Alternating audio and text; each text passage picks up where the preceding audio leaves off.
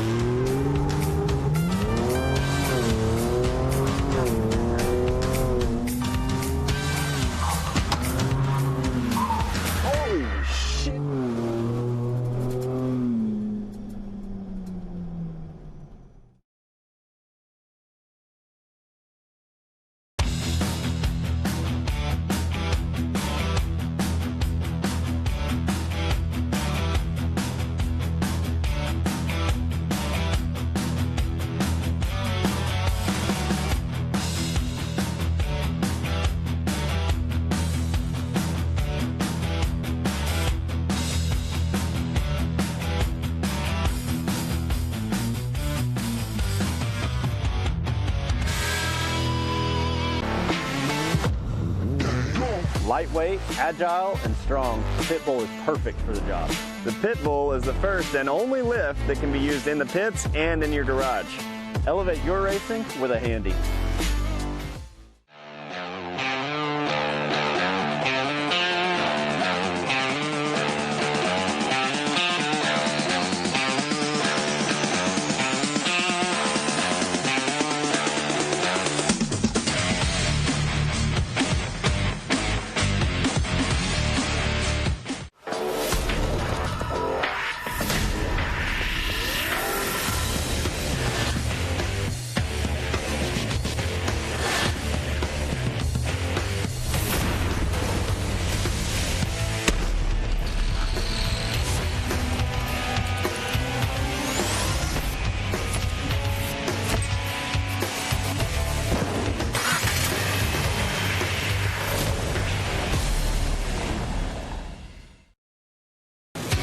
Watching Speed Sport 1, your home for great off-road racing from America and around the globe.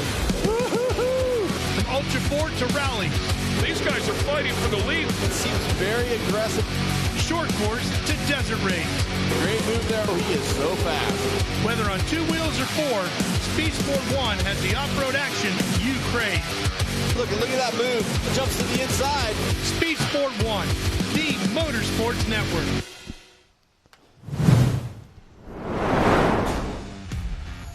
Welcome back, everybody. It's Scott Rain and Matt Edmondson here at, I guess you say, the news desk. Yeah. Getting ready for the second. Yeah, trackside. Rugged Radio's desk. As we get ready for the second half of racing here, I guess you'd say round 2 of the day. We're jam-packing all kinds of race action into one single day, which would normally be run under 2 because of Mother Nature and yesterday and the rain. And she goes, you guys need to hang out with each other more. And she doused the racetrack. We had a good time yesterday hanging out with everybody. You talked to a bunch of race teams. Yeah, we had the ability yesterday to take some time and catch up with everybody and figure out what they've been doing in between visions. There's a lot of prep work. There's a lot of stuff that's been going on that they've been working on, so it was kind of cool to get that opportunity. And from what you heard last night, these guys talking about, did you see any of that coming to fruition in the first round this morning? Yeah, one of the things that we talked about was, Corey Willis, a lot of the changes that he made on his car for Pro Turbo. We saw him run real strong fourth up there. Corey looked really good on the track. Kanan Baker looked amazing. Gosh, huh? Yeah, that was just unreal. He was on rails. Made his way all the way up there and battled at the front, and I'm pretty sure he ended up second, right? Yeah. So that was an amazing race, and all morning, every race we've had has just been – great racing out here today. The weather's been great. Yesterday's rain made the track today perfect. The track crew just prepped again before we start race 2s. And I'm excited. This is, race 2 is where you got to put it all on the line, right? So this is, yesterday, while we have all this time, we like you said, we get these opportunities to talk to these people. And, man, yesterday Pam got to catch up with Zach Beavers. So we're going to send it down and see what they had to say about it. Turbo class. Zach, you have a lot of racing experience, not only with short course. I know you've done some other racing as well. But this year we have a new track compared to last year. What do you think about the track this year? They've put in a lot of work out here, and it's been really good. You can see the difference from last year to this year. The dirt that they've been sifting and working to bring in has made a huge difference on the overall cost of everything and then the overall raceability of it, too. It develops good lines, and it has good blue groove and gets good traction, so it's a good racetrack surface. And speaking about traction, it's really about setup out here because of this year, we have the S turns, those big M turns that we have out there. Last year we had the 80-foot tabletop jump, so you had to do a lot of adjustments to have your car ready for a different track out here. Absolutely. So we have a complete different setup. We've changed the whole front of the car, different A-arms. Texera Tech, they've got adjustability in them. We can tweak things and make the car turn better. And the most important thing out here is to get around the corners as quick as you can and to not break traction and to drive as fast as you can all at the same time. So it's pretty tricky. Definitely. And I know you do some practice at home. Now, you are an everyday person out there. You do not do racing for a living. This is a hobby for you. On your normal daily job, you are construction. So having that ability at home to basically build your own track and get some seat time, does that help you when you come out here to race at MidAmerica? Yeah, so where we're working right now even has kind of similar dirt and stuff. So, whenever I need to test something, I just hop on a bulldozer. I go build my own track. We go out there, do some testing, and get the car set how we think it might need to be. So it's nice to have a bulldozer. Well, it has to be nice that you can build your own track. But good luck out there. Can't wait to see you back out on the track. Absolutely. Thank you.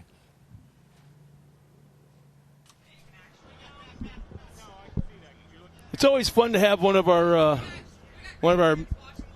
announcers get a chance to talk to the drivers because we get a whole different perspective of going behind the scenes and sitting down and talking with them. And it's kind of like off camera what you and I do at night and walk through the pits. It's off camera, and that's where we get the real good stuff. Well, I can tell you, I definitely always get the good inside information when you find them at Coconuts.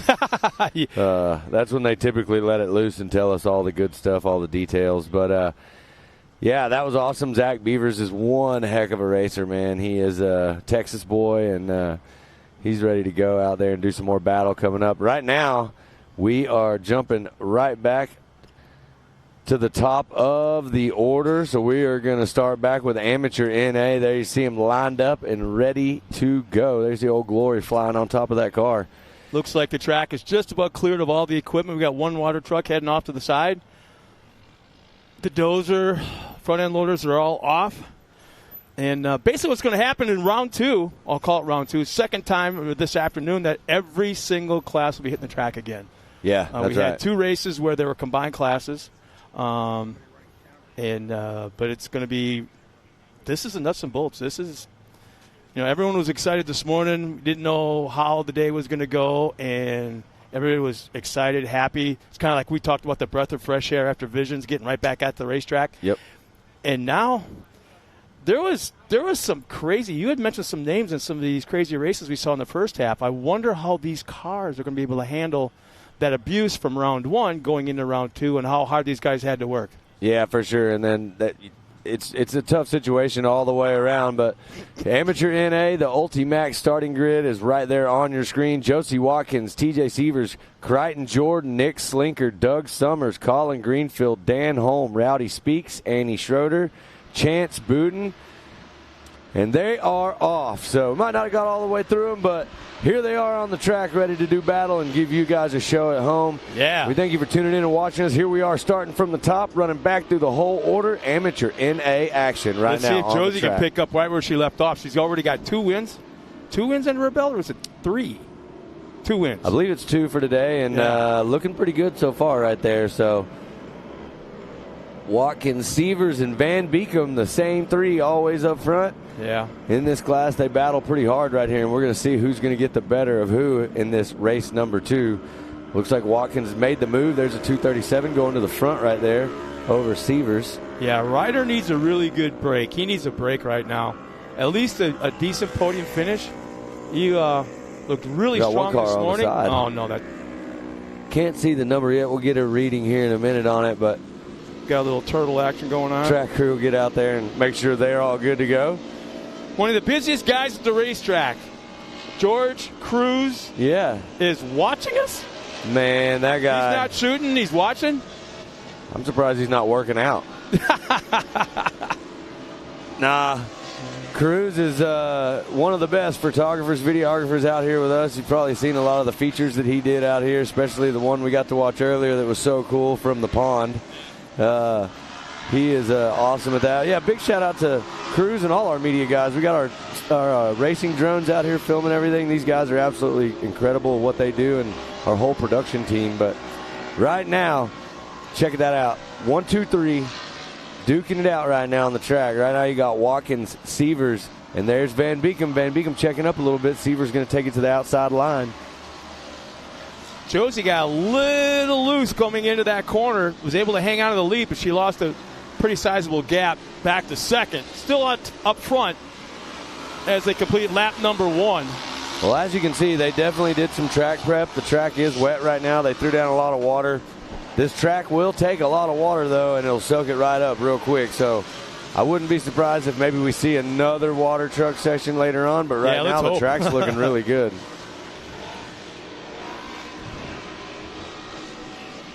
Look at the dust flying right there. That's going into that back section. They're almost side by side. So Sievers trying to show Watkins a wheel right here. Not able to do it, just not close enough. Trying to set up to get the inside line right here, heading around that sweeper into that step up. She's giving him the inside line. She's giving him a chance to peek to the inside, but he's just, like you said, not close enough yet to take advantage or shake her up a little bit. Well, the other thing is she's carrying a ton of speed running that outside line, so she's coming through that corner actually faster than Sievers is. He's just got that shorter inside line.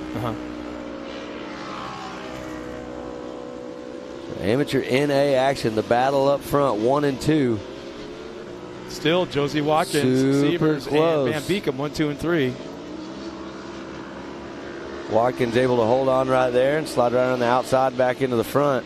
Boy, but you can see that Sievers is looking for that spot. He's just looking. He's putting the pressure on, and the thing that I like to see, if you can stay that close to the leader, lap after lap, turn after turn after turn, that tells me your car's just a tick faster than the leader. And he's just waiting for that one spot. He's planning that pass. You talk about it all the time.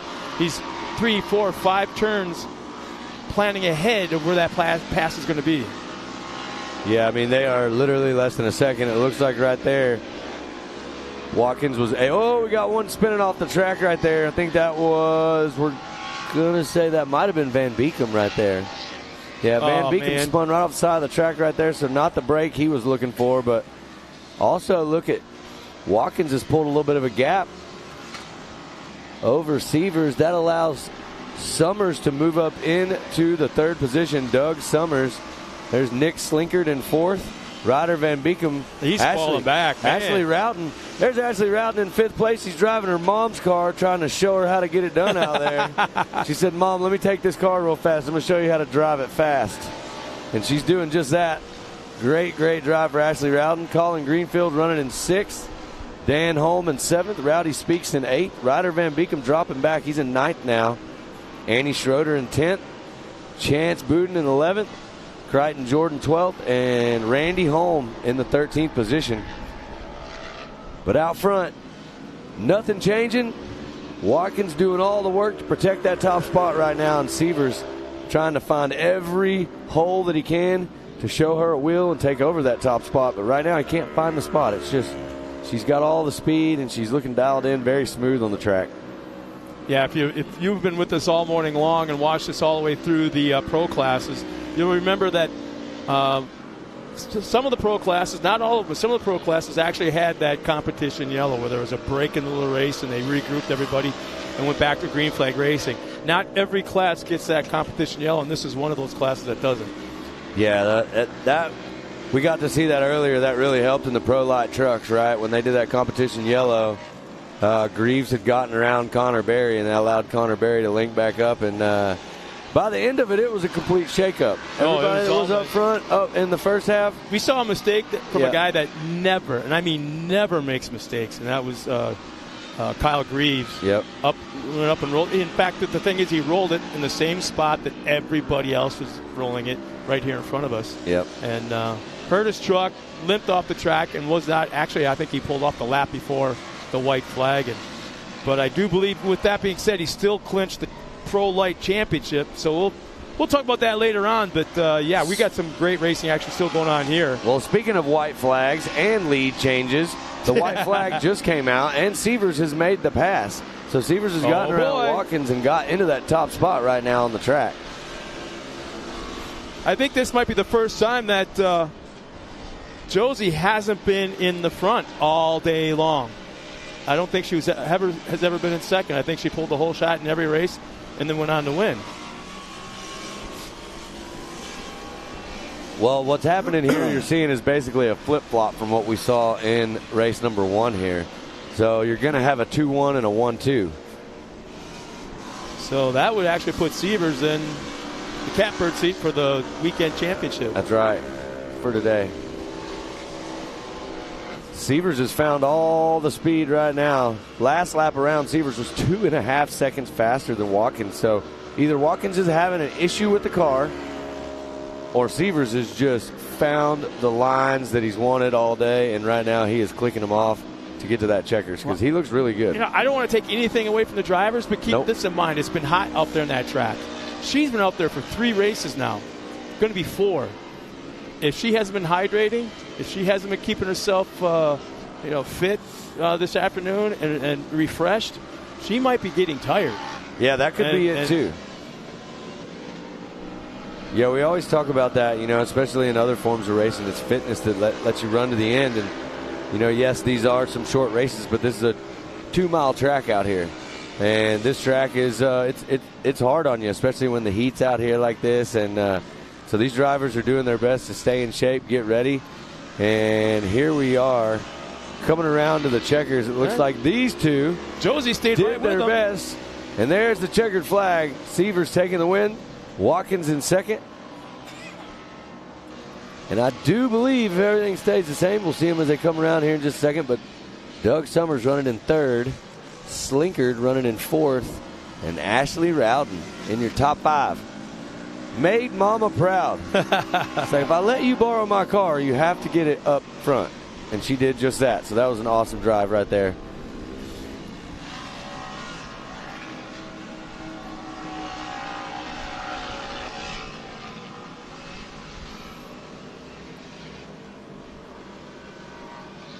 So is the rest of the field cross line. There's still a battle right back. here. Yeah, further back.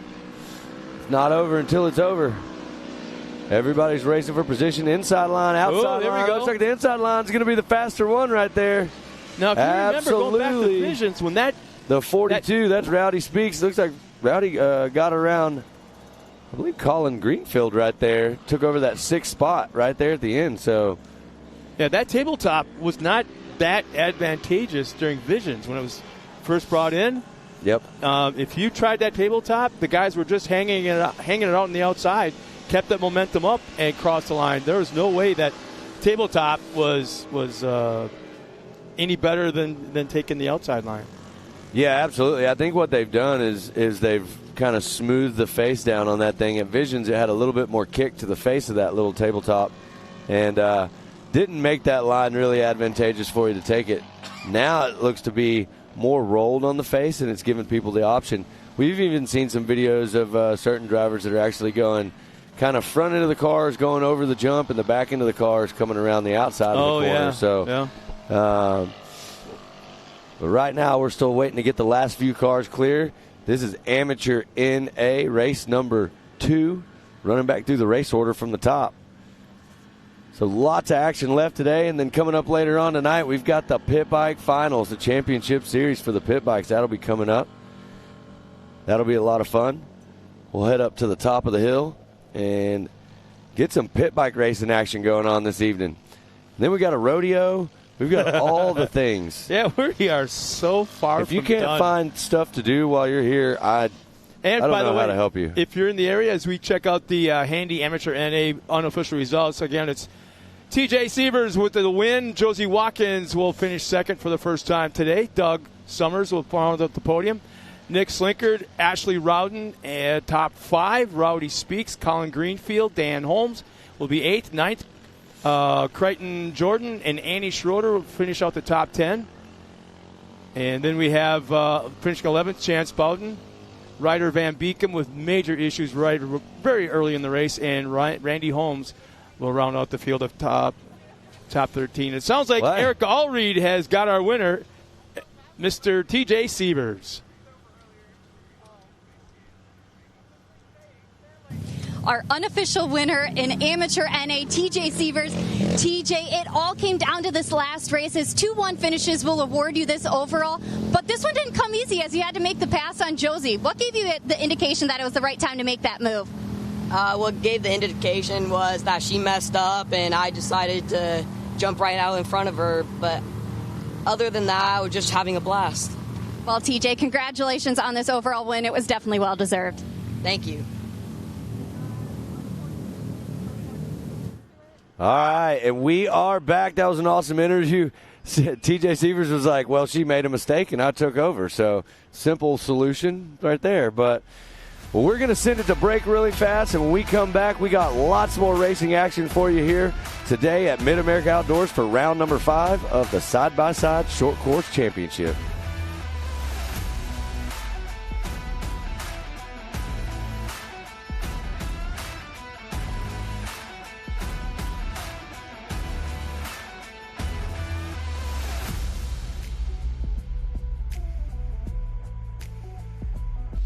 Sport has been America's motorsports authority since 1934.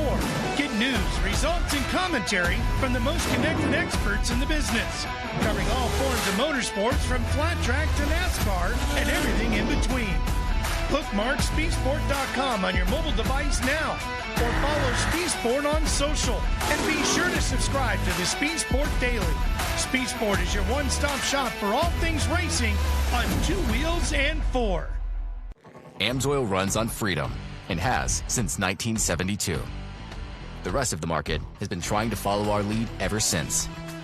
But a head start is a head start. Run with us.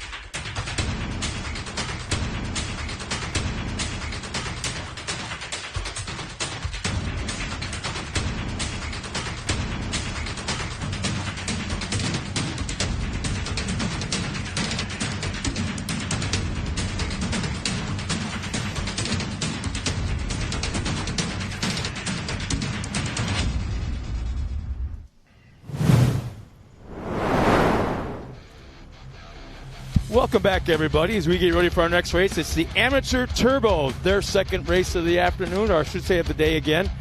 Pretty stout field. For sure. There's some pretty cool names in there. Some situations from race number 1 that we probably need to address before we take the green flag. Go ahead. Tell us what you got. All right. Well, we got Charlie Stewart starting on the pole in the 143. Justice Schmeider, the 26. Ariel Boyarsky in the 735 will start 4th. Our 3rd. 4th, Mason Prater. You and I both talked to him earlier. Started 17th, finished 4th in the first race. We'll keep an eye on him. Great race. Parker Frank in the 108 will start 5th. 6th, Rich Ravy. Jace Jilson starts 7th. Andrew Shipman starts 8th. 9th will be Kevin Hall. 10th, Brittany Dunn-Crisco. Sean Murphy starts 11th. Chris Fowler will start 12th. Mitch Frank will start 13th. 14th, the Randy Boyder. Kawan Lawson will start 15th. Brandon Jensen will start 16th. Taylor Haas, 17th. Hank Hall was running up front in the first race today. I guess the fuel line came off. Just lost everything. And so he's back out on the track, got everything taken care of. We'll see how he works his way through the field in a brand new car for him. And then also we got Bruce Davidson, 19th. And 20th will be Jeremy Chilson. So, yeah, I'm really anxious to see how this Mason Prater does. He's from the West Coast, got a vast off-road racing resume, both short course and out in the desert, running in Baja. But kind of surprised us both in the first race. We really weren't paying attention because who is Mason Prater? Well, guess what? I think we're going to find out pretty quick. Yeah, he came up here and had a little conversation with us while we were on a short break, and we got to talk to him about that charge that he did from the back to the front. It was very impressive. He also told us he was having a boost issue. He was getting pulled in the straights, and said he's got that dialed now. So we're going to see what he's got right here. Amateur turbo action getting ready to go. We've got TW and the crew out there leading them around. We're going to get this rolling start lined up. In fact, I'm getting a message off of Facebook from Rob Mitchell, and we appreciate you for throwing this information out at us. Randy Boyder is out there in Rusty Pipe's car. There you go. All right, cool. And you know what? That paying it forward is continuing. It always does. You know, everybody here is all about supporting one another and making sure everybody gets the race. And that's one thing we've seen time and time again out here. So it's awesome to see the sportsmanship and the camaraderie between racers out here and how they will do whatever it takes to make sure, their fellow racers are out on the track. I mean, we've seen them loan cars. We've seen them loan parts, do everything, teams helping. And there we go, green flag coming. Now we have got Amateur Turbo race number 2 on the track, ready to go.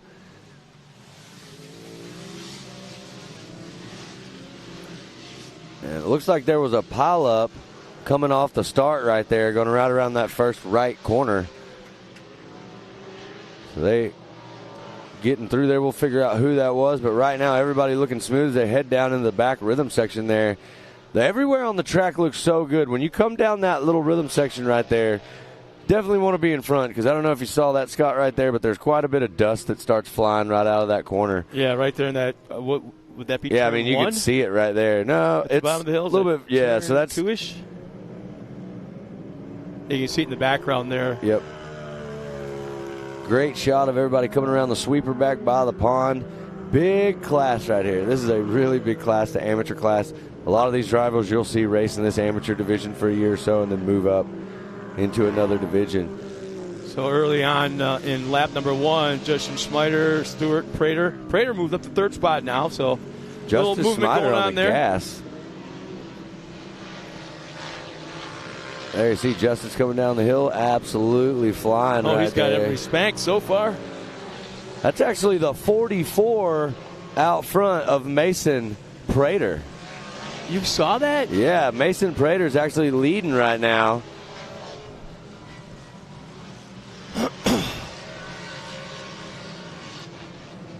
Looks like we got an Amsoil instant replay of what happened at the start right here. So it looks like they got a little tied up together. Nobody flipped, just got hooked. Not too bad. Slowed everybody down a little bit, but right up front, I mean, that's what it is right there. When you get out, you're going to battle as hard as you can and try to get that top spot. Mason Prater showing us how to do it. Coming from last to 4th in race number 1. Now he's up in the front, leading the pack. And he is looking to Johnny get this Holter's win. car. I don't think Johnny Holter, who runs a Pro Light, he's ever run Amateur Turbo here before, but he's got a car here and put Mason Prater in it.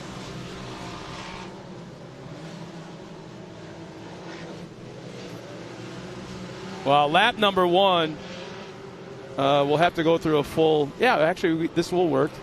Mason Prater's lap time was 2:01. Whoa, look at the difference. To 2:09 for the second place car, Rich Raby. Parker Frank running in third. Ariel Bawarski running in fourth. Jace Chilson in that fifth position. Look, there's Hank Hall moved up into 7.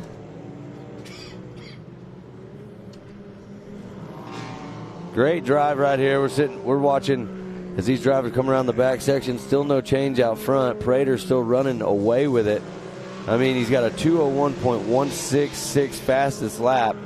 The next fastest lap time to him is a 2:09.979. So this is Mason's first time here at MidAmerica Outdoors. So he would be one that I could probably see racing the amateur class a couple times and then moving up. I would actually probably tell him if he had a car available and was going to run the rest of the season, your butt's getting pro right now. Just go. Like I say, he's got such a vast resume in short course and in desert racing. And he's done so well in everything he's been in. And I've known the kid since he was, I don't know, ankle high almost. Little squeaky kid. Well, I will say this. It is a pretty respectable thing that he came out here this weekend, decided to get in this short course car and race, and went for amateur turbo instead of jumping into one of the bigger classes. I think he's helping Connor Berry, to be honest with you. I think he's helping him in his pro life. Oh, nice. Everybody knows everybody in the short course world. Right. And I don't know how it came to be that he drove Johnny's car, but that's what he's doing right now. But he's helping Connor Berry. Well, he's got to be making Johnny proud. The car's out front and it's looking good. It's looking fast. So Mason Prater is the one to beat right now on the track. Rich Raby staying in second, got a battle on his hands. I believe Parker Frank is right there with him, the 108. We'd have to look at how the last race finished, because even though he's winning right now or leading, I don't know if that'll put him in the top spot for the championship for the weekend, for the overall. Yeah, because he would be a 4-1. Yeah. Definitely. We'll see how it shakes out in the end, though. Right now, lots of action. Amateur turbo. This is a lot of fun to watch right here. It's an incredible story to see him come out here the first time here at the park, start dead last, move from 17th to 4th, and now lead the way in race number 2. It just shows you.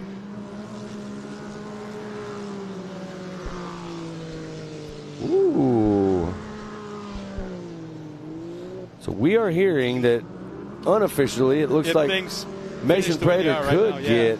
If it finishes the way it is, he could be your overall winner with a 4-1. And Ariel Bawarski looks like she would be second place out there with a 3-3.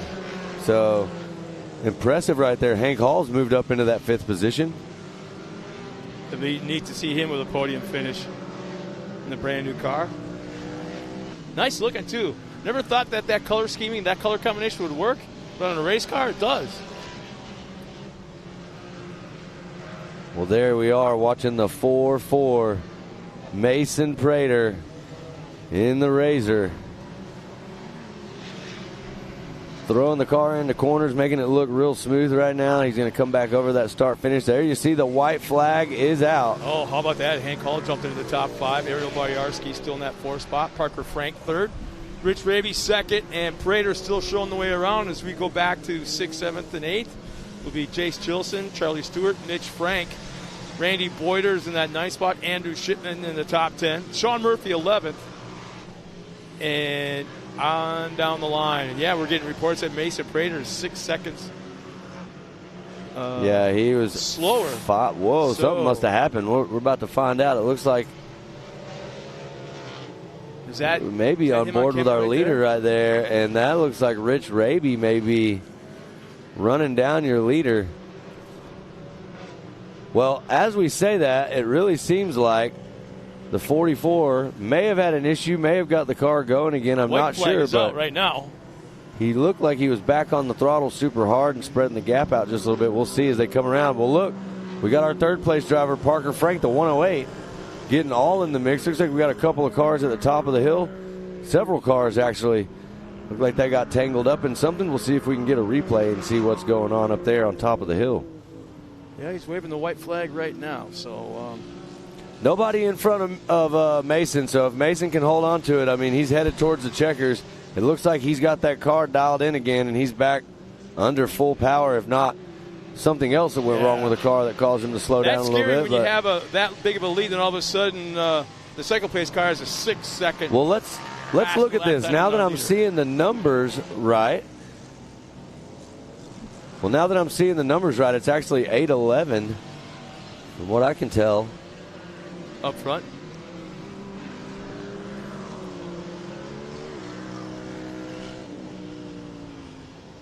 So, unofficial scoring showing Mason Prater, Rich Raby, and Parker Frank 1, 2, and 3 with Hank Hall in the 4th position. Ariel Bawarski I don't think Mason Prater's on the track. Yeah, I don't see him either, because right here coming across taking the checkers is the 8:11. That's Rich Raby. At the last second, all of a sudden Mason Prater's disappeared. Yeah, race it till the very end. He just crossed the line now. So that puts Mason in second. So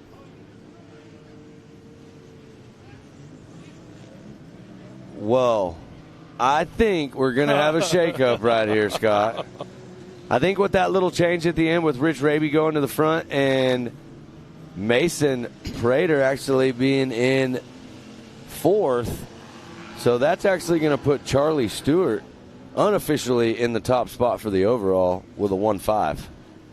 Okay. I'll go with that, man. There was just so much back and forth on that last lap. Obviously something happened with Prater, but Hank Hall moves up onto the podium. Nice finish for him. Rich Raby kept persistent. It was right there the whole time, didn't go anywhere. Made the pass and took the win. But this is where you got to be a scoring expert. Sit down there and start crunching the numbers, and that's not my job. Yeah, nobody ever accused me of being good at math. So here we are. With the right rear gone, I can't pick up a number. Obviously, the driver's pretty darn frustrated. Not exactly sure where on the track that is even. So we'll get some information from our track crew here in just a second, find out what's going on, and we looks like we got some work to do at the top of the hill to clear some cars up there before we jump into our next race.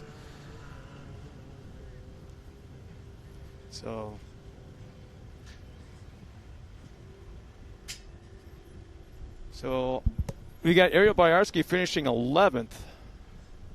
Might possibly. She hasn't actually crossed the finish line, so it might actually be Ariel Bawarski. Is the first driver that didn't complete 4 laps. So it looks like that might be the 7:35 of Ariel Bawarski. Yeah, you're right.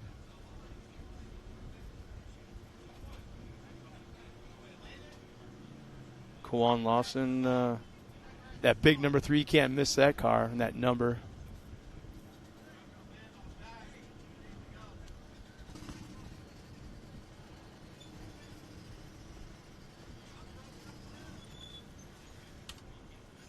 Well, there it is right there. We've got the handy unofficial results. So big shout out to Rich Raby hanging in there all the way to the end, capitalizing and taking that top spot. Parker Frank 2nd. Hank Hall, 3rd position. Nice drive, Hank.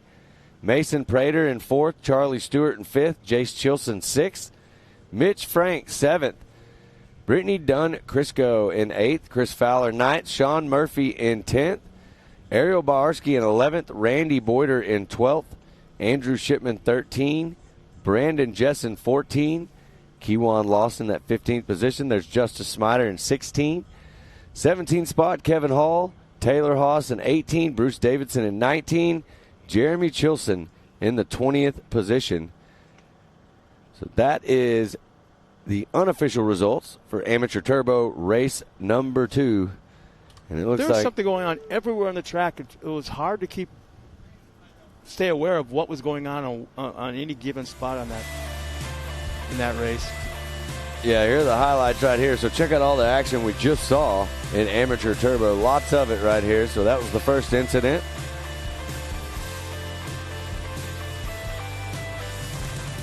There's something you don't like to see going off on the hook. Well, that was a great race right here. Corner, first lap incident right there. Kind of pushed the 2 leaders off to the side. And there you see Mason Prater was overtaken right there.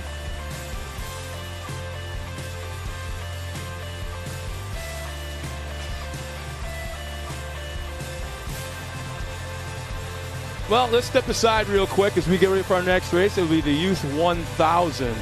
A great day of racing, great weather. We're right here once again at Jay, Oklahoma at MidAmerica Outdoors.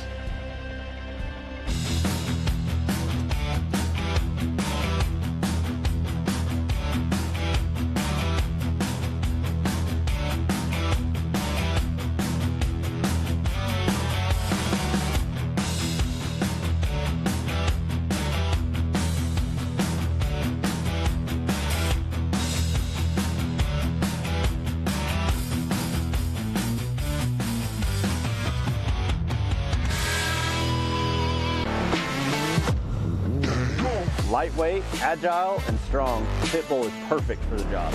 The pit bull is the first and only lift that can be used in the pits and in your garage. Elevate your racing with a Handy.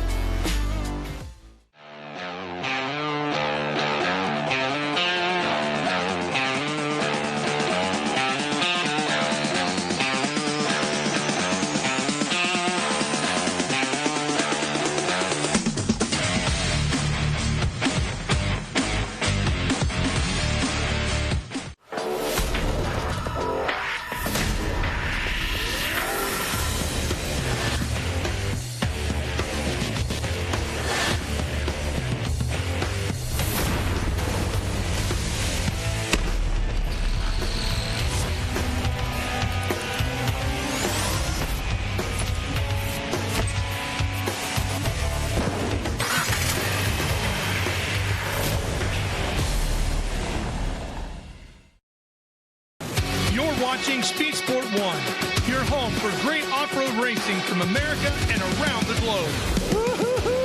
From Ultra 4 to rally, these guys are fighting for the lead. It seems very aggressive. Short course to desert race. Great move there. He is so fast. Whether on 2 wheels or 4, Speed Sport 1 has the off-road action you crave. Look at that move. Jumps to the inside. Speed Sport 1, the Motorsports Network. And welcome back again once everybody as we get ready for our next race. It's the Youth 1000. And this is a large field right here. 14 cars getting lined up, waiting for the track to clear, getting ready to take that green flag. Should be a good one. I'm excited to see this one. We got to see some great racing earlier. Once again, Seaver's back out there.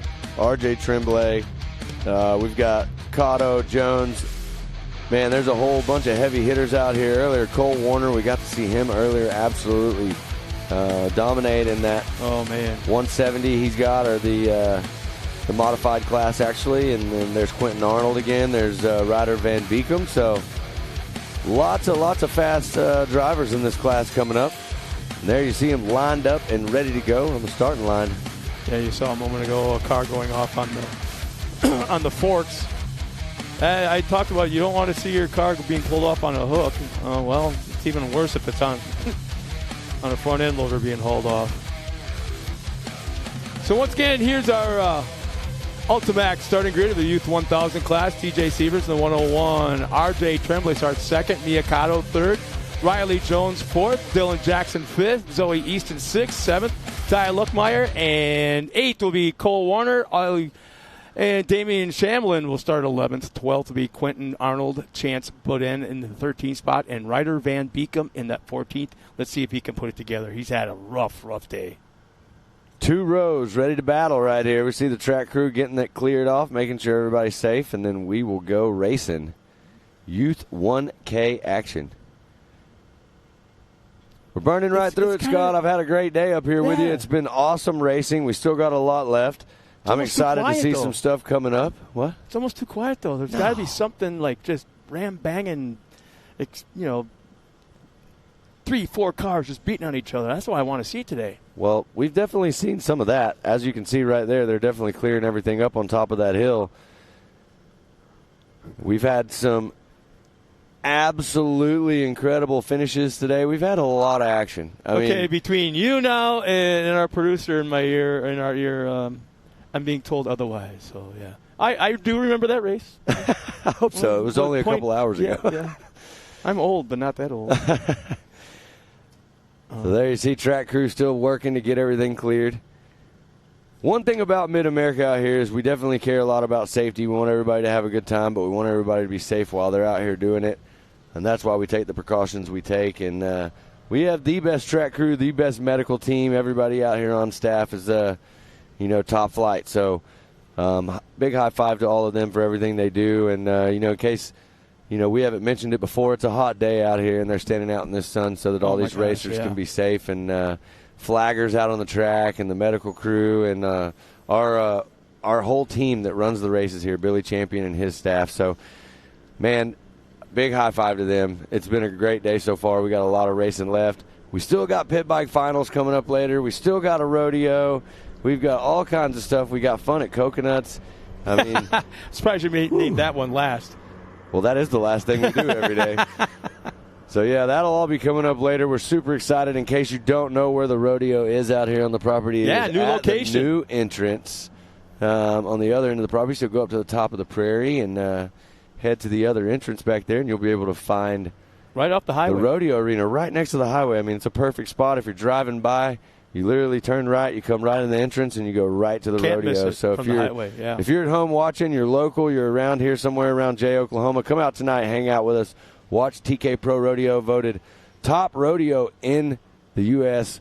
This thing is quickly taking over and becoming one of the best shows out there. So that'll be coming up later tonight. We've had slack. We've had a couple nights of rodeo stuff, and we've gotten to watch all that. And tonight it'll all culminate, and we'll have a really, really big event up there. So I think we're going to have a special awards presentation at the rodeo with our pro light top three finishers. That is what I heard. Over the championship, which would be kind of cool. Yep, that is what I heard. Drive right into the corral and. They don't know yet that part of that deal is the top three all have to ride bulls also. Oh, that's a given. If they drive these pro light trucks, I mean, a bull should be nothing. It's the same right? thing, yeah. They'll buck you. Yep. I'm going to go talk to TK and make sure they get good ones, too. So as I look at this field right now, I can't help but think if we had to I got to say the guy in the pole is probably the best. The guy in the pole is probably the one that I think has the best shot at pulling off a win this afternoon. Who do you got? Severs is going to be definitely one to hopefully get up there and battle. But I'm going to pull for my man RJ Tremblay. He had a great first race. RJ has the speed. He's had one of those seasons where he's always been right there up front. I want to see RJ get to the front and get a win, and I think it would be a huge confidence booster for him. He's got some big things coming up. I think it would really just, kind of elevate his racing right now and put him back where he needs to be. So I think we're going to see a battle between Severs and Tremblay for sure. But there's several people in here that we can't count out. There's several, really fast racers in here. So, I mean, it could be Miyakato, it could be Riley Jones, Dylan Jacobson. Any of them up in the front in this group could be leading this pack here in just a few moments. So yeah, I mean, we talked about quite a bit all the changes to this track, and I really, really like that change. I mean, it was neat to have them go up the hill at the start and then do a left-hander and come straight down to the hill right at us, and then go into a right-hander. But I really like the fact that it gives them a chance to separate. I mean, it's a long straightaway up the hill and a long straightaway down to the bottom into that right-hander. So it gives them a chance to separate at speed. And again, when I say at speed, these cars are flying down that hill going to that little bit of a right-hander. Well, it sounds like we're getting pretty close right there. I see TW making his way off to the side of the track, and he will give these guys a green flag coming up here just shortly. But yeah, you're exactly right. I mean, this is a really fast track. We've talked about it, over 2 miles long out here.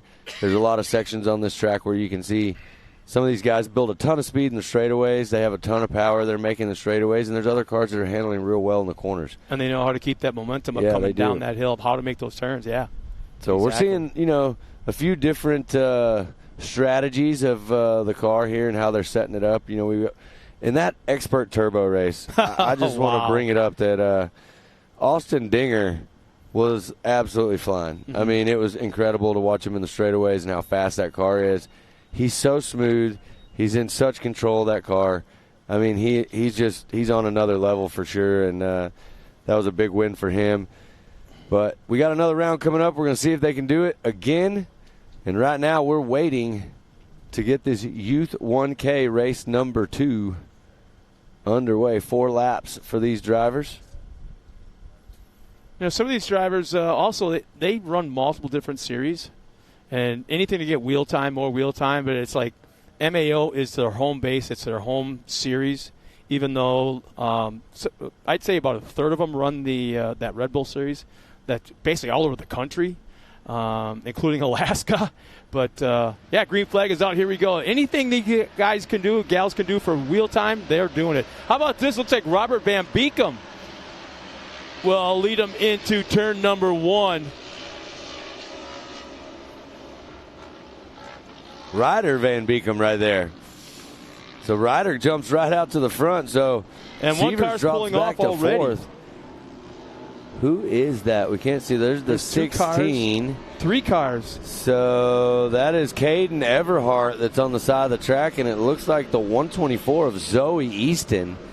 So both of those 2 cars getting tangled up in the beginning and on the side of the track. There's actually a third that's right to the right of those 2, a little bit further down the hill, and then headed down that back straightaway, there's one car pulled off the track as well. You can see it way back in the picture. Well, back out front, you've got Ryder Van Beekem, Mia Cotto, RJ Tremblay, and TJ Sievers battling it out. Ryder leading the way in that very patriotic-looking car, leaving the inside wide open. He's going to try to rail the outside and carry a bunch of speed. Pays off right there. Goes back out in front. So I don't know who learned more on that turn right there. Was it Van Beekem or Mia?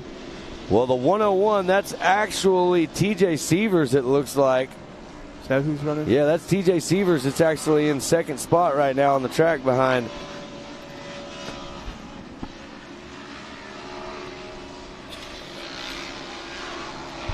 Excuse me, that's TJ Sievers right behind Ryder Van Beekem right there. And there you see RJ Tremblay in that 3rd position. Looks like Mia Cotto actually running in the 4th spot.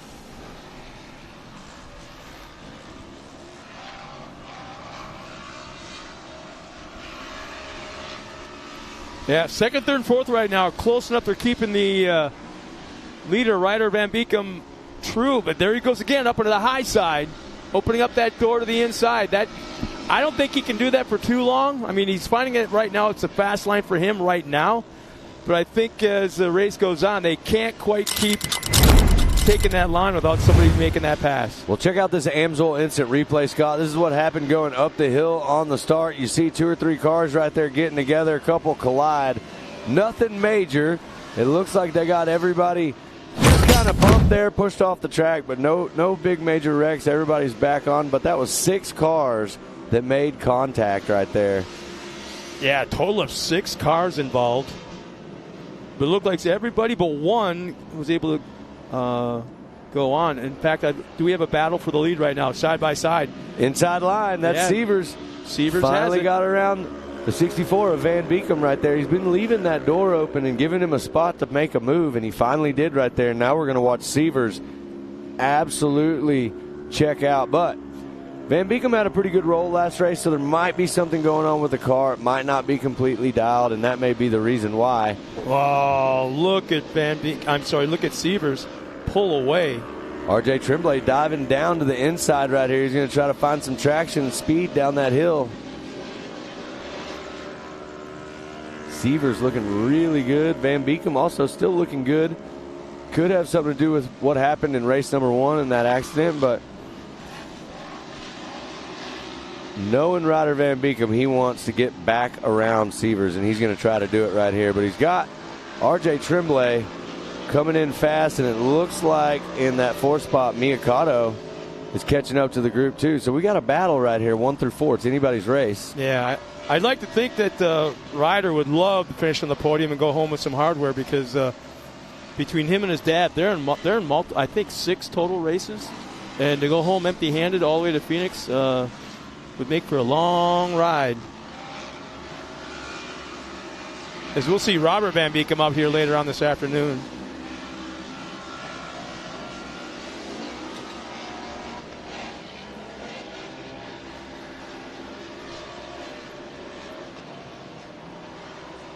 So TJ Sievers, Ryder Van Beekem, RJ Tremblay, Mia Cotto, and Riley Jones rounding out your top 5. There's Allie Hubler in 6th, Damian Shamblin in 7th, Quentin Arnold in 8th, Cole Warner in 9th, and Ty Lukemire rounding out your top 10 right now on the track. Couple laps left, maybe a lap and a half here, and yeah, it looks like the fastest 1K. lap of the race is going to, at this point, Ryder Van Beekem with a 1:52.1. And Sievers looks like he has the second fastest lap with a 1:52.5. So not a big gap, especially considering the fact Sievers is running up front and Van Beekem just having all kinds of issues trying to reel him in with, like what you said, just a lap or so left in the race. well, I got to give him some credit for having a rollover in race number 1. I mean, he's drove a great race. I mean, he's kept the car on the track looking good. He's run a solid second the whole time. He was in first. And honestly, Sievers is not getting away from him. It's still pretty close. And in the right situation, I mean, he could still get back around him. He's got enough time. All it takes is one bike. That's right. And interestingly enough, right where Van Beekem had issues in the first race where he rolled over, I think there was a total of 5 different races where cars rolled over in that same turn, including a pro light and Kyle Greaves.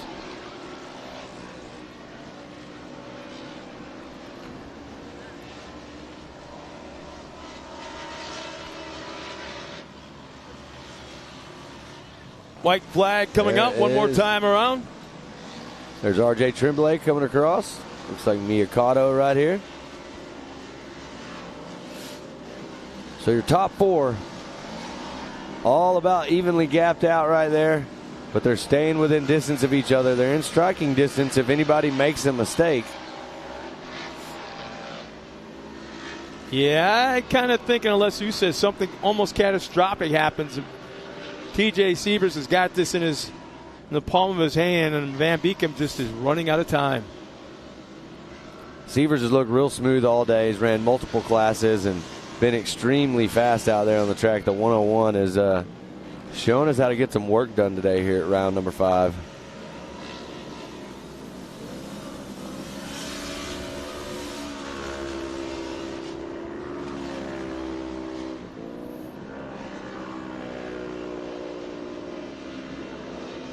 We still have one car crossing the line, taking the white flag. Well off the pace. Not sure who that is. They have a flat on the back. Is that I think the it's Cole Warner? 11-19? Yeah, Cole Warner. Looks like he's got a flat right rear. So he's going to try to limp it through to the finish, salvage this race, get some points. Back up front with the 101, TJ Sievers. Finding it interesting enough, Sievers is now taking that super high line, way up on that banking and coming down and using that momentum and picking up that speed. That's the same line that was Van Beekem was using earlier on. Well, Sievers has got a couple more corners, and he's going to take the checkers right here. Ryder Van Beekem still close in second place. RJ Tremblay still running in third.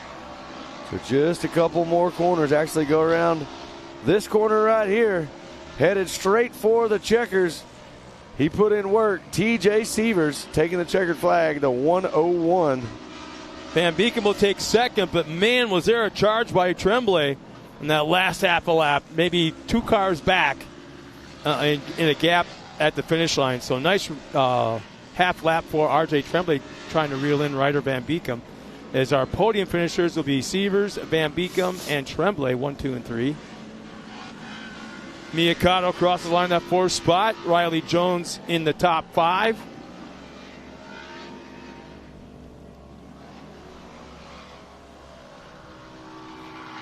So it'll be Allie Hubler finishing 6th. Quentin Arnold should be coming up next, a little bit further back. Yeah, looks like Quentin right here coming across the finish line. Yep, 106.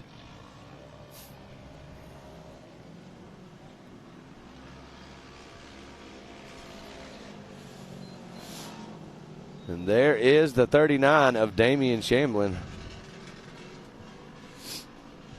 Yeah, there's some tired cars crossing the line. To expect. You know, the one thing about, we talk about this, but these youth drivers, they drive multiple classes. So you say tired cars, I see tired drivers also. I mean, a lot of them are running multiple classes, but Here you are right here, the handy unofficial results of Youth 1K. TJ Seavers top spot, Ryder Van Beekem second, RJ Tremblay in third. There's Mia Cotto in fourth, Riley Jones in fifth, Allie Hubler in sixth, Quentin Arnold seventh, Damian Shamlin eighth, Cole Warner ninth, Ty Lukemeyer in 10th. And there's Dylan Jacobson in 11th, Chance Budin in 12th, Zoe Easton 13th, and rounding out the field is Caden Everhart in the 14th position. So great racing right there for Youth 1K. And we're going to keep all this action going. Scott, what do you think is going to happen later in Pro Turbo? I am very, very hopeful that my man Kanan Baker can be back up front again and dice it out with him. That was impressive. That was beyond impressive. Well, wow. You know what? We're going to stop talking about that real fast, and we're going to send it to Erica. She's got an interview with our winner. Take it away, Erica. TJ Seavers taking the unofficial overall in both amateur NA and Youth 1K. TJ, what an incredible day for you. You have 3 wins on the day and 1 second-place finish. Try and sum up your successful day of racing. So I have to give all thanks to my dad, Bobby, Arnar Steele. Without them, I wouldn't be at this weekend, and I'm just having a blast out here. Well, it definitely shows in your riding. TJ, congratulations on such an incredible weekend. Thank you.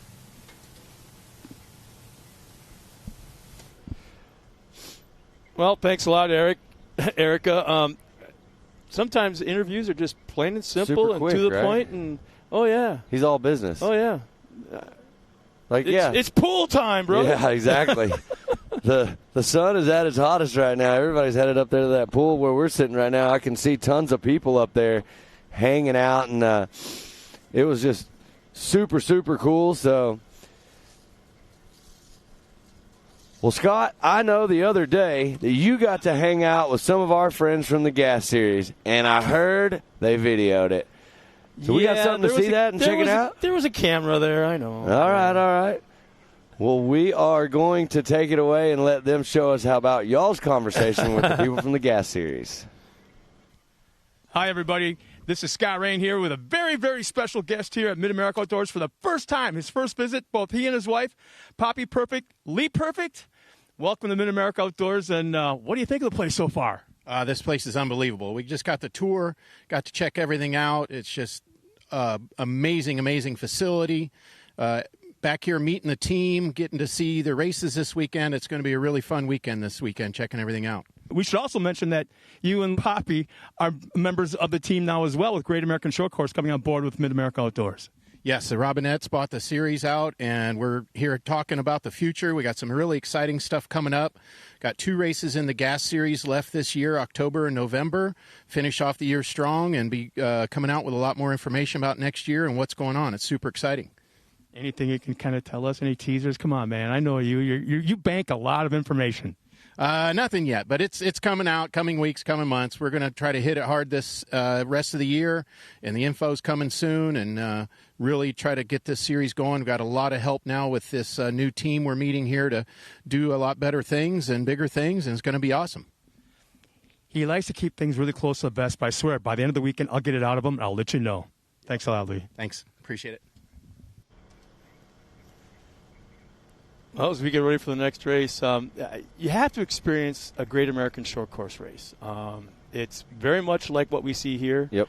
But you throw in, I want to say 5 different truck classes, 2 different buggy classes. It's a smorgasbord of short course off-road racing. There's also side-by-sides. Don't get me wrong. There's probably, I want to say 4 classes, different classes. But what's neat about it is as day goes along, the races get faster and faster and faster and culminate with Pro 4s at the end of the night. 4-wheel drive, 900-plus horsepower. And if you're in the grandstands, you can feel the grandstands move. It's under your butt. You can feel it move, man. Well, I can see how you smile about that. I can tell that you're definitely feeling the vibrations when all that's going on.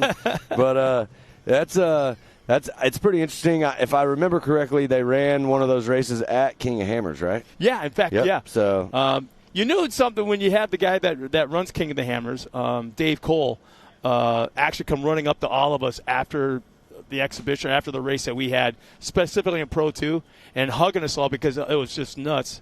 So that's very cool. I can't wait for everybody here to witness. It's one thing to see Pro Lights, but I want everyone to witness Pro 2s and Pro 4s. Well, we had an incredible finish in this race that's coming up right here. This is Youth 800, and we saw an absolute crazy finish, and I do believe we got a replay of it right here. So here's the Amsoil instant replay of this finish earlier with Coach St. Peter and Cole Warner. This is the last turn right here. Yeah, right here coming up to the finish line. I mean, they were side by side. Cole edged him out. I mean, look at that little bitty bit right there. Yeah. So I can tell you this right now. On the bumper. Code's probably not very happy about that, and he's going to be out to get some redemption and get that first place spot. So we're going to see what he can do right here. This is coming up right now here in just a second. This is the 800cc and under.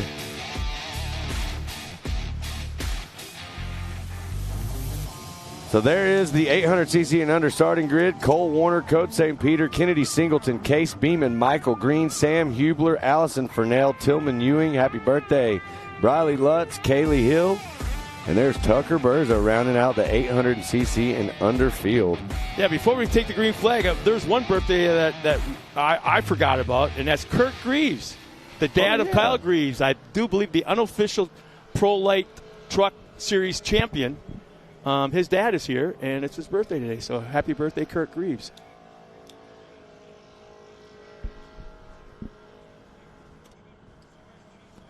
Well, there we see the cars lined up on the line, getting ready to go. And there they go.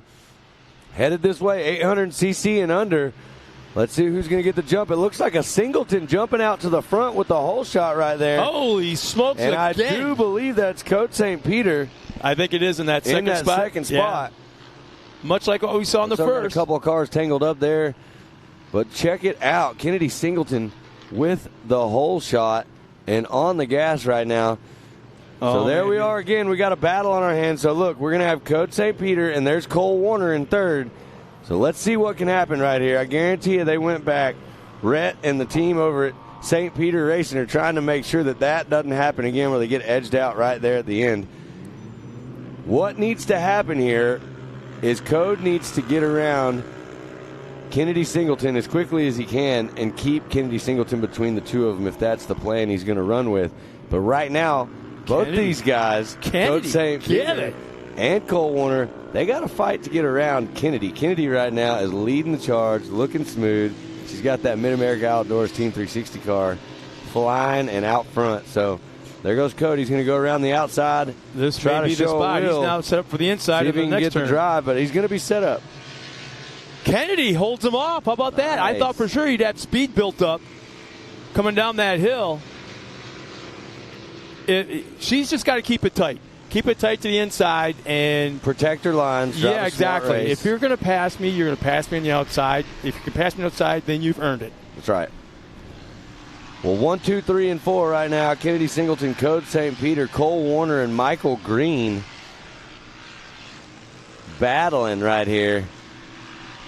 But I do believe that Kennedy and Code's pushing Kennedy pretty hard right there, and that's allowing them to kind of separate themselves a little bit. Code's going to go the inside right here.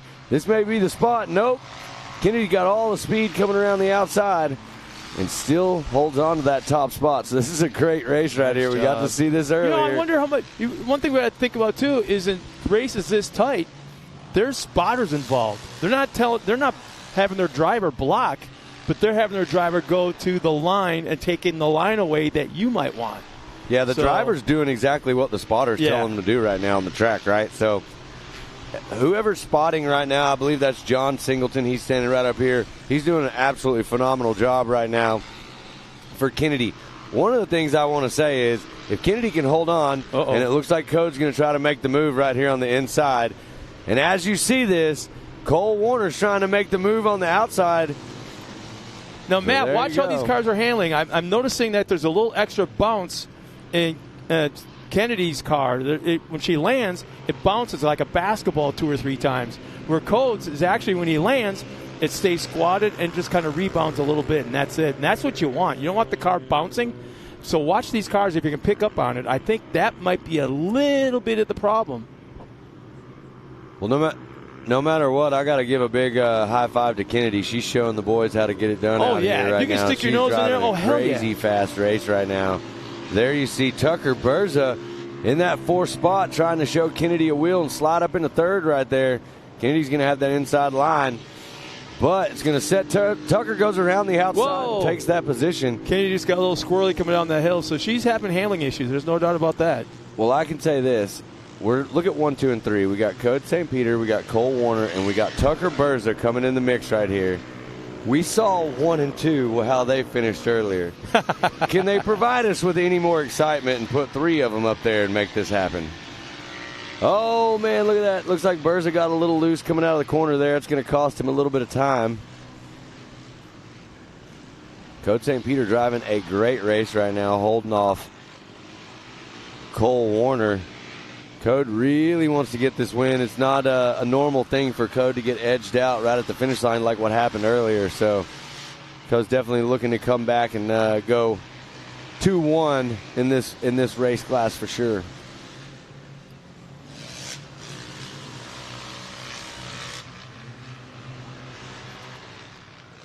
Keep in mind, these are just little kids, if you want to call it that.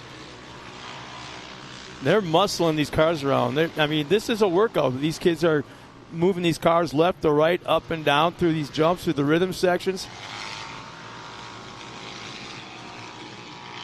Right now, we're looking at lap times. Code St. Peter, fastest lap a 2:01.8. Fastest lap for Cole Warner is a 2:02.8. So Code a little bit faster, but as you can see, Cole has tightened up the gap. Oh, Code's going to go outside right there, kind of open the door, but he's got a lot of speed going up the step up. I just wonder if that part of the track, if the spotter can see that area, so all of a sudden you find yourself not getting help from your spotter. You try that outside line on your own without the spotter's help, and all of a sudden you might have had a little bit of an issue, or you lost a little bit of ground to the person in second place. Well, watching this right here, what it looks like to me is that Cole's car is able to gain some ground on Code in the straightaways, but when Code's car hits the corners, it's handling so much better. He's able to kind of pull away a little bit right there. Getting a little loose coming out of that corner, that's going to cost him just a little bit of time. There you see it allows Cole to tighten that gap up. So I feel like this one's going to come down to the wire. Again, if you're at home watching, these 800cc and under drivers, Code St. Peter, Cole Warner, putting on the show of the day right now as far as I'm concerned. So this is a battle. And we saw it so close in race number 1. I think we're getting ready to see something similar again. Whoa, here we go. Leaving the door open on the inside. Oh. There he goes. Gets a good charge down the hill. Yeah, be just like Jimmy Johnson, man. Brake early, gas early, going into corners. Well, look at this. They're almost side by side right there. It looked like Code decided to go as a white flag. 1 lap left, Scott. I'm already getting excited right here. Getting thirsty? I don't know what's going to happen, but Code St. Peter's still in the top spot. There's Cole Warner in second. He is definitely within striking distance. If Code makes any mistakes whatsoever, Cole is going to the front. That is for sure. Well, I'm telling you right now, if Cole pulls up the alongside Code, if they pull up alongside each other, you think St. Peter will kind of slide and kind of push them to the outside? Both these guys have so much sportsmanship right there. They want to win straight up. And look at this rhythm section. Code's found some speed going through here. But I will say this. I've seen Cole Warner in this rhythm section run him down right at the end and make some moves going into the sweeper. Not close enough right here to do it. Getting a little rough in the corner. Those little braking bumps you're seeing right there will definitely allow someone to gain some more time. It slows the car down a little bit. Oh, nice turn by Warner. Code right now is looking good. He's pulled the gap out just a little bit more. He's got about 4 or 5 cars between him, but it's not much time. If he makes any mistake, Cole is there to capitalize.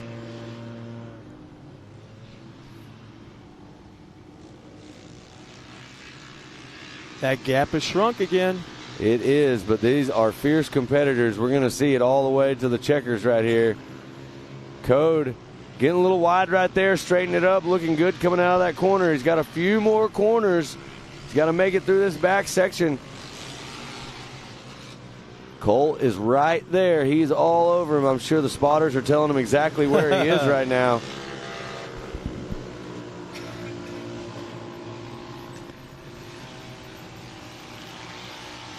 Cole goes wide. Cole goes out wide, Yep. gets in that fluff. Slowed him down a little bit right there. Allows Code St. Peter to get some breathing room.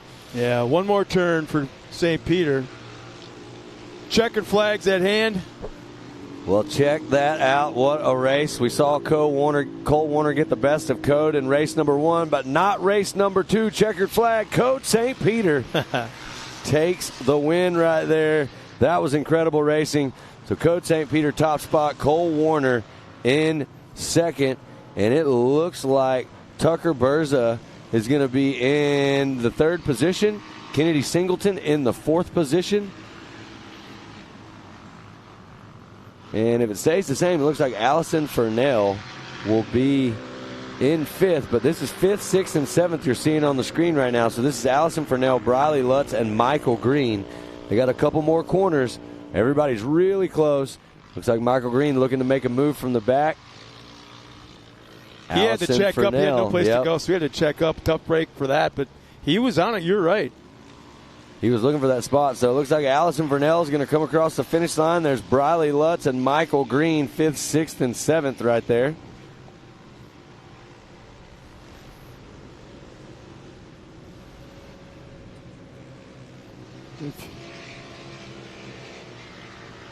So Hubler's coming across.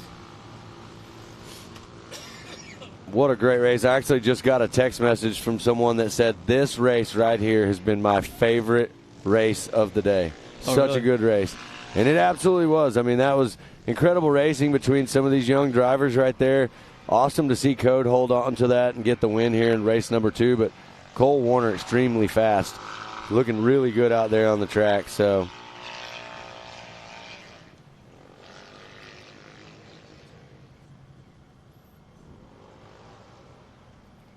Just a few more cars yet to cross the line.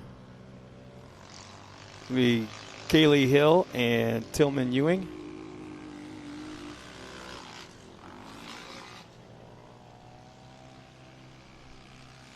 So Tillman crosses the line and Kaylee should be right there. And she'll cross the line in the 122, finishing in that 10th spot.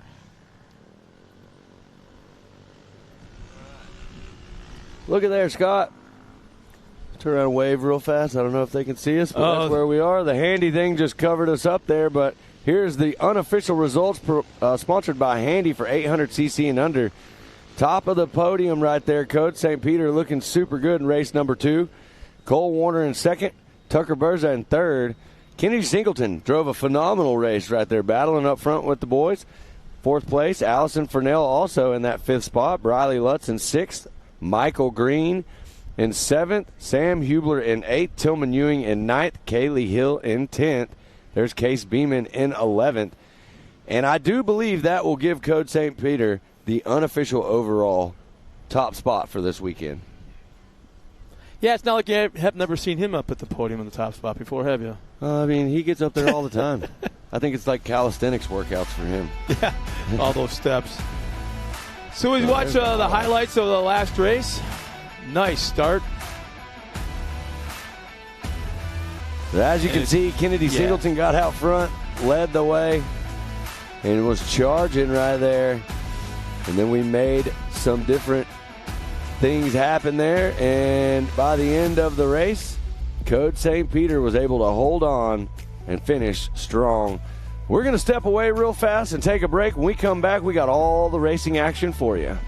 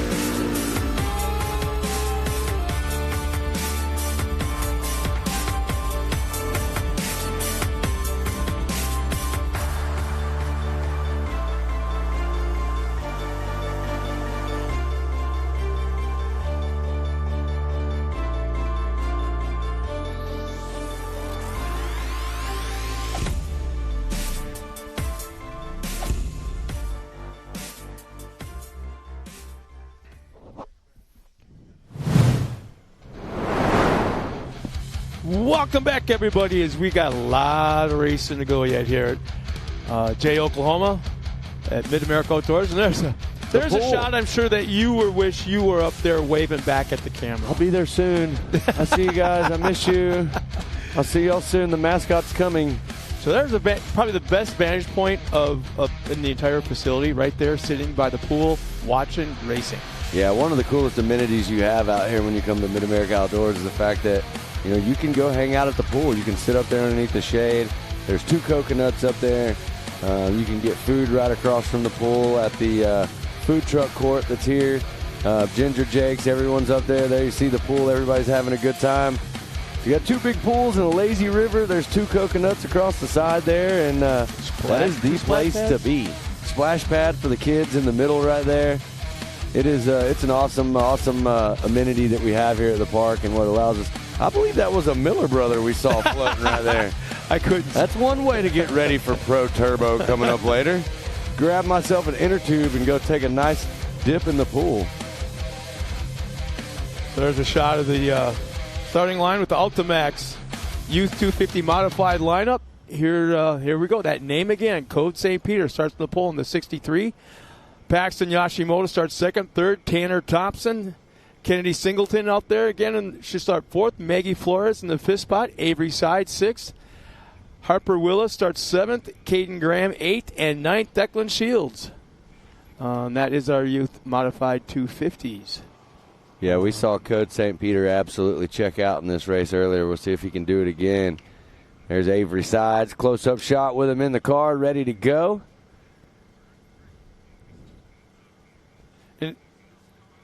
Yeah, Sides had a little bit of an issue in the last race, but we're going to see if he's got it all fixed. We talked about this earlier. A lot of these drivers had some adversity in race number 1.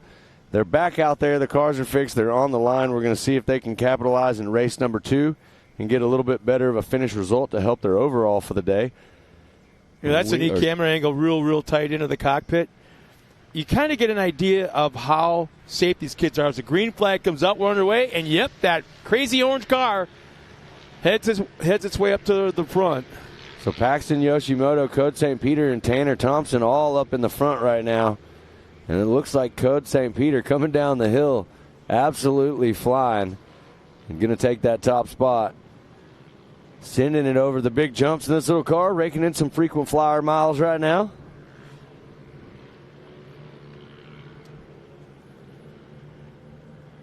Code St. Peter just got out of his other car for 800cc and under. That's what we were waiting on to get everybody down here. Is we got to let some of these drivers swap into their other cars and get ready. Kennedy Singleton, another one that was out there running another car. And now they are back out there in this race. So you got to think about that. You mentioned it earlier. Being fit, hydration, all that's going on. I mean, these young kids, they're out there racing multiple classes back to back. We talked about it with Kanan Baker. He raced 3 classes back-to-back, Pro NA, Pro Turbo, and Pro Light. Yeah. So, with the temperatures and what we're going through in summer here, you definitely got to be fit to be able to make it through and be competitive. He's probably got about 2% body fat. I believe that's probably because he wears a fire suit and races 3 races back-to-back on a Saturday. So, but right now, Code St. Peter showing us what he's got out there, and he looks pretty good. Oh! Looks like Tanner Thompson got a little wide right there at the bottom of your screen. You almost saw him clip that blue barrier on the outside, but he is good. If they ever sell that car, that will have probably the biggest price tag on it of any youth modified 250, I think, in the country. That you talking about Code's car? So many wins on it. Wait a minute. You got a funny look in your face. What are you not telling me? No, what are you not telling me? I don't know. I feel like, Code's getting older. He's getting faster. He's going to move up one day, and I could probably talk Tom out of that thing for about $20 and a cheeseburger. But I don't know. We're going to try and find out. It's a fast car for sure. Maybe a ski boat. Oh, I don't know about that. Well, there you go. Code St. Peter, the 6'3", in that orange car, looking good. Paxton's still running in that second spot, lap time of 2:03.7 to a Code St. Peter, the 2:01.8. That's after lap number 1. Tanner Thompson, 2:09. So he's a little bit further back. Needs to work his way closer to our leaders. But they're all getting separated in the first lap or two. And we saw this happen in race number 1 for these guys and girls out here. It was definitely one where everybody got gapped out quite a bit. Code St. Peter is absolutely running away with it out front with incredible lap time, a 2:01.8 for the fastest lap time. Next fastest lap time on the track is a 2:03.7. So Code is spreading that gap out every lap he comes around right here. So great drive for Code St. Peter. Going to be a joyful ride back to Texas with some more hardware to hide to. You know, I will tell you this. I actually got to go see his. You made a statement earlier that someone was going to need to build a new trophy room because of all the trophies. Yeah, what's his wall look like? Oh, well, I can tell you that I went into the trophy room, and it is awesome. So he has a legit room inside of their race shop that's just for Code. And Tom himself is a big-time racer, and so he's got one, too, out there. I want to go out in the 6100 truck. Yeah, they go racing out west in that thing. And so Code following right in Dad's footsteps. He's looking really good, really sharp out there. I did get to talk to Tom a little bit, and I will tell you this. There's going to be some big changes come next year for Code and his program. I think that from what I'm hearing from St. Peter Racing, they're really going to dive deep into this thing and put a lot of focus on trying to help cultivate Code into the next biggest thing. And I think that he's definitely on the right track. I think that they'll do great, and I think that he's got the best people backing him, you know, especially with Tom and Rhett. And I believe Code is 9 or 10. I'm not sure. Okay. I was going to guess 11, but yeah. Somewhere right there. I'm not very good at guessing ages, and most people aren't very good at guessing mine. Yeah, I was one of them, man. Yeah. You're probably the coolest cat 40-year-old that I've ever met. Yeah, I would never would have guessed it. Yeah, nobody ever knows that I can actually go race the vet class if I want to. There you see Tanner Thompson still looking good right there. Running in third. So Code St. Peter leading the charge. Paxton Yoshimoto. Then you have Tanner Thompson in third. Caden Graham in the fourth spot. Kennedy Singleton in the high sun. Kennedy actually just moves up into the fourth position. So looks like we got Caden maybe having a problem back there because I see Avery Sides has moved up into the fifth spot also.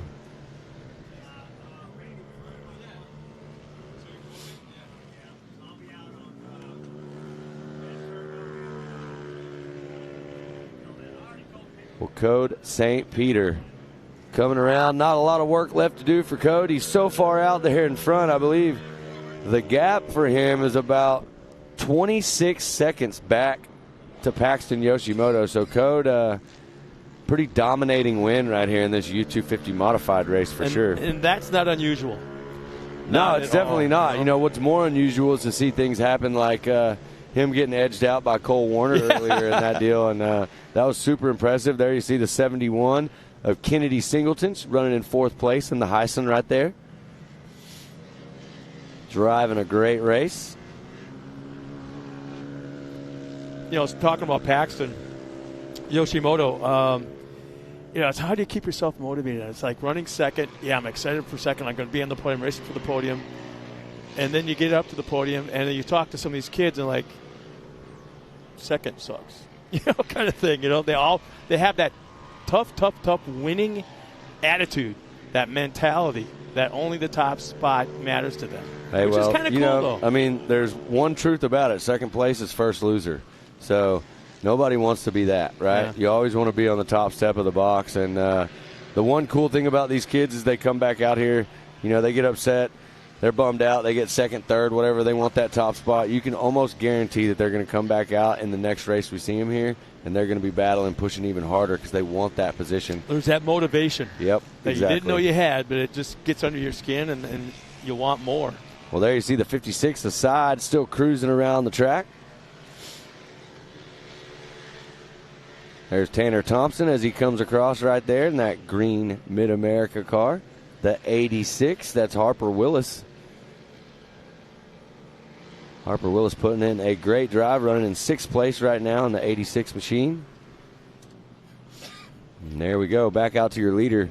Code St. Peter coming around the sweeper out by the pond. It looks like it's getting a little rough back there right in that corner. I can see that car dancing around a little bit. Kennedy Singleton taking the white flag.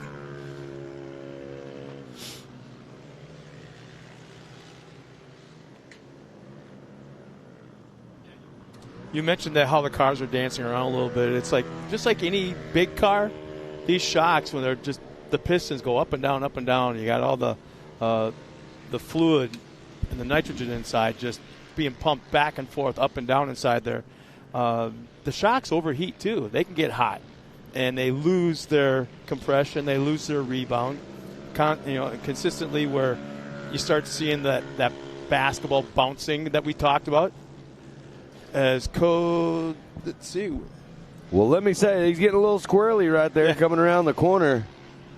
You got a couple more corners. 11 seconds. He's even slowed down quite a bit based on that from what we're seeing here, because he has definitely got a big gap right here. But Code is absolutely flying. He's going to be pumped on this one for sure. I know the team is. I can see Dad right here behind me right now with his headset on. And here he comes. One more corner for the Orange Machine, the 6'3" of Coach St. Peter. Going to take this Youth 250 modified checkers right there. Big win, way out in front of everybody, all by himself. Yeah, there's no doubt that he's taking the overall this weekend. Oh, yeah, absolutely. This race for sure, he's going to have that overall. Went 1-1. And what a great race right here for Code. Code did awesome. Paxton Yoshimoto, Tanner Thompson, Kennedy Singleton, all of them putting in one heck of a race for sure. Still a few cars out on course as we're watching. See who's just coming out of the final turn here. That's Tanner Thompson right there, the 21, MidAmerica Outdoors. Tanner actually finishing in third position, so great drive for Tanner Thompson.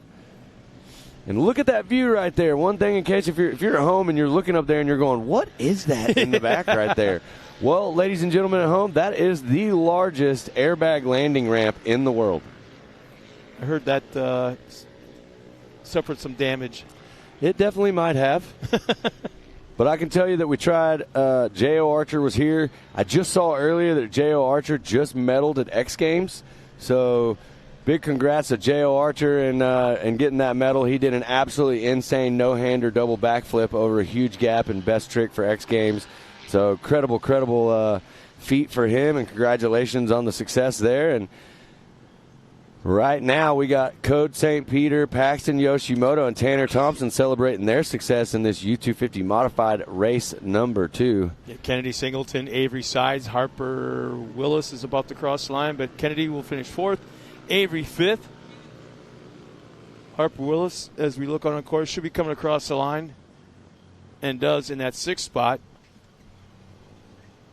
And I think that is just about everybody out on course, yeah.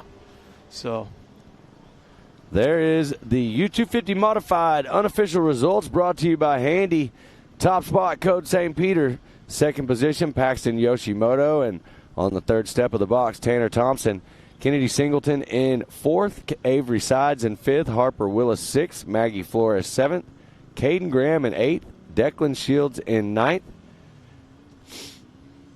And that is your Youth 250 modified unofficial results for race number 2. So congrats to your winners there, Code St. Peter, putting on an absolute show. And it sounds like we got Erica with my man straight out of Texas, Code St. Peter. Code St. Peter continuing his dominance in our youth classes. Code, this marks 3 wins on the day and 1 second-place finish. What was working for you today that allowed you to find the top spot so many times? So it was all my parents. They were helping me get these cars all freaking prepped, and they're doing good on these cars, and it was fun. This track is really fun. I was saving the car the last couple laps because I had such a big gap, but it was fun. I really liked it. Well, that definitely showed in your driving today. Code, congratulations. We look forward to seeing you in our next round, bud. Thank you. Well, I'm going to go ahead and throw it out there. I'd like to take some credit for Code's amazing interview skills. That was awesome. He definitely thanks his mom and dad and team for keeping those cars together. They've done a great job. And, man, Code is just the funniest kid ever. Like, everything he was saying right there, I was cracking up laughing at, and I'm sure his mom and dad are also.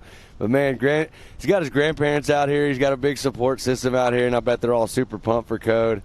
Code's going to go back, and I'm going to try to talk him into possibly going out doing some surfing to celebrate this when we get back. Oh, no kidding. Yeah, that'd be cool. Yeah, great drive right there for Code St. Peter. Congrats to Paxton Yoshimoto and Tanner Thompson real fast. So, well, we got a really special thing that we want to show everybody. We have a feature that we did with Rusty Pipes and Lee Knowles, and they're coming up next. But watch this real fast and get to know these guys a little bit better. Yeah, that's something that we saw a second ago. I'm not sure if everybody at home got to see it, but I want to point this out.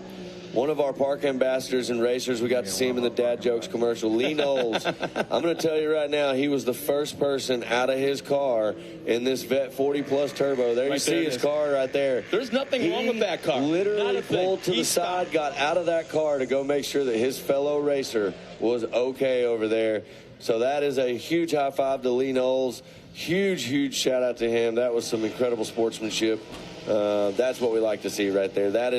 That's the MidAmerica Outdoors ambassador that we absolutely love. So my name's Rusty Pipes. I've been racing since I was 6 years old.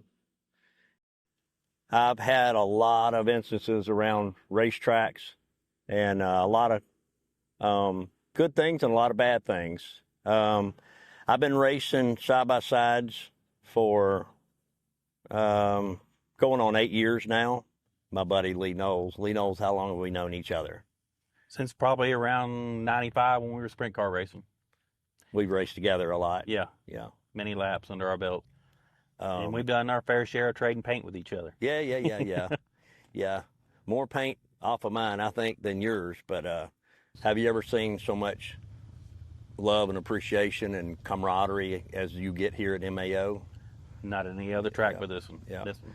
It's a different feel here. We end up having a lot of family get-togethers, and people are always coming to camps and bringing stuff and whatnot. But when we put our helmets on, there's a statement that we always say is once we put our helmets on, friendship's over. Friendship's over. Well, I disagree with you. Yeah. Because Memorial Day weekend, when I was over here, and we had made a couple laps, and I think I had moved into first place in this race, and Vet 40.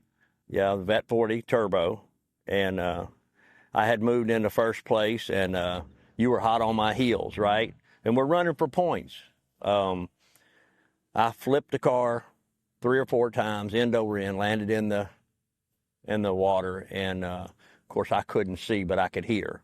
And a long time went by. A lot of things happened in my mind. But from what I understand, you were the first guy over there. Yeah, when I saw you go into your barrel roll and flipping, and each lick got higher and higher and higher, and then when I saw the splash of water, I didn't know if you were right side up or upside down or where you were. And when I rounded the corner and saw you with nothing but wheels up, it was just, there was no decision to make. You had to jump in and help the person because you knew, and I would think the same thing if I was upside down. That's a panic situation that you could possibly be in. And there was no second guessing at all. You know, points, leading, podiums, check, trophy, doesn't matter for a human life. And I would think I did what any other racer would have done out here. I would hope they would do the same for anybody else because we're a big family here. I've never felt the family love at a track like I felt here. Yeah. Well, I don't believe that. I think you went over and above, and I really appreciate it. I don't consider myself a hero. I would have done what everybody else would have done. Well, I thank you because I'm one of your biggest supporters now, and that's why I'm your biggest fan right here, buddy. I got you. I love you. I got you right there. How about a hug? Mine? I love you, buddy. Love you too. Thank you for everything, guys. Thank you for being there for me. Anytime. I'll be there for you, too. Absolutely. Love you, buddy. Love you too. Appreciate you. Now, tomorrow's a different day. Tomorrow's a different day. Good luck tomorrow, for sure. Good luck. You too. AMSOIL runs on freedom and has since 1972. We punish our products firsthand in our world-class laboratories and beyond, because some things can't be learned from a test tube. Run with us.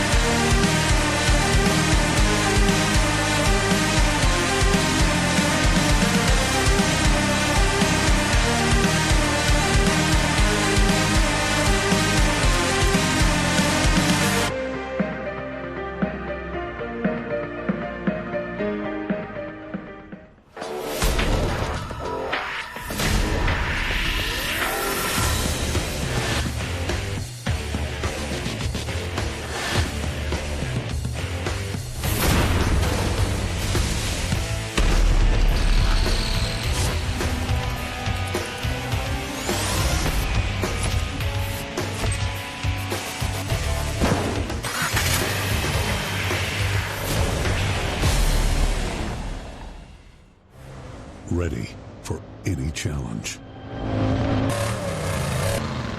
Maxxis tires can handle even the most punishing off-road conditions.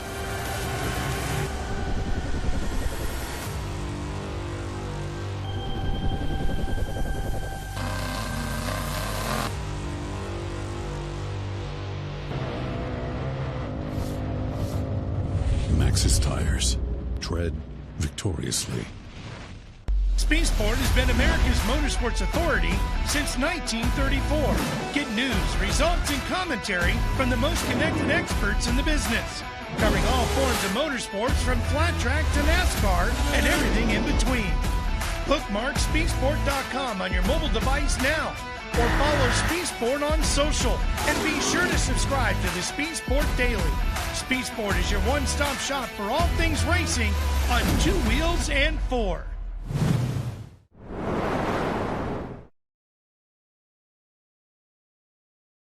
AMSOIL runs on freedom and has since 1972. We punish our products firsthand in our world-class laboratories and beyond, because some things can't be learned from a test tube. Run with us.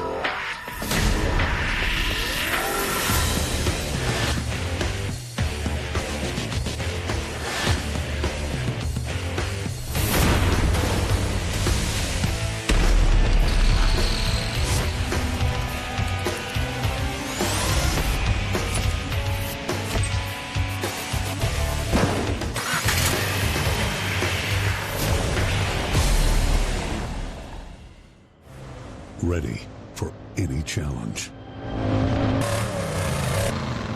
Maxxis tires can handle even the most punishing off-road conditions.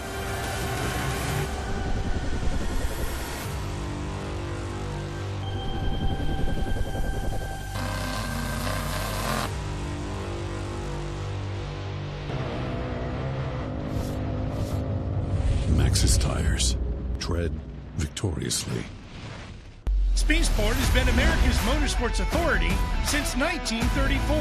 Get news, results, and commentary from the most connected experts in the business, covering all forms of motorsports from flat track to NASCAR and everything in between. Bookmark speedsport.com on your mobile device now, or follow Speedsport on social, and be sure to subscribe to the Speedsport Daily. Speedsport is your one-stop shop for all things racing on 2 wheels and 4. Welcome back, everybody. You know, there's so much involved when we talk about family quite a bit, but Pam Hall, one of our broadcasters, one of the members of our broadcast team, her son also races out here. And it was kind of cool because he just recently became a member of the rookie program, in what is called the King of the Hammers, one of the biggest off-road races in the world. And Jessica Allred caught up with him about that. Erica caught up with him earlier, and they discussed this whole deal about the King of the Hammers. One of our amateur turbo frontrunners, Hank Hall.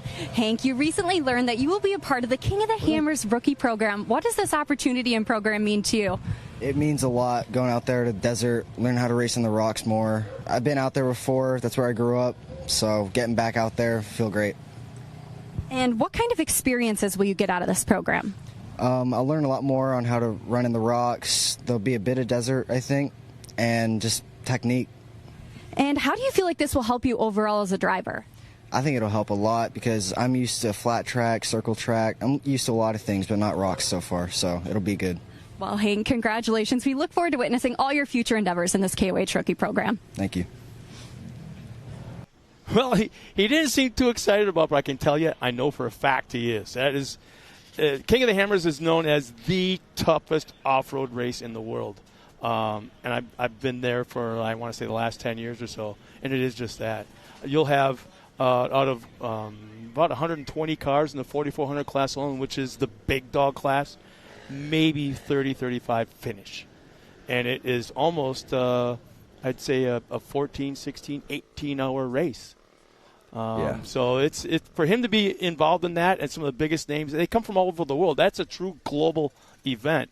I can't tell how many times we've been up on stage and doing the broadcast, and there'll be a group from Japan, all in the same uniform. And over here, a group from Australia, all in the same uniform. It is really a neat scenario. Yeah, if you haven't had the chance to go out and check out the King of Hammers race, it's incredible. This year, we were all out there, and it's not only extremely hard on the drivers and the racers and all that stuff, but just overall, it's one of those places when you're on the lake bed, it's just an overall hard environment after a few days of being out there. I left I remember when I got to Palm Springs to the airport, I was sitting at the airport and people were looking at me like I'd just come out of a dogfight somewhere. And I was like, well, I've just been at King of Hammers for the last 5 days. So it's actually an absolutely incredible experience. I was blessed to get to go out there this year with, Joey Beck and everybody, and Joey and Ryan Camp. We all had this little hodgepodge team of, of guys that jumped out there, and Joey and Ryan did a great job, and actually, They raced it, yeah. Did a great job, and the car did great, and it was a great experience, overall. We had MidAmerica out there. We had a great hospitality area, and so super cool to see Hank. I mean, I'm old, he's young, and I think it's so cool that he's getting to do these experiences, and, he's got the family with his mom and dad. They are supporting him in every way and putting him on a pedestal, and I think it's so cool. It reminds me of when I was young and racing, and, my parents were totally in. So that's awesome, man. Congrats, Hank, and we look forward to watching that as it goes down the road and we'll see where you go. Hank out here every race. Yeah. He's been doing real well. He's got a brand new car, but just a couple of bugs that he's working on. Like this morning, had the fuel line pop off, and I think he was running in third at the time. But incredibly smart what he did when that fuel line popped off to pull over and shut that car off. There are people out here, I think I would probably almost be one of them, that if I was in third, it would be, man, you'd have to make me pull over to the side. But, we had to, he did an absolutely incredible job out there. So it looks like we are getting ready for some racing. We're seeing him come down. So it looks like we're getting ready for our next race, which is the Bet 40 Plus Turbo, Women's Turbo combined. This is one of those combined races we talked about. 2 races in one. Here's the Bet 40 Plus lineup. Rusty Pipes is out there in the 47. Kevin Hall in the 46. I believe it's Lee Knowles. Will not be coming out because his car did not make the call. Pablo Jimenez starts third. Fourth will be Jeff Johnson. Matt Hecker's fifth. Dan Hill will be 6th. 7th will be Sean Murphy. 8th, Mike Buckafusco. Bruce Davidson will start 9th. And then John Haas will be out there in the 10th spot. Brandon Jessen in the 11th. And rounding up the field of Bet 40 Plus Turbo. As we go into the Women's Turbo, we Josie Watkins starting on the pole in that 237. Kendra Hoop starts 2nd. Ariel Boyarski 3rd. Morgan Vanover 4th. Jennifer Mayo 5th. 6th. Brittany Dunn Crisco. Alyssa Graham will start 7th. As we get ready to go, they're at the line. This will be 2 separate green flags. The Vet 40 Plus will take off with 1 green flag. About 30 seconds, I believe it is. 30 seconds later, the women will inch their way up to the starting line where the men were, and then 30 seconds later, they'll take their own green flag. Yeah, and I want to point something out. I'm almost positive. I think I see Lee Knowles' car out there. I think it's actually Rusty Pipes' car that got damaged. Yeah. He let someone borrow it. The car's broke, so he is not going to make the call to be back out here in this race. But here they go. There is your Vet 40 Plus Turbo drivers. Look at that inside hole shot right there. Not exactly sure who that was, but it was definitely a K&M. And, man, I know I say it a few times, but shot out of a cannon. That's exactly right. There you see him coming right there. It looks like Lee Knowles going a little bit long there over the tabletop, but he is running that second position right now on the track. Here comes the ladies.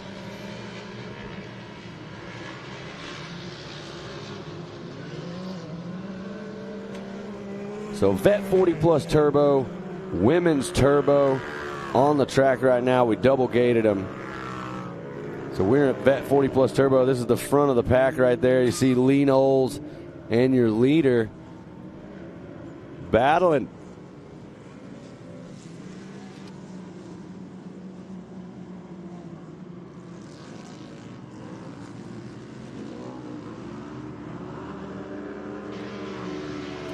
So I believe that's Kevin Hall right now.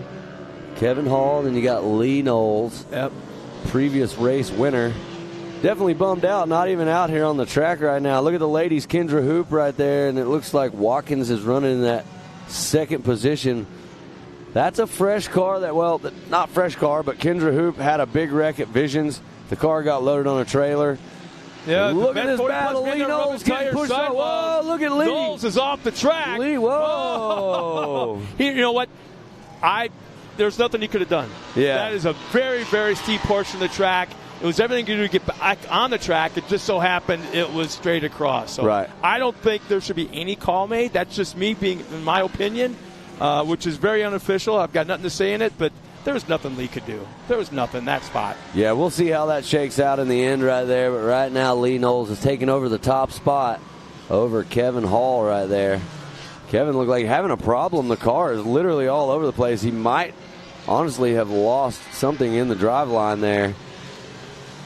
Looks like Kevin is dropping spots like crazy. I wouldn't be surprised if something in the steering, the way they were making contact and kind of bouncing off each other, him and Lee Knowles, something may have bent or something in the steering. So I highly believe what you're saying.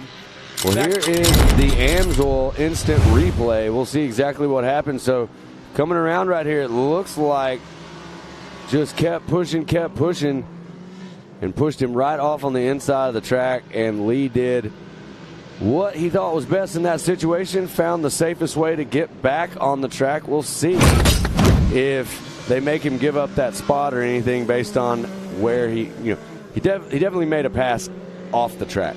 So it was a shortcut. Yeah, so we'll see. But right now, it looks like we got another incident here on the track right now. Track crew's out there getting this car flipped over, making sure everything's good. We'll see if we can see Gus who out that there is kind in of just a minute. ramrodding the whole effort. Yep.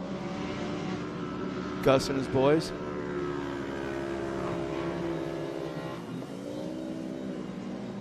Can't tell if there's damage to the right front or if it's just that the way looks like the 107?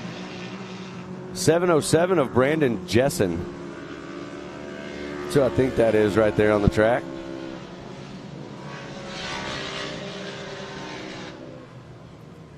So, yeah, I think they are confirming that as Brandon Jessen. He is okay. They got the car turned back over for him. And here we are back out front. So now we've got a whole is that a whole nother battle with Lee Knowles right there? Is someone caught up to him? I can't tell. Coming into this local caution, they're going to slow down, make their way through. Cannot advance a position like you're seeing happen right there. I'm not sure what that is. That may be a lapper. I'd like to think that driver didn't see, who is that?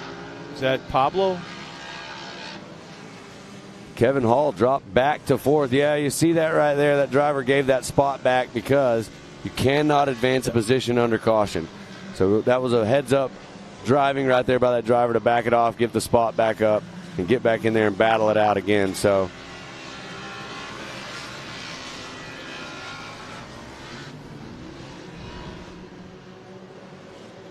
Josie Watkins still leading the ladies over Kendra Hoop. Brittany Dunn-Crisco looks like she's running in third.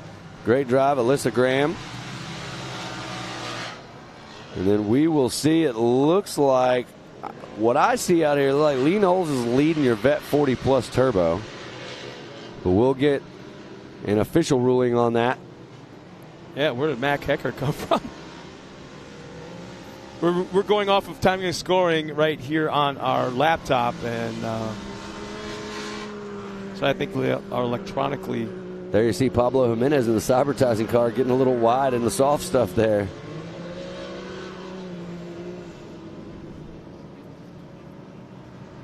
Looks like Pablo Jimenez is running. Matt Hecker running in 5th. Pablo Jimenez running in 6th.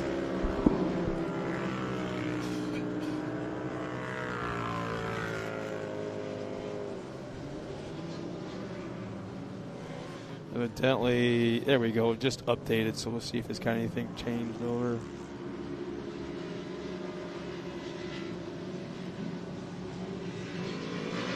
Oh no, Lee Knowles on the side of the track. It looks like he's lost a shock or something on the back right. That car is collapsed left rear back there. is just sitting, like you said, a busted shock mount, broken shock. Something has that car sitting squatted all the way on the ground. So that is going to allow some people in the field to move up right here. So I think that's going to put Kevin Hall back into the top spot, I do believe.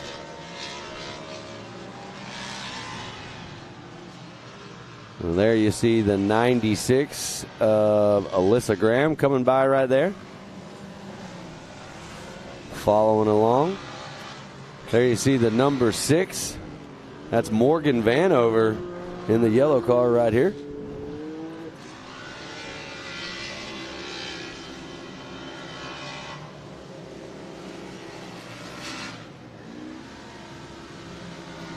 So time and scoring has Kevin Hall running up front, Pablo Jimenez in that second spot, Matt Hecker in third, Sean Murphy in fourth. Not exactly sure if that's what we see on screen, but I think that's what we got on. Well, there you see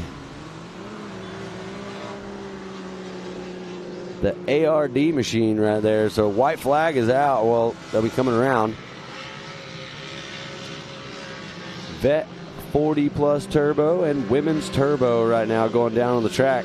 Not much time left out here, so if you're going to make some passes, you need to make it happen now, because you got one lap remaining. Kevin Hall out in front on the gas, looking good, trying to get this win right here.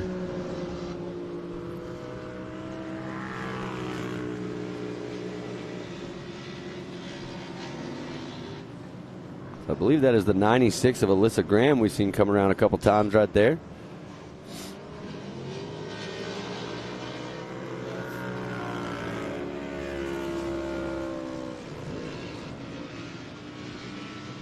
There's the number 6, Morgan Vanover, coming through, taking that white flag. As you see, some moves being made right here. The ladies, looks like Kendra Hoop is actually in front of Josie Watkins at the moment.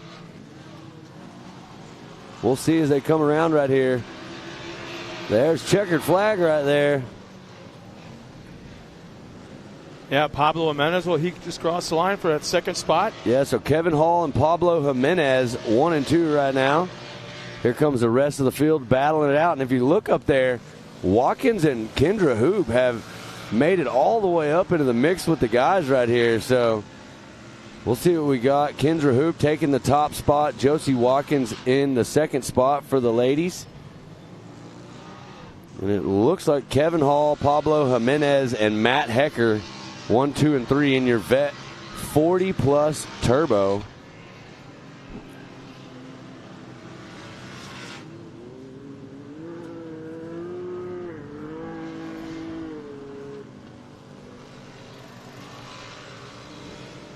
Still getting the track cleared out there. We still got some drivers making their way around. Yeah, looks like Brittany Dunn Crisco. There's a 96 machine coming through the finish line. And then here comes Brittany Dunn Crisco, the 22, going right across that Yokohama finish line right there. Yeah, I think we're starting to see a little bit of obvious attrition after having run a few times. Some of these cars have been out there quite a few times, and so the finishing is not quite what we're used to, and the attrition has kind of reached up and grabbed some of those. Kendra Hoop will take the win. Josie Watkins on the podium again. Alyssa Graham will finish in that third spot with Brittany Dunn Crisco fourth.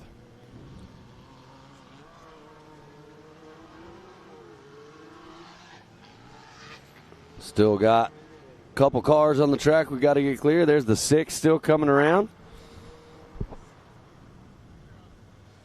So a great drive from Morgan Vanover. Does your wife ever check in and watch you on the live stream? So my wife is working today in the ER, and I would hope that she's not watching TV. Yeah, I can tell you right now that if it was me and I was in there to try to get any kind of, medical attention and she had a TV show going, the TV show would trump me for sure. But if you came in, you're going to get the best treatment in the world, buddy. Well, it sounds like we have the results for the 40-plus turbo right here. So Kevin Hall, Pablo Jimenez, Matt Hecker, 1, 2, and 3. Dan Hill, 4th. Sean Murphy, 5th. Jeff Johnson in 6th. Mike Buccafusco in the 7th position. Lee Knowles there in 8th. Rusty Pipes, I don't believe he made the call at all. And Bruce Davidson, neither did he. We saw him wreck earlier. There's Johnny Haas, Brandon Jessen, and Michael Pritchard in your 13th position. And it sounds like we have Erica Allred with our winner for a post-race interview. Erica, take it away. A tired Kevin Hall, as he just said, after that unofficial overall win. Kevin, what amazing drives by you. You went 2-1. So what was the difference maker for you in this race, too? Oh, the cars just together, right? You know, the ARD team did everything to get this car prepped, and it's on rails, man. It's fast. And who helped you out with this win here today? ARD, UTV Race Shop, Motul, George White with the suspension, Cryptic side-by-side, just everybody on this ARD team. Well, Kevin, congratulations. A well-deserved finish here today. But we've got Kendra Hoop back here.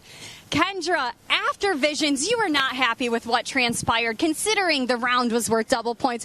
So you said simply the strategy here today was to stay out of chaos and keep the car on all fours. Yes. How did you work out those gremlins to find this top spot and overall? We've been trying. We've been working hard. So, it went our way today. Josie did a great job. That was a good race. I'm happy to come out on top and just need to see what I can do from back mid-pack in the men's race.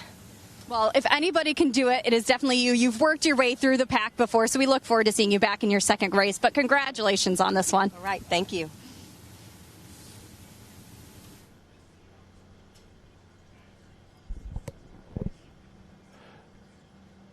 Well, thanks a lot, Erica, as we get ready for the unofficial women's results at the Ultimax unofficial results. We got Kendra Hoop in that top spot.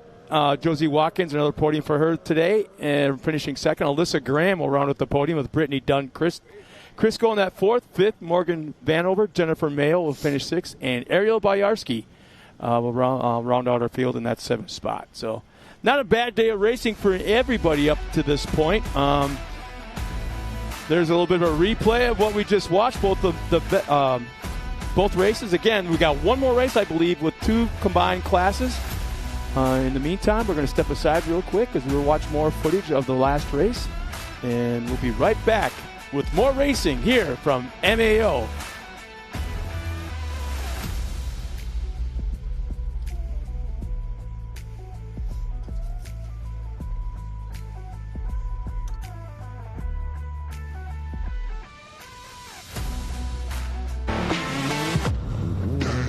Lightweight, agile, and strong, the Pitbull is perfect for the job. The Pitbull is the first and only lift that can be used in the pits and in your garage. Elevate your racing with a Handy.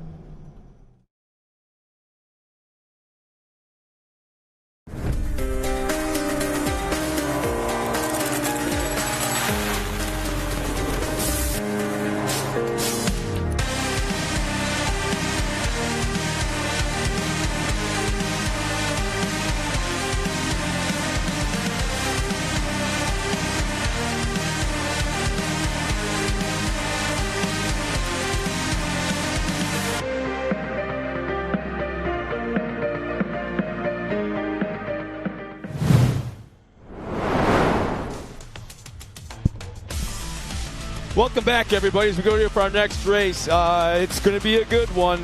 We've got, again, it's going to be 2 combined races into one. Cars are at the line getting ready to go. One final check from each driver to our flagger.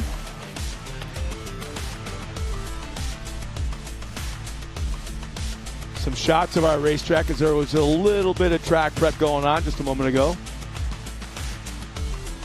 So we got the Vet 40 Plus Women's NA. Again, it's a combined race, 2 races into one. Total of, it looks like 17 cars. Here's our Vet 40 Plus naturally aspirated Ultimax grid. Terry Lackey starts in the pole, along with Jason Everhart, Mitchell Truitt, Rick Schroeder, Austin Sides, Justin Moore, Dan Holmes, Jeff Johnson, Todd Remereed is in the number, starts 9th, and Randy Clifton will start 10th, along with Randy Holm in the 11th spot. And then we have, and then coming up will be the Women's NA starting grid as well. Josie Watkins in the 237, she'll out on the pole. Camber Kirchmeyer, Brooklyn Singleton, Alyssa Graham, Crystal Rowden, and Leslie Yoshimoto. So we're getting ready right now, moments away from the green flag. The Vet 40 will take the green flag first, and then about 30 seconds later, you'll start to see the women an inch up to the line, and then 30 seconds later, the Women's NA will take the green flag. So we'll get ready in just a moment. Looks like the track is still getting ready to go for another race here this afternoon, as we got a lot more racing to go. Beautiful weather here in Jay, Oklahoma. Few puffy clouds, beautiful blue skies. Grass is green. The trees are full and leafy. It's just a beautiful, beautiful setting for an off-road racetrack.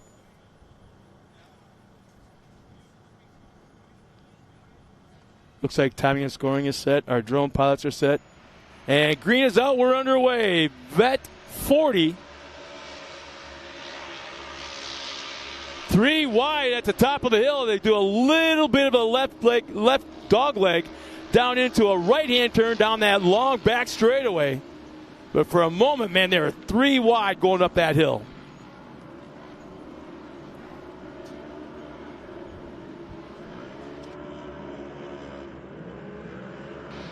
And the women's are off.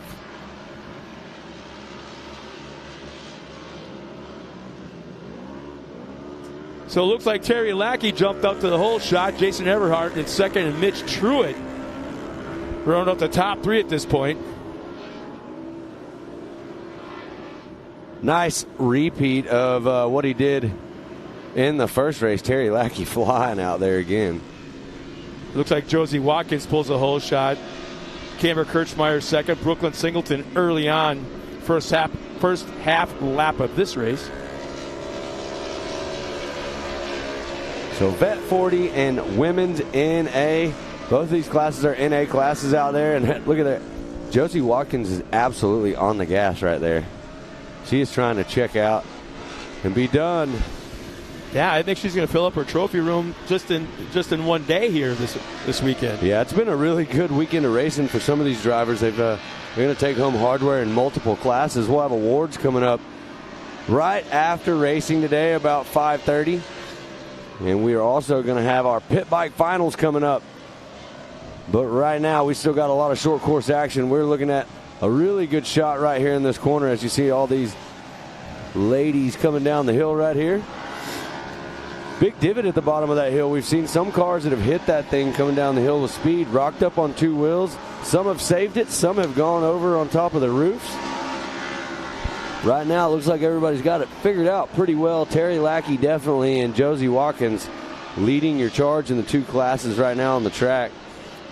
Good to see Mitch Truitt out there having a good time.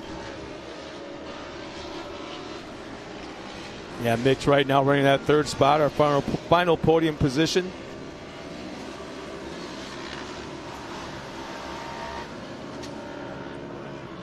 Even in this bright sun, in this heat, track is holding together pretty darn good, I'd have to say.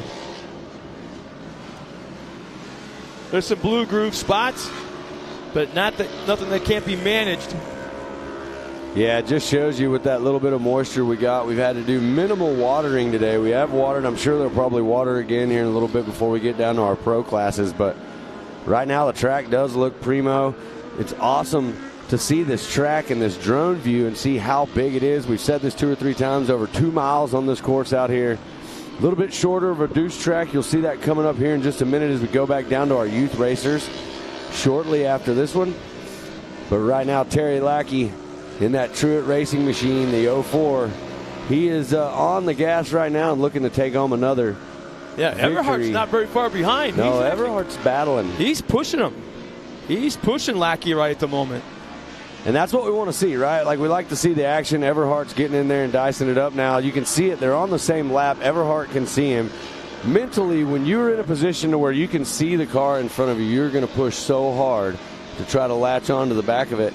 And Everhart's doing that right now. He's making up time as we watch him go around the track. That's what's cool about this racetrack here at MAO is the fact that you're racing your competitor, you're watching your competitor, but then also one eyeball's on him. But the other eyeball's got to be on the racetrack because you're racing the racetrack as well. And there's so many obstacles out there. The ups and downs, the bank turns, rocks popping up. It doesn't really matter. There's something going on everywhere on this racetrack. And the drivers really got to be aware of what's going on.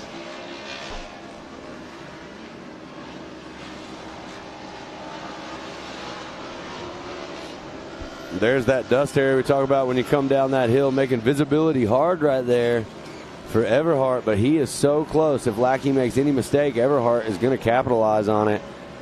Lackey drove a flawless race number 1. If he can get through this like this, I think he's still the man to beat on the track right now.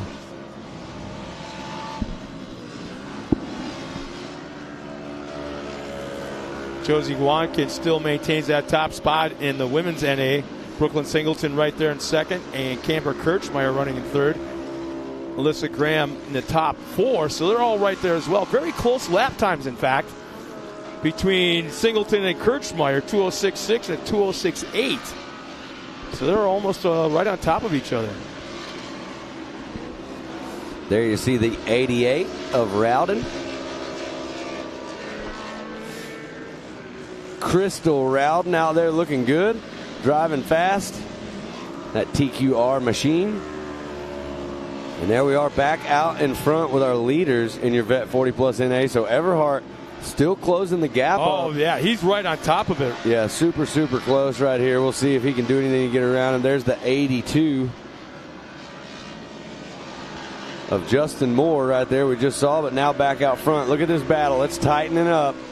Terry Lackey is about to have to put in some work to save that number 1 spot, because Everhart is all over the back end of that red Truett Racing 04. You talked earlier about that line, that final turn before the start-finish line, that some of the cars are using that inside line a little bit on the front tires, but the back tires are on the downside. That's exactly what just happened right there. And let's see, Everhart used it to his advantage. Yeah, Everhart closed the gap just a little bit right there. And this is the white flag lap. So if he's going to make a move, he's got to make it happen now and get around the number 1 driver out there of Terry Lackey. There we see Josie Watkins at 237.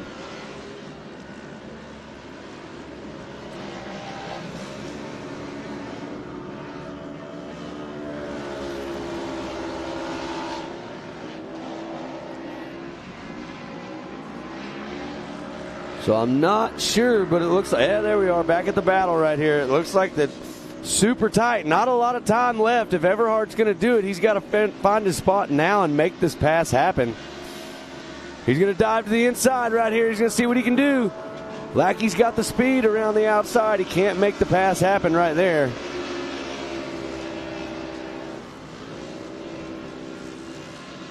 Tightening it up right here coming into this section. Everybody's going to slow down there. You see Everhart go to the inside, trying to be smooth through these corners right here. We've seen a lot of drivers that have pushed super hard in these corners and have ended up on the roof trying to show them a wheel on the inside, not able to do it yet. We got one driver spinning out back to the front right here. Everhart's going to try to dive down low. They're almost bumper to bumper as they come around. Couple corners left. Everhart's all over him. He's got the speed. He's just got to find the spot. So this is what we were talking about. Let's see who goes inside and outside. Everhart going to go to the inside. We're going to get one, another close one right here. Whoa! Almost side by side again. And it looks like Terry Lackey might have edged him out right there, but we'll get an official result says right Everhart, here. but it looked like from our vantage point, Lackey had it. Man. It all depends on where that stripe is. Yeah, we don't know exactly where that stripe is that goes across the track. We are going to find out here shortly. That was an incredible race right there. Everhart pushing super hard. We saw that happen earlier, and we saw that looked like Josie Watkins just come across the finish line right there for the ladies also.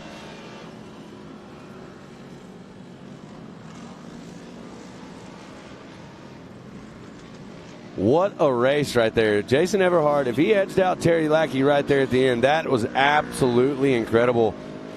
And I'm going to go ahead and say that one of the things that I really like a lot about this racetrack is that last corner right there with that inside-outside line. That has been a differentiator today for several classes. We saw Cole Warner and Coach St. Peter have a really close one right there. Now we just saw another one between Everhart and Terry Lackey. That corner is shaping up to be a lot of fun. The best that I can figure is 3/100ths of a second at the line. Incredibly close race right there. That was great driving by Everhart. He pushed super hard in the last half of that lap, found the spot. That inside-outside section, 2 lines right there. You make your choice when you go into that corner. And it wasn't that successful of a part of the racetrack when they built it, but after, 2 rounds? Yep. 2 weekends of racing, it's really come in. And, like you keep saying, it's provided some great finishes. Yeah, I mean, there's been some close stuff coming right there all day today, and that corner right there, having a 2 lines, an option coming in there, has really provided some people with the ability to make a pass. So, well, it sounds like we have a replay where we're going to get to see this finish again. What a race. So check it out right here. Everhart goes inside, Lackey on the outside, and as we come up the hill right here, you can see, it looks to me, I don't know where that line is. I got to say, and I'm not a scoring official, but for me, looking at that, that looks like Terry Lackey won that race. I'm with you on that. And we'll have to see what they actually put out in official scoring on that. But that was incredibly close. That's the kind of excitement we like to see. I'm absolutely surprised that my eardrum didn't get blown out by the producer right then. 46-44, 46-43. That's what I'm seeing on that last loop. So, so it's showing that Lackey would have had the faster lap right there. But there is the handy unofficial results, and it looks like it's showing that Jason Everhart gets the unofficial win. Terry Lackey in second, Rick Schroeder in third, Mitch Truitt fourth, Justin Moore in fifth, Austin Sides in sixth, Dan Holm in seventh, Jeff Johnson eighth, Todd Rimmery ninth, Randy Clifton in 10th, and there is Randy Holm in the 11th position. And that is your Vet 40-plus NA results. Here's your women's NA results. No stranger to the front, Josie Watkins. Big second-place finish right there for Brooklyn Singleton. Camber Kirchmeyer in third, Alyssa Graham in fourth, Leslie Yoshimoto in fifth, and that is Crystal Rowden in that sixth spot.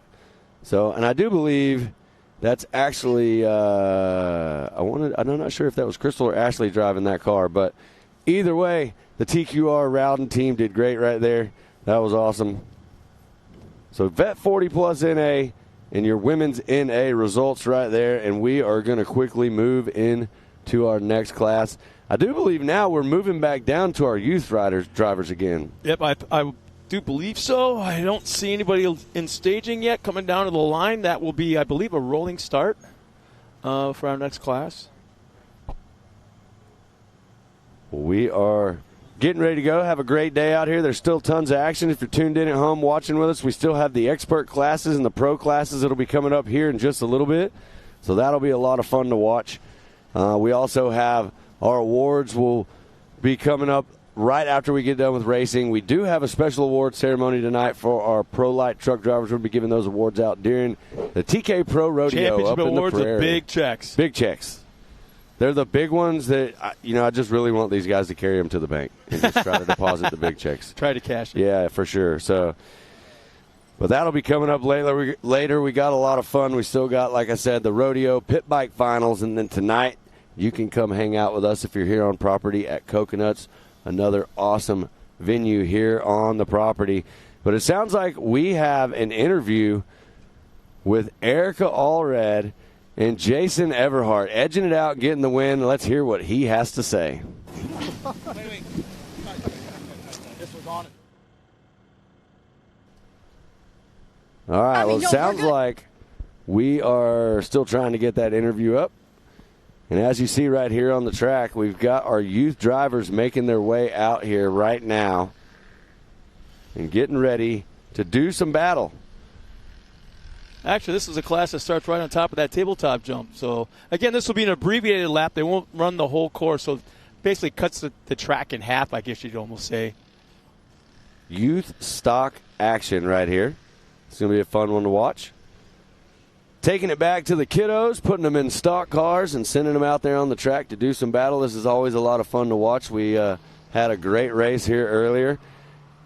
And it sounds like we now have Erica Allred with our winner from that last race, Jason Everhart. Take it away, Erica. Jason Everhart just edging out Terry Lackey. We're going to have to review that one. It was so dang close, but what were you finding late in that race? Because, man, that one was one for the highlight books. We were about the same speed everywhere, and there was only like 2 spots on the track that I had more momentum than him, and I used both of them. On the way, he passed the bike on one, and I used the last one to edge him out at the line, I think. We've had a good race. He's a clean racer, and we lean on each other, but we never took each other out yet. Well, even Terry said that one was just so much fun, regardless if you got second, first, anything in between. So congratulations to you. What a race. But, guys, we've got Josie Watkins over here. Josie, not only did you score 1-1 finishes, but you were matching some of the vet 40-plus guys' lap times, and you just seemed to get faster as the race wore on. What were the main ingredients in stringing together these wins here today? I mean, honestly, last week I had practice in Ohio. Jody Hickman drove my car up to Ohio, and I did over 500 laps last weekend in one day. Went through 35 gallons of fuel, and I just feel like seat time is key, especially in like this car because it's brand new to me and everything. So I just feel like seat time's key, and then trying to figure out lines and stuff with Travis Pointer. I feel like that's like the spot to be. Well, all of the hard work certainly paid off for you here today, because not only did you get wins in this class, but other ones as well. So congratulations to you and your team. Well deserved. Thank you.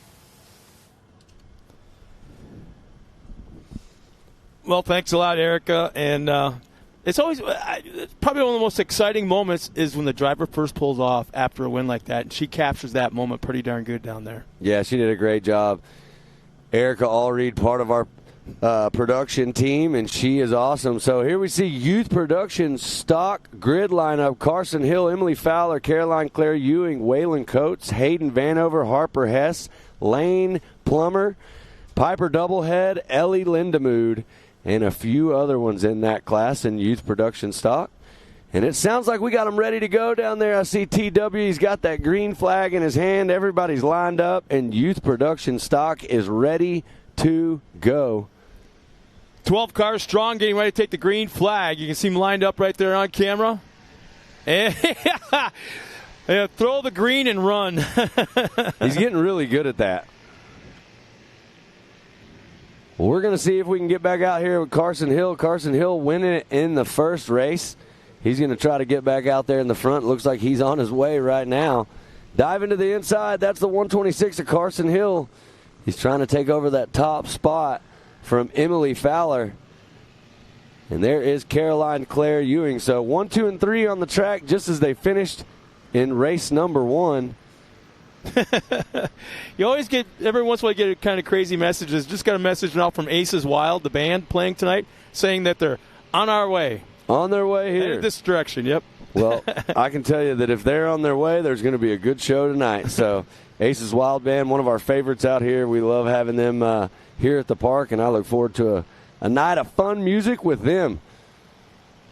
But right now, we're watching the 126, Carson Hill, show us how to get it done right here. He did it in race number 1. He's going to try to do it in race number 2 and be clean, take home the top spot right here. Well, you know, I had one car go off the track, down an embankment, slowly worked its way back on track. Not exactly sure who that is at the moment. I want to say it's the 301. So if everybody's watching, yep, and you were sitting there wondering, looking at the replay just like we were, how Terry Lackey did not win that. What actually happens is if you see where the flagger is standing on the finish line, the timing line is actually about 3 feet before him. So Everhart had that great drive, and as Everhart came around the inside line right there, Everhart got to that timing line before Terry Lackey, therefore taking it. Yeah, and you can see the 2 poles right here. These are the markers right in front of that red dirt bike right there. You'll see those 2 poles that go straight across the track. So it actually looks a little bit further, more like probably, 5-10 feet between those 2 markers and the flagger. So that's what we were trying to get some clarification on, so we knew exactly how that win was accomplished. Now we know, if you're at home watching, there's the answers right there. Right now, youth production stock. There you see my man, 126, Carson Hill, looking real good. Not making any mistakes, looking real smooth, trying to get to that checkered flag. One of the cool things about this youth stock class is everybody's racing a stock car, so they're almost identical. Very, very minor things you can do in this youth production stock class. You just send these kids out here. A lot of these kids will race. Some of these kids are new racers that are in this youth production stock class. My kid will actually be racing this class probably next year or whenever he decides he's ready to go. But I will tell you, Scott, they did deliver his race car today while I was here. So very cool. Right now, Carson Hill leading the way. Excited to see this right there, and that looks like we get the number on that car right there. Well, you mentioned that this is a stock class. One of the things that you can change is the roll cage. Yep. But you don't have to. So I'm seeing a lot of cars out there that had done that. They have changed the roll cage a little bit, maybe fit the driver a little bit more. And there's some cars out there that are right off the showroom floor. That's right. Outside of some safety features. Yep. But so that's kind of cool. Not a lot of investment, I guess you'd say, initially, right off the get-go. Probably more so in the driver's fire suit, the helmet, communication, that kind of stuff, maybe the seat.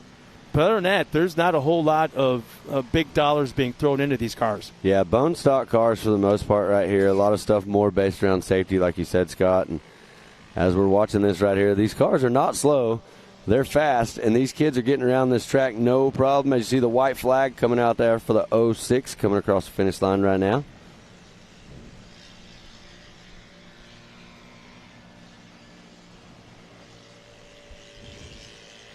White flag is in the air. We got Heston Hess just crossed the line there a moment ago. So one more lap. Yep, Carson Hill right there. He is our leader on his final lap. Like you said, he's repeating. Oh, that's a 381. Okay. Yep. Piper doublehead right there coming across.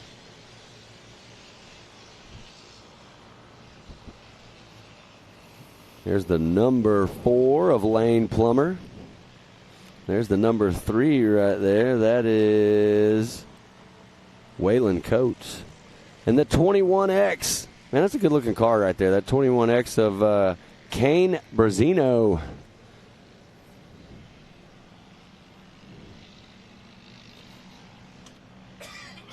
So here comes the winner, the 126, Carson Hill, taking the checkers right there. Big shout-out to Carson Hill. Great, great race right here. He goes 1-1 in this class. There's Emily Fowler. It looks like Emily Fowler is going to take the second position. I do believe Emily was in that second spot in race number 1 as well. So congrats. And it does look like Caroline Claire Ewing right there in the third spot. So big shout out to Caroline Claire. Great driving right there as well. Checkered flag is flying as we see Waylon Coates come across the finish line. And there is the 22 of Caden Vanover and the 24 of Harper Hess. So we got a couple more drivers out there on the track. There's the 127 of Tyson Raby. Making his way one more corner. He's going to hit that checkered flag. Finish right here.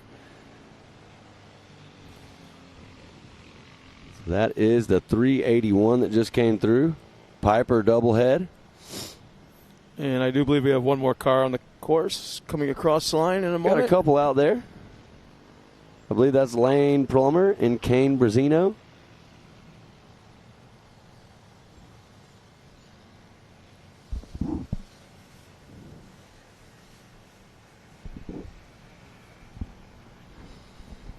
Coming out of the final corner, coming up the hill. Checkered flag is waving. That's a pretty nice looking car.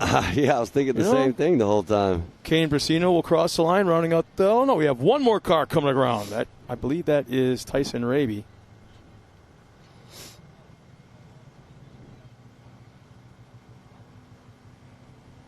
Yeah, I think he did an extra lap because he got lapped right before the finish line by Carson.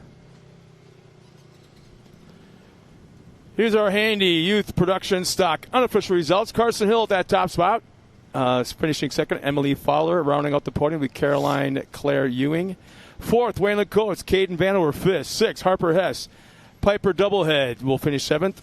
Eighth, Lane Plummer. Kane Brasino will finish ninth. 10th, Tyson Raby will come across the line.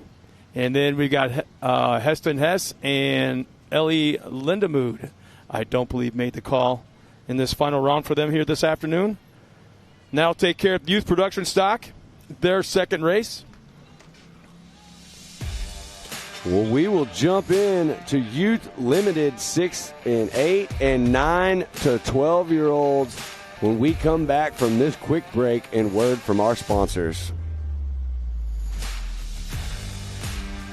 AMSOIL runs on freedom and has since 1972.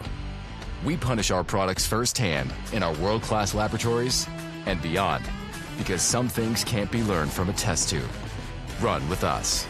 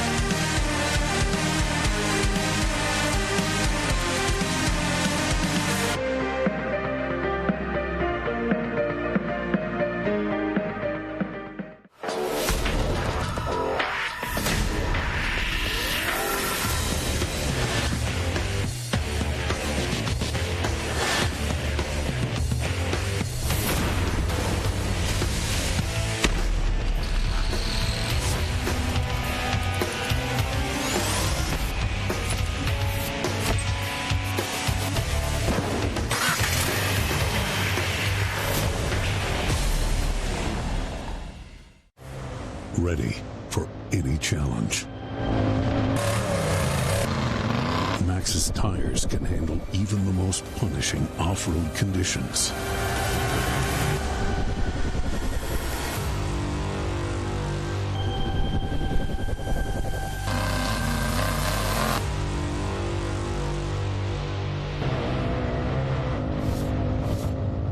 Maxxis tires. Tread victoriously. Speed Sport has been America's motorsports authority since 1934. Get news, results, and commentary from the most connected experts in the business, covering all forms of motorsports from flat track to NASCAR and everything in between. Bookmark speedsport.com on your mobile device now, or follow Speed Sport on social, and be sure to subscribe to the Speed Sport Daily. Speed Sport is your one-stop shop for all things racing on 2 wheels and 4.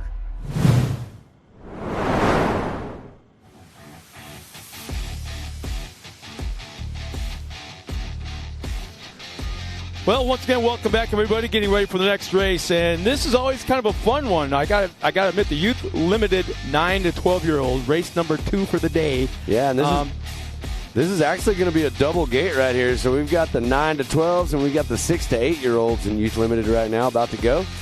So we're getting them all lined up. You see there, and they will run a little bit of that reduced course. So we're getting them ready to go. Don't forget, we still got a lot of good racing today coming up. If you're at home, don't go anywhere yet. We're going to get through this youth limited class, and then right after this, we'll dive into our expert divisions. We got our pro division, and then we got our last race of the day, a pro light truck.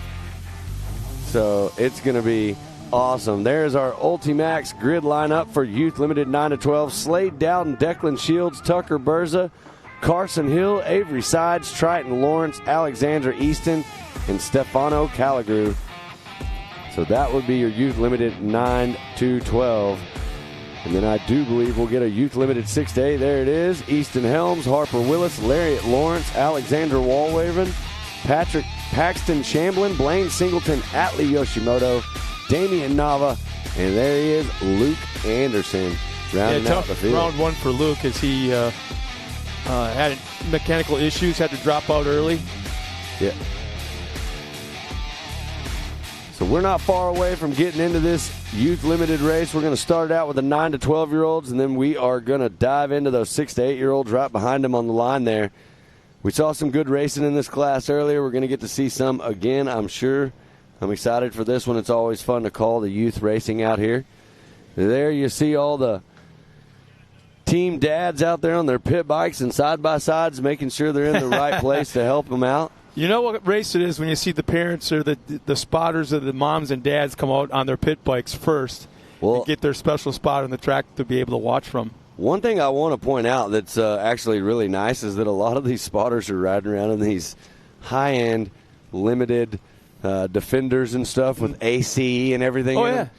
You know, I think about the moto days when everybody was running across the track and out there. I've seen moto moms and dads in flip-flops chasing kids around a Stasic race, and I'm like, why would you even sign up for any fitness when you got this? There's the green flag, so there's the first green wave. Flag and a run by the flag man. So, yeah, Youth Limited 9 to 12 on the way right here. Yeah, I'm not even going to argue with you on that one. That was a really good race right there. TW almost lost to a 170. Getting ready with our next class to go off. So here comes the 6 to 8-year-olds. TW's going to make sure they're all lined up correct. He's got a quick window. So let's see if we can get them going. Wants to get a good gap between the two classes. Yep. He'll get a final thumbs up from each driver. They'll give him a thumbs up in return, letting them know that they're ready to go. All right, TW is getting ready. He's got a spot on the track where he wants to look and see where everybody is. They might have made it far enough around where they don't want to send him yet. They're going to wait, but it looks like he's ready to go. He's walking down the line for your 6 to 8-year-olds. TW, send him. We might need to put our hat together and throw some money in it for TW and some Nike running shoes. Yeah, I was going to say those boots look a little heavy. So right now on the track, Youth Limited 9 to 12 and Youth Limited 6 to 8.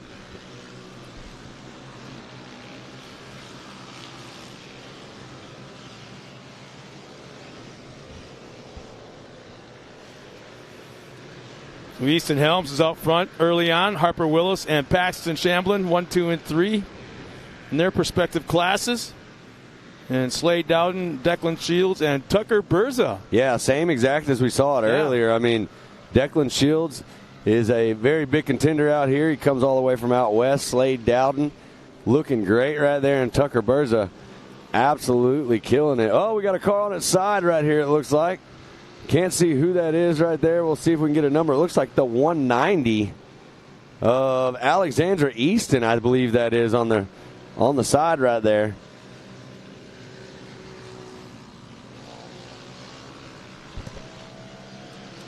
So it looks like we've got Dowden, Shields, and Berza, your leaders in one class, and then you've got Helms, and it looks like Shamblin and Lawrence. Or there's Willis in the mix in there too. We'll get an official reading on this as they come around. So Easton Helms, Harper Willis, Paxton Shamblin, 1, 2, and 3. And then you've got Slade Dowden, Declan Shields, and Tucker Berza, 1, 2, and 3 in their class. There you are on board with the 118 of Alexander Walraven and the 144 of Lariat Lawrence.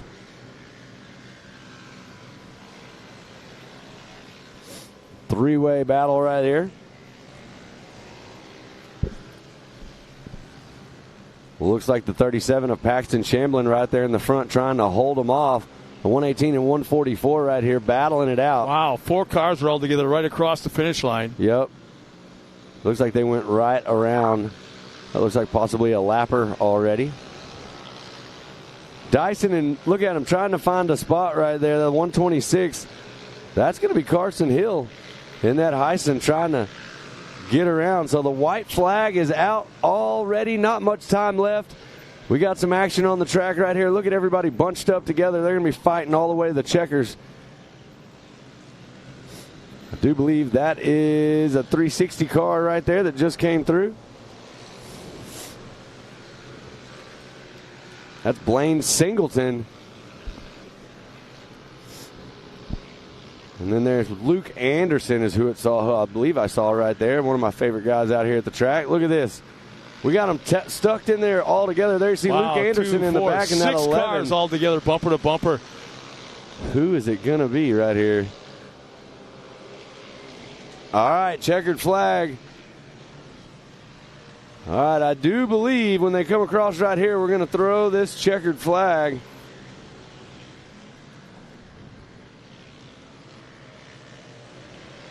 Well, the white flag is out still. Yep, flight what?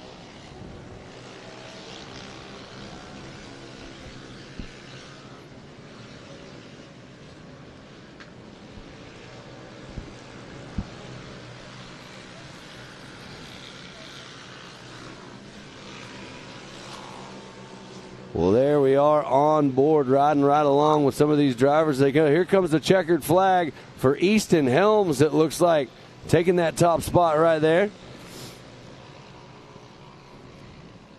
And here comes the rest of them charging to the finish as they come through right here. 4, 5, man. Looks like racing. Harper Willis, Lariat Lawrence, Alexander Walraven, Paxton Shamblin, and Luke Anderson coming through right there. And as we come around, we're going to get ready. It looks like there is Slade Dowden taking the checkers right there. Declan Shields right behind him.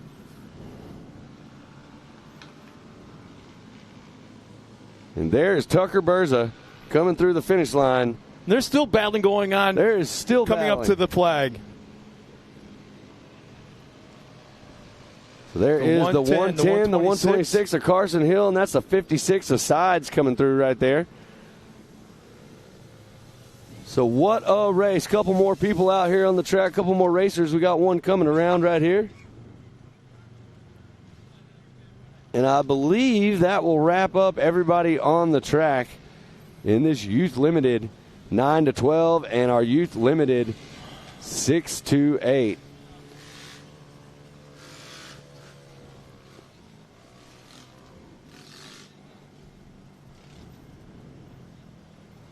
Well, there is the handy unofficial results. I believe this is 9-12 Youth Limited. Slade Dowden, Declan Shields, Tucker Berza, 1, 2, 3. Triton Lawrence in 4th. Carson Hill 5th. Avery Sides in 6th. Stefano Calagru in 7th. Alexandra Easton in 8th. And I believe we'll get one more of the unofficial results. There it is. Easton Helms, top spot. Harper Willis in 2nd. Lariat Lawrence in 3rd. Alexander Walraven in 4th. Paxton Shamblin 5th. Luke Anderson, 6th place. Atlee Yoshimoto in 7th. Damian Nava in 8th. And Blaine Singleton in the 9th position right there. What a day of racing, Scott. I've had a lot of fun. We are coming to the end of our broadcast time here with you guys at home, and we're going to let Ken and Pam step in. They're going to call the rest of these races. We got to go get ready for awards and pit bike and the rodeo and all the rest of the stuff that we have to do today that's action-packed and fun. So we got that coming up later. But, you know, Scott, I had a blast with you again today. It was fun calling all this action. It was great racing. They put on a show for us, and we loved it. It was a blast. So we're going to step aside here just shortly, and we're going to let Ken and Pam take over. Scott, how do you feel about today? Oh, I just love watching you right now and the enthusiasm that's in your voice. With all the action still to come. Yeah. And all the pro classes, like you say, all the events going on later on today. again, this is a destination. You got to come out here at least once to MidAmerica Outdoors here in Jay, Oklahoma. Experience this just walk around the property.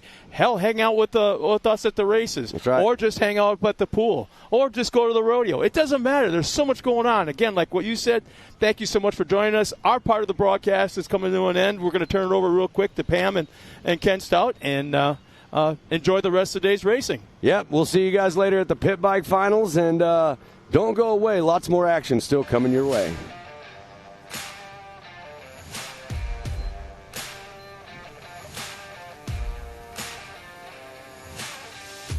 AMSOIL runs on freedom and has since 1972. The rest of the market has been trying to follow our lead ever since. But a head start is a head start. Run with us.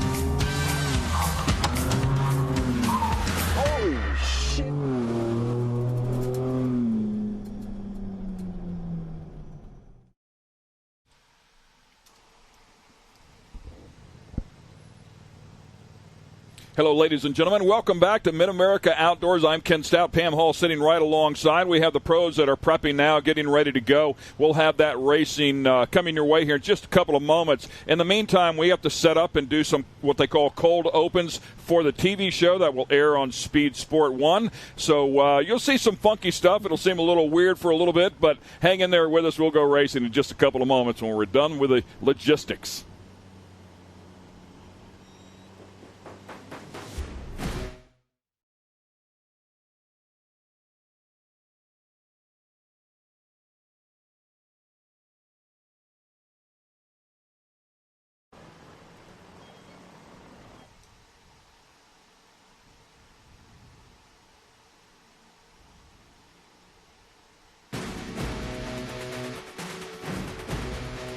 One day ago, it was a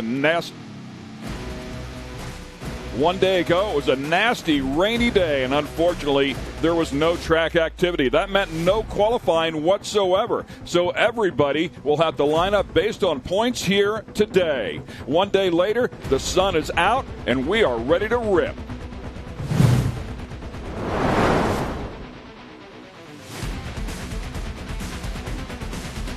Welcome, ladies and gentlemen, to MidAmerica Outdoors. We're in Jay, Oklahoma. It's a 1,600-acre complex. It is an absolutely gorgeous place with a lot going on for sure, including a lot of racing. I'm Ken Stout. Pam Hall sitting right alongside. We have a condensed version of what should have been a two-day weekend now into one day. So we'll have two races each category all day long. Of course, we will focus on our pros here, and certainly Pro Light is going to be a topic. Yes, and that weather yesterday, I mean, it put on a good, track for us for today's event.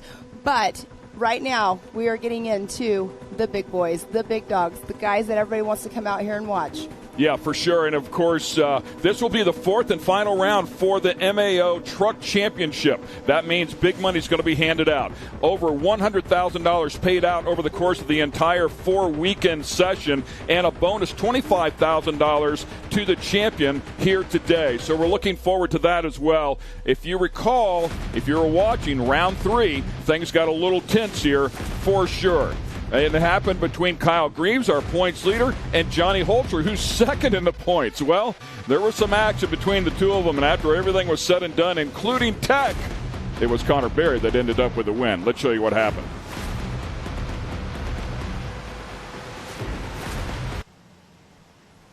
So we'll walk you through here. It was a really slick track. Kyle Greaves was trying to hang on to the truck. Johnny Holter got into the back of him there. It turned him around, and after race control took a look at it, they dinged Johnny Holter. I tried to stick it in there, and I just kind of tapped him a little bit, and I braked to let him straighten out to see if he could get back going straight. I was going to let him keep it, but I mean, at the end of the day, contact or not, that's not how I want to do it. That's not how I want to race. I think what happened was a little much, but that's out of my hands. Right when the race was over, I was out saying sorry to him when he's all hot, but that's not how I want to race at the end of the day, and just go out there this weekend and bang some doors, and hopefully we can get another win, kind of redeem ourselves. The problem that we had was when we came into that corner, I rotate and I drive down the hill, not in the blue groove, and he drives through the corner. And from what we see, he drove into me enough just to get me spun out so he could take the lead. For him, it was he couldn't get it stopped soon enough, and he just ended up getting into me. The problem with us that we saw is he did it the day before to somebody that he could have passed easily. It was probably a good thing that the series made a decision and took a spot away from him, because now he will learn from that experience that, okay, if I keep doing this, they're just going to keep docking me, and I'm never going to win.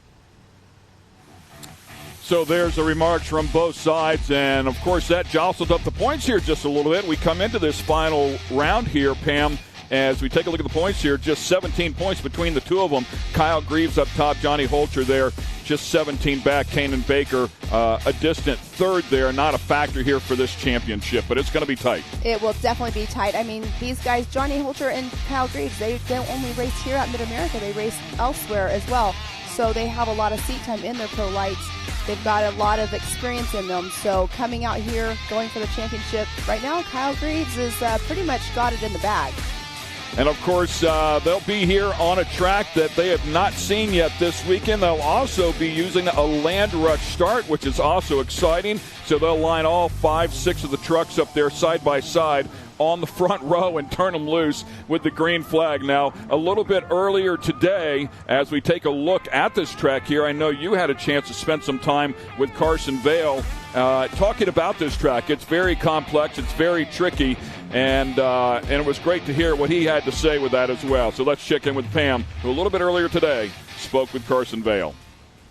Hey everybody, I'm Pam Hall here with Carson Vale. We're out here at MidAmerica Outdoors for round 5 of the Side-by-Side Championship Series. Carson Vale, you race in the Pro NA class. That is definitely a class that everybody is definitely, it's a challenge, I should say, because there's so many in the class, so much talent in the class. But right now, we're standing over here at the over-under jump here at the track. What do you think about this over-under jump? It's really fun. There's a specific line you can hit it, but there's many lines over there that you can come up to this thing. There's a lot of more of a comfortable line over there, but then there's also the line that some people will need to take. But when you end up over here, you go straight to the left, and that's probably one of the easiest sections on the track. You go straight up and off to the rhythm section you go.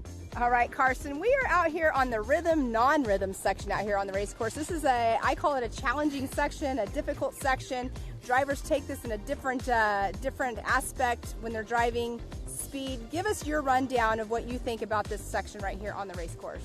As you look at it, it's really rough, but it changes throughout the race. It changes all day long. I mean, you got practice, qualifying, all of it that goes down through this section, through the rest of the track. Tracks change like that all the time, but this section's definitely weird because they call it the rhythm section, but there's not very much rhythm to it. You have to carry different amounts of speed through it at all times. There's that first one, and last round at Visions, it was really rough because you could barely hit it at all or you're landing in the flats. And then the second one and this one are actually really nice. They're not as bad, and they're actually really smooth if you hit them with the right speed. You can go from that end to that end perfect. Okay, now we're out here. Carson, we are in the S-turn section. This is definitely a technical section out here. It's completely different than last year. Last year we had the 80-foot tabletop jump that you guys had to go over.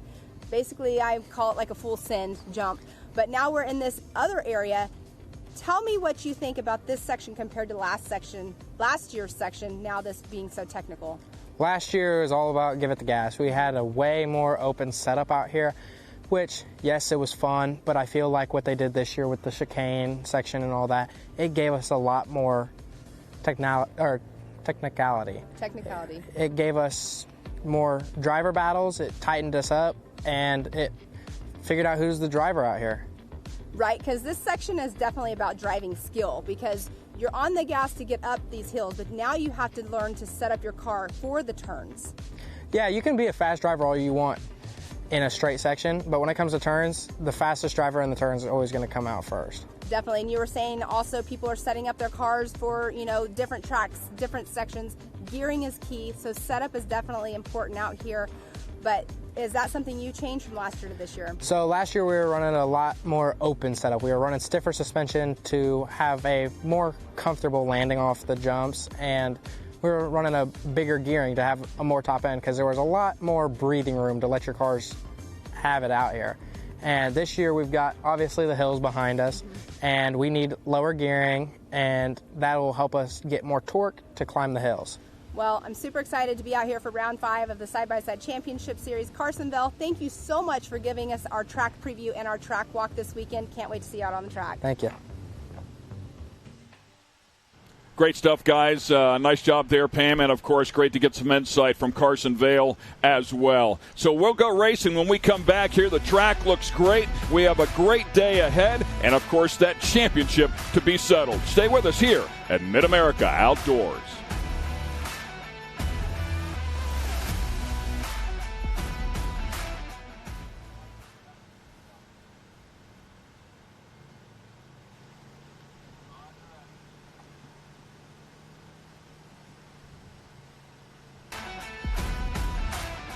And there's a look at the cars lined up for that land rush start here in our Expert NA category. Time to go racing here once again. We appreciate Race Control and all the racers working with us as well as we get things set up there for the TV show, that first segment in the can as we prep and work around everybody's schedules here today. And a lot going on after we get done here racing as well. There's rodeo going on, as you well know, Pam, so we needed to get that done now because our producers and a lot of our production team will go over there and take care of that. So just some of the stuff that goes on as it's a busy day with this condensed schedule, and we're putting together TV shows, obviously the live stream, a couple of different streams here today, and also the rodeo as well. So it's busy, and we like it that way. Yes, we do. We love it to be busy, but we do have our Expert NA Ultimax grid lineup up on the screen. We do have Luke Seyfried and Landon Seyfried, the twins, in 1 and 2. Blake Helms in that third position. Yeah, and that top 3 in the points just as they finished up there. And Kate and Isabella as well, also 4th in the points, and she finished 4th in that race. So funny how it goes, right? Everybody right in line, pretty much where they need to be. But I think it's the Seyfrieds that really put on the show. The brothers were really duking it out, and it was a lot of fun to watch them go at it. The lead changed back and forth a couple, 2-3 times. So we'll find out what they have for us here in this second race of round 5, and of course looking forward to who's going to win the overall here. So far the overall has been won by the Seyfrieds, either or Luke or Landon, all season long. Yes, and here we go. Green flag is dropped. I'm so sorry I interrupted you on that. Luke Seyfried does have a big moment right there. One of them gets turned sideways, goes across in front of a couple of other cars there. Oh, the 611 taking a big hit right there. What a shame. That is Edward Mangus. And the 4:31 of Bree Seek also suffering part of that fate. She finished 13th in the first race. The rest of the field out here battling. You can see they put some water down. We started to get some dust at the end of the first race round, if you will. So they put a little bit of water down to keep that dust to a low roar, and these first couple of laps will be a bit tricky. So it goes in short course off-road racing. It looks like the favorites are going to have a little bit of competition here so far. Yes, and it looks like we do already have Luke out in that front spot. They did have some competition right off the front there, but you can see their tires are spinning just a little bit more than they should be because of the water that they just put down on the track. But we have to stay on top of the track or we'll lose it, and we do not want it to be a dust bowl out there. But so the water is key. It's just unfortunate, they're the next race up. And you can see a couple of the cars getting offline. They're looking for some dry grip, of course. You can see just how slick it is. You've got to have some quick hands. I think the 31X in there, if I'm not mistaken, of Blake Helms. And everybody's stacking it up. Good battles going on here. Look at that battle. Second, third, fourth, fifth, sixth, all right there. Once they cross that line, that's where it's going to be interesting to see. It looks like we do have Landon Seyfert just as dropped back a few positions. And the number 82, it looks like he's already back almost in 5th position. So hopefully he does not have an issue going on since he is running second in points. But that's what happens when racing things happen. But the water on the track, you can see what you were saying. They're trying to find a dry spot to go on to. Yeah, I think he was just struggling in the wet there and missed a couple of the turns. And they started swallowing him up, tried to get things done. Somebody pulling off there that was in the top 2 or 3. Yes, it was. And we'll see if we can get a number for you, see if we can figure out who it is. I'm guessing it would be Caden Isabella. Caden Isabella. She came across stripe second, right? Yes, I think he did because being on the Optima grid is saying that he was in second position, and now he's not up there. So Caden, by the way, I think I've made this mistake more than once and referred to Caden as female. Caden is a male. My apologies there if I did that. Trying to get a look here on the numbers to figure out who is where now. So we have Luke in that 1 spot, but that is Blake Helms, I believe, running in that number 2 position. Trying to get a look. Blake Helms is the 31X. If we get a look at that number plate. And the 28 out front, Luke Seyfert. And you saw him go to the outside just a little bit there because it is a little bit drier ground. But and that was Blake Helms, the 31X right there. He gets out there a little bit loose in the slick, rotates it all the way around. They are all-wheel drive cars, and they do have a fair amount of grip even in the slick, but these first couple of laps are a handful. There's only so much you can do whenever it's very slick out there after a fresh water. Yeah, Luke really slinging that thing in there, kind of backing it in like a Pro 4, if you will. Trying to make out these numbers here for everybody, but this is definitely a race that has a stacked field, as we were saying earlier, and we do have a lot of talent that has been moving up into that. But we just saw Blake Helms got going again. He just went by our camera guy right there. And this so the top, go ahead. Oops, sorry. That's a very tricky area right there, talking with racers when we were actually on break, and that's technical for them to that left-hand turn right there because it's kind of like a flat spot on top, going back into that left-hand turn for the chicane. But we do have, that is Luke Seyfert still out front. Keegan Cummings there in second. Keegan took the shortcut over the jump there through that final turn, closed up the gap nicely on Luke Seyfert. Definitely has a good car here, hanging tough with one of the best in this category. All right, so Luke Seyfert in that number 1 spot, Keegan Cummings in second, and Darren Green's running in that number 3rd position. Caden Isabella is now up into 4th. So we have a lot of stuff all over the map here, but we do have Landon Seyfert. He has not came across, but he has back into that number 10th position. Yeah, really, really deep. So a tough outlap there for Landon. Came in here second in the points. Tied up with Blake Helms, by the way. So there's a look at the 611. We saw that on the opening lap there. Unfortunately for Mangus, just went sideways right across in front of a couple of cars and took a couple of them with him as well. And that looks like Darren Green in the 242s trying to make a pass on Keegan Cummings, but didn't quite make it around him. They're on that back stretch over there. That's where we used to have that table. Wow, tank slapper right there. Gathered it back up, though. That was a lot of fun to watch. Great driving. And now taking a look at the inside to see if he can get that position away from Keegan Cummings. And here they are going to be neck and neck. They have a lot of distance between them, which is good. They're not running right side by side. But Luke Seyfried, he is just on it again this race. And he had issues in practice earlier. Now he's out here running in first, but he's got people on his tail. It looks like he got Darren passed. Green, I think that was that Derek Green that got all the way up in there to battle for first? It is, and Keegan Cummings now is out in the lead here. This is just all over the map here, isn't it? All over the race course.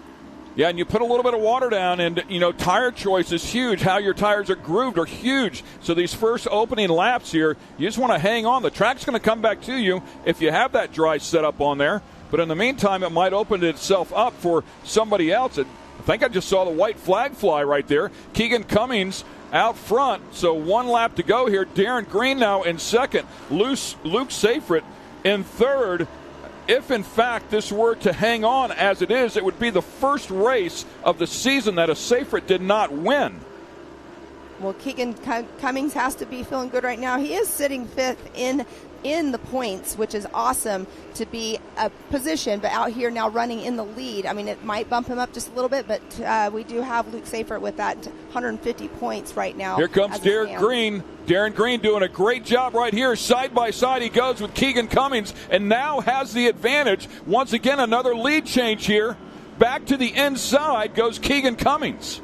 Well, they have a great race between the top 3 going. Keegan Cummings in that first, but Darren Green in that second. He just keeps trying to find that window open to where he can slip in and he can just get into that number 1 position. Luke Seyfried hanging right there. Luke Seyfried coming up now, taking a look at the outside. They go 3 wide. One of them breaks right in the middle of everything. That's Keegan Cummings. Oh, my goodness. Our leader goes down here on the last lap. We saw that in race number 1 as well. Unfortunately, it happened to Colin Truitt in the last lap. Car broke, didn't make it to the finish line. Ends up deep in the field. Luke Seyfried's going to still have a shot at this thing. And he's back. How about that? Wow, it's amazing. This race has been a very exciting race for everybody watching at home. I can only imagine what our people in our stands are doing watching this race as well. Yeah, it's ever-changing. That's what we love about it for sure. An action-packed race is what we love to see. The drivers will come back. They won't be happy with the slick conditions. And, if you know you're going to get this, and like I say, if you have an option, if you brought another set of tires, you could make that tire choice change. Mm-hmm. But a lot of times you don't know till you get up there to the starting line. It's just a tough call. Through the final turn, though, looking for the checkered flag. And Seyfried trying to keep this streak alive for the family is going to get it done. Congratulations to Luke. Luke won earlier and will win here, so no doubt gets the overall. Congratulations to him. Darren Green and Caden Isabella. Caden Isabella works his way back up to 3rd place. What a great effort there. Definitely, and Blake Helms came through in that 4th position, which he is sitting 3rd in points. So what a great race. I love that. So much action, so much back and forth. Definitely Luke had his work cut out for him to get back up in front and get that number 1 box. Yeah, exciting stuff. Really surprised at how things, shook out there. Well, and here we got to look at our point standing. So we have Luke with 150 points before today's races. Landon Seyfried and Blake Helms were tied for points. And you do have to drop a race at the end of the season, so it'll play out. I mean, obviously Blake just finished better than Landon, so it's just all going to play out in a points battle at the end of the day. Yeah, and I think in terms of the overall for this round, if my gorilla math is correct, Caden Isabella will actually finish 1 spot ahead of Blake.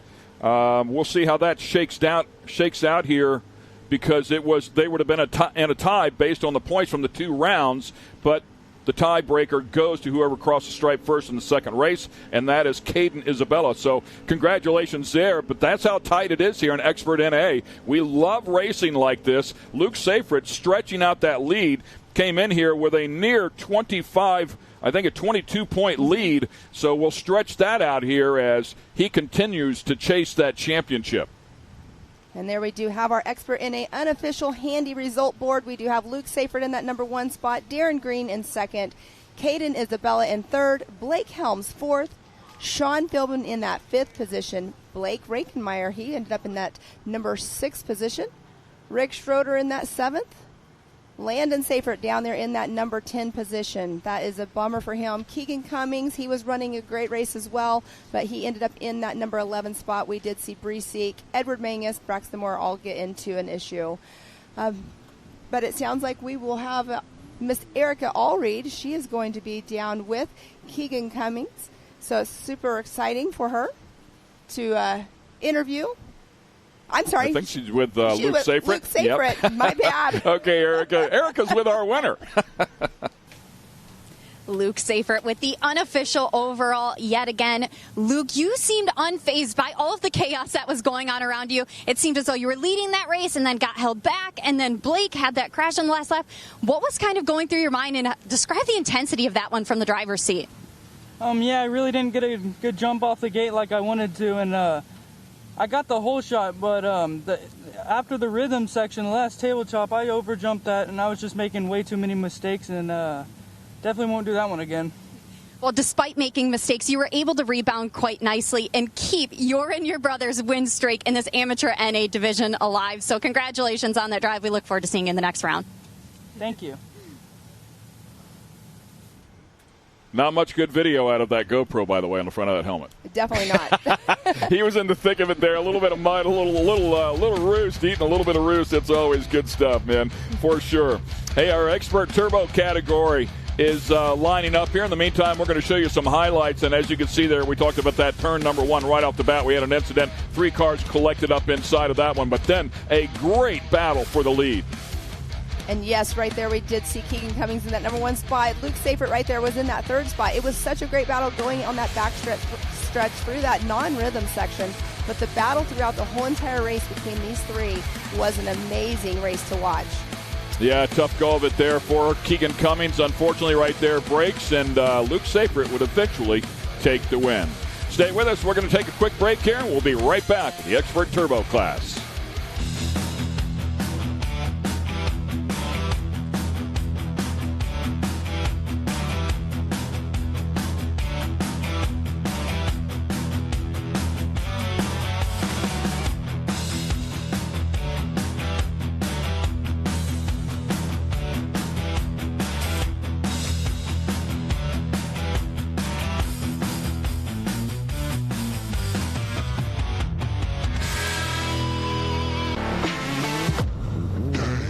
Lightweight, agile, and strong, the Pitbull is perfect for the job. The Pitbull is the first and only lift that can be used in the pits and in your garage. Elevate your racing with a Handy.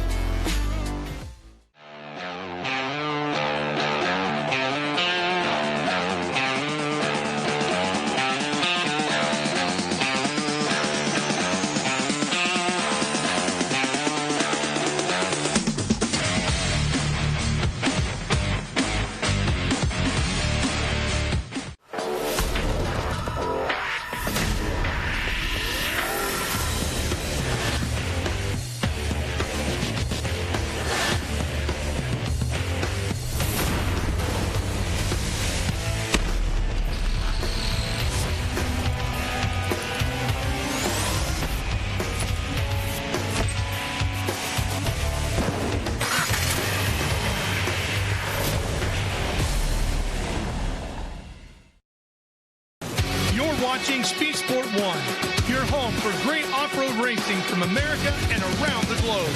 Woo-hoo-hoo! From Ultra 4 to rallies, these guys are fighting for the lead. It seems very aggressive. Short course to desert race. Great move there. He is so fast. Whether on 2 wheels or 4, Speed Sport 1 has the off-road action you crave. Look at that move. Jumps to the inside. Speed Sport 1, the Motorsports Network.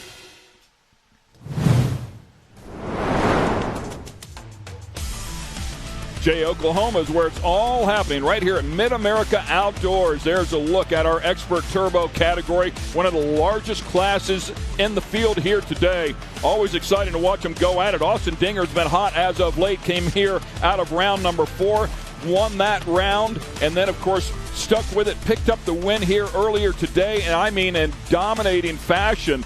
How about the big surprise behind him? John Calligaroo finishes up in second place, right rear tire, trying its best to fall off, but it hung on, and he hung on. Congratulations to Johnny Caves, a sponsor here for the series. We appreciate everything he does from that angle, but happy he was able to hang on there and grab second place. And then Jake Frederick, also a season best for him, finishing up in third place as they roll them out here. They'll start them side by side here, but both of those guys doing a great job. John had finished fourth a little bit earlier, round 2, first race, finished fourth, but that second place finish on the podium, his first one of the season, as was Jake Frederick. So congrats to both of those guys on a great first race. Yes, and then we do have Blake Helms in that number 4 spot, who just got out of racing in our Expert NA class. So now he's fresh off the race course. We were talking about this earlier.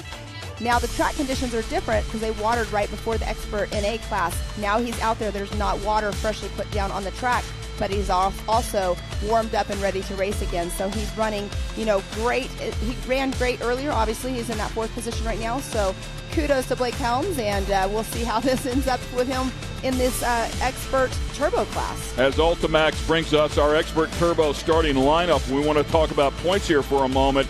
Mickey Schroeder finished down in 5th. He came in here with a 3-point lead over Austin Dinger, who won it. Austin Dinger with back-to-back wins. We have 2 more rounds after this race, of course, for the championship. So there's a lot of racing to be done, but as it stands right now, Austin Dinger has a real shot at leaving here with the points lead. It's going to be exciting. And right behind Dinger, by the way, just another 6 points back, is Donovan Willis. However, Donovan Willis with a disastrous race, I should say, finishing up in 20th place. So we'll see how it shakes out, but Austin Dinger certainly standing in a great place to move forward here in this hunt for the championship.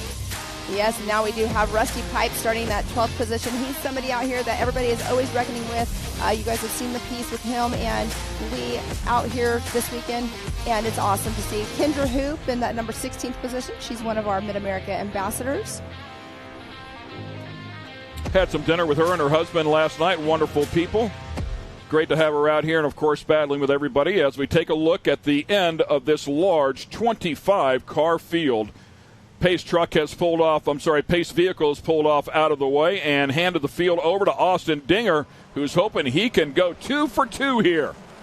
Yes, and when that green flag waves, it's all go. You go no matter where you're at. You want to get past your people in front of you, you can. But going into that turn number 1, that's a right-hand turn. It's a tight turn, but they automatically go into a left-hand turn up that raceline bridge here in just a moment after they go over the over jump. And Austin Dinger already out front.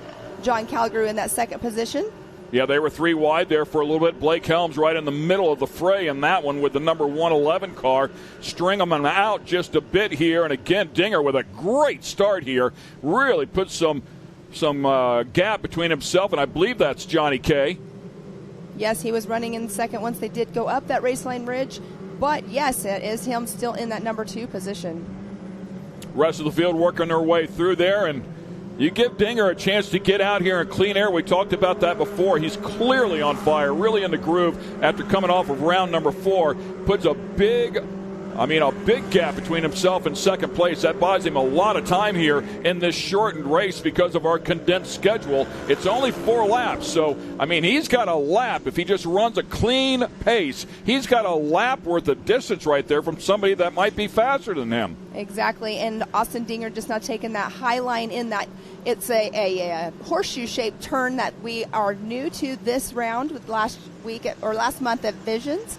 It was we did not run that one, but it is at a 45-degree angle. That is quite an angle for these cars to have to maneuver themselves around and learn how to drive that corner. You see how light they get coming over that, and then, of course, down into that right-hander. Looks like they tightened up that tire stack just a little bit from where it was earlier for race number 1. Opened up the bottom of that turn. Now, it might have been really wet and soggy earlier today, which is why they had that tire stack out there and now have moved it back. Track looks great. It's really coming in nice here for this 2nd race. Exactly. Doing the watering that we have been doing. Yes, it's unfortunate for the drivers that have to go out right after the water, but it makes it for great track conditions. It's pretty funny to me to see, though, dust out on the race course after all the rain that we had yesterday. Yeah, it doesn't take long with, there's the better part of 200 cars out here shredding this place, so pretty exciting. Great car count here once again. Large fields. You can see the inside of turn, I believe that's turn 2 or 3, really starting to dust up there. But some of it is different dirt compound, too, that the water just doesn't soak into. Exactly. And coming through the start-finish line, it was Austin Dinger in that number 1 spot, John Calligrew in second, and Austin Braden actually is up in that 3rd position with Jason Roper in that 4th spot. Austin Braden finishing up in 6th in race number 1. Jason Roper, part of a pro team as well, a representative from Paget Brakes, and great brake company, great brake pads, great brake products. So he's one of those reps, but he also gets in here and throws it down with the gang, which is really cool to know that you can work with a rep that has some seat time out here, knows exactly what you're talking about. Yes, and you can see Austin Braden is trying to look for that window open closely behind John Calligrew, but it just has not quite happened for him yet, but he is definitely not letting him get too far out of his sights.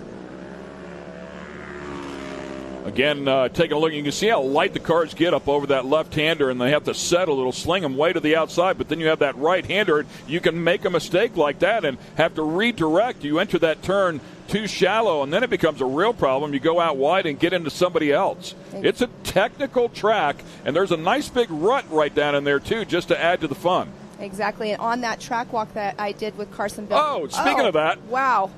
That is turn number 9 right there. That is where it is that off camber where they're going downhill, and it's an off camber right-hand turn.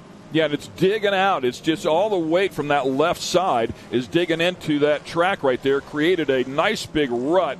So you have to be careful with it. You can see the cars here really slinging them in there. It can definitely knock a tire off of a bead, bend a wheel. The number 57 just absolutely throwing it down in there. That is John Calligrew trying to hang on, and that might have been what got a wheel earlier in race number 1. He's got a handful of competition now, though.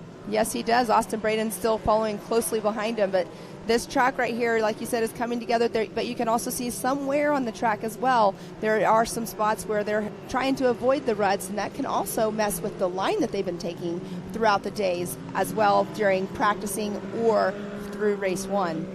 So I think Braden might have got the spot there from John Calligrew.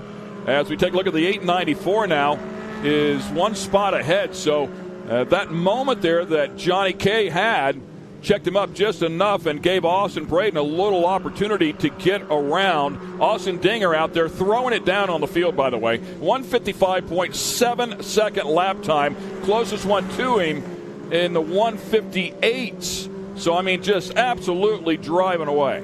Wow, that is an amazing fast lap, and it's awesome to see the expert turbos out here throwing down fast lap times like that. They're not too far off from our pro turbo classes. 57 of Johnny K sitting there in 3rd place. Jason Roper back in there, and Blake Helm still doing battle. Jacob Frederick, who was on the podium in race number 1, in 6th place, still inside of the top 10, could have a great overall. Be better yet if he could pick up a couple more spots. You can see that little kicker right there launches him up in the air just a bit. Yes, and Austin Dinger right there, he kind of cut that. You have 2 different lines right there as he gets the white flag, but there are 2 different lines right there. You can take an inside line that has a little bit of a hump to it, or the outside you can do more of a drift style, and it looked like he kind of scattered between the 2 of them is what it looked like on that last lap. So as you mentioned there, white flag is out. Final lap here for our expert turbo category, race number 2, round number 5. And like I was talking about earlier on that overjump, you can kind of see it. That was a great angle just now by our drone footage. They put like a little kicker at the beginning of that because it helps them jump over that concrete bridge, I should say, that goes to the under. But Austin Dinger right there back on the non-rhythm section going into our step up. Yeah, just a massive lead here, so he'll really be able to back off here and take it easy. No point in risking anything here. No, just keep good pace as he's doing, and just don't risk it through the turns. Exactly. With that white flag coming out, that's where you don't want to take any chances whatsoever. But we have seen quite a bit throughout the day, the last lap, no matter what. He'll bite you. Exactly. There's something on the last lap and today. There's something to do. It seems like it happens right here for some reason. Of all places, I mean, one of the easier spots on the track, if you will. Yes. You would think it would happen up in here, you know, where it really stresses the car. You've really got to be on point here to drive this part of the track at speed. Yes, exactly. You're exactly right on that. But how cool is it that they're doing that big 45-degree angle U-turn up there, the horseshoe? That they didn't get to do that at Visions, and the drivers were super excited about getting to add that to the track. So that added just a little bit of distance to it, but it also sets them up better for this S section turn on the backstretch of our track. Touching on the points here, Mickey Schrader, as we talked about, finished up, I believe it was 5th in the first race, is back in 9th. He was a points leader coming in by 3 over this guy who's looking to put together a first place overall. He's just a couple of turns away from getting that done and could leave here with the points lead. There it is. Checkered flag is out. So congratulations to Austin Dinger. This is the weekend he was hoping to have. And this championship points lead will change now. Austin Braden across in second. How about Johnny K? No podium finishes all season. Boom, back-to-back podiums. So congratulations to Johnny Caligaroo as well. Great job. Yes, and he had to work for it today, having that issue in race 1 with that rear tire on the last lap happening. But Blake Helms in that number 4 spot. Jacob Frederick in that 5th, but what a great race by our expert turbo class. We had 25 cars that were in that race just now. Actually, 20 cars. I'm sorry about that. Austin Braden, by the way, a 156.5, quickest lap of the race for him on that final lap. So he was closing the gap in terms of speed to Austin Dinger. Congrats on that as we take a look at the rest of them rolling across here. Large class, a lot of competition. Points battle changing here. 2 rounds yet to go. That's a total of 4 races. We'll keep an eye there on the number 23 as well of Perry Mahaney out of Arlington, Texas. And if I'm not mistaken, this might be Perry's first weekend with us. So Perry out there looking to just finish this one up, and there's something said for that as well.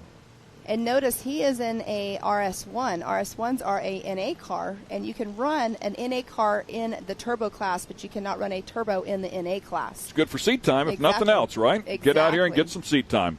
So here's a look at our handy unofficial results for the Expert Turbo category. Congrats to Austin Dinger. Excellent weekend there. Back-to-back wins will give him the overall. Austin Braden there in second place.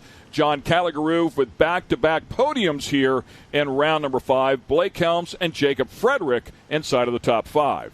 Yes, and we had Mickey Schroeder end up in that 9th position, as we have been talking about earlier. Lee Knowles ended up in 13th position. We have Cooper Stewart in that 15th position. Kendra Hoop, she came out there. She's been racing a lot. She's in that 17th position. But Donovan Willis, he ended up in 18th position. Perry Mahaney in 20th. So it's been a lot of fun racing today. Take a look at the rest of the players. Yeah, too, Bree Seek just with a tough weekend here. Unfortunately for Bree, 23rd and I think 20th here. A tough go of it this weekend, and she was doing really solid inside of the top 10 in points. So it goes. All right, down with our winner. That is Austin Dinger and our Erica Allreed. Austin Dinger with his 3rd consecutive win. Austin, you and I chatted after your win in round 4, and you said you weren't quite satisfied with your car, but since then you said you made small changes to the suspension and brakes, and they had big implications. Do you feel like those paid off today and contributed to this overall? Because, must I say, you looked incredibly comfortable up front. Well, thank you. Yeah, absolutely. Those small changes we made allow us to be able to drive the car how I want to drive it for the entire time, so allows us to be smooth, settle in, run a good pace. Today was really all about making sure we try to get finished first, take the points lead back over. So we were being, drive a smart race, just settle in, don't push it too hard, and make sure we had a job to do today and we got it done. So I would say you did, to say the least. Well, congratulations on retaking over that points lead, and we look forward to seeing you in those final 2 rounds and see what you can do. Absolutely. Thank you so much. And once again, we welcome you back here to the booth. We have a lot of racing yet to go here. Some great racing as it's now time for our pro classes, Pro NA, Pro Turbo, and Pro Light, where we will crown a champion here today. Hand out a bonus check of $25,000 to that champion as well. So good stuff coming your way there as we take a look at just some of the grounds here at MidAmerica Outdoors. We will take a look at our starting grid here for the Pro NA category. Coming away with the win in the first race earlier today, Kanan Baker was absolutely on fire, just driving around the outside of people, then doubled up inside of the Pro Turbo category. I don't know what happened over there in that pit, but he is switched on. He's definitely 100% on that. And we do have Owen Van Eperen. He is in that number 2 spot. He was out there running a great race as well. Cross Kirchmeier. I mean, come on, Cross Kirchmeier. A great race almost every single time he's out here. Carson Bell, 4th position. His car is on fire this weekend. He's doing amazing in this Pro and A class. Yeah, as we look back at that race as well, I mean, Chase Carr was up in there, was leading for a while. Owen Van Eperen was leading for a while. Sean Hess had a moment, ended up on his lid there with the Honda. Kanan Baker had to go around a couple of people to get up to the front. Aliana Baker finishes up inside of the top 10. It was a busy race. It was really exciting for sure. We had a lot of fun. You talked about Carson Vale having a great run. Another young, talented driver. I mean, a number of 15-year-olds and 16-year-olds. Colin Truitt, by the way, was either in second or third, and on the last lap had something go away. So a tough round for Colin Truitt, who had a fast car. Very tough. And Tyler Rimreed, he ended up on his lid as well, got back on his wheels and kept going. Aaron Cuevas, he finished up in that 11th position in race 1, so here he is starting. But we do have them doing the rolling starts. I love the rolling starts. I know we always talk about this, like rolling starts or land rush. What's your favorite? But I love watching these rolling starts. It's really great for the show and great for me being my favorite. I love watching it. Well, everybody has a favorite. I love the land rush starts, but I love it when they stretch them out some 10 wide. That's an exciting start as well. So either way it goes, it's a lot of fun. And the best are going to come out here and throw down right now as they go through the final turn here. Pace vehicle has pulled off out of the way, handed the field over to Kanan Baker there in the white Baco-sponsored machine. Green flag out. Here we go. Second race here, round 5. Colin Truitt already way down on the inside, trying to find some room. Can he get through that turn? He's way back in the pack, scrapping up. I don't know if he was able to or not. They would have been 3 wide easily. Yes, I'm not sure. I actually just saw him, but yeah, that was definitely a bottleneck right there. Going into that right-hand turn, it's a definitely tight right. That's Chad Mayo right there with a 401 on top of his car. Makes it very visible, but look at this. This right here, this is where the adrenaline is pumping. And you know, Kanan Baker right now is going, okay, I know I'm out front. I need to keep this position because I don't want to be in the dust. I want to keep my number 1 spot for the day. Yeah, a lot of this track in really good shape. That one spot really dries out. You can see the level of dust there. Pretty scary. I mean, you just can't see anything. And great opportunity for a wreck. It looked like somebody might have just hooked a rut right there, right when they made the camera switch. I don't know if somebody went for a ride there or not. We'll try to figure that out. It looked like the one of our recovery vehicles was heading that way, so you might be correct on that. But right on that backstretch net, they were going straight into our S turns. Yeah. That's number 64. And that's a scary situation right there. You can see the water coming out of the radiator, as you might imagine, extremely hot as well.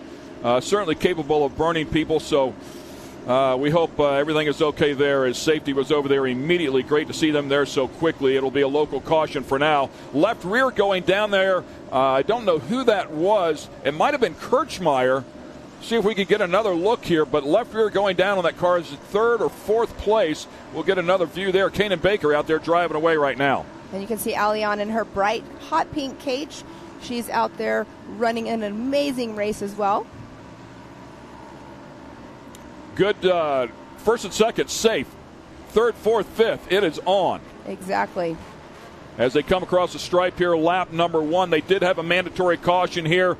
It's going to be really quick here. Second and third separated there by just a 1/10 of a second. And, that was a big moment. That was a big ride right there. Looks like that might have been Colin. Is that Colin Truitt over there to the left-hand side?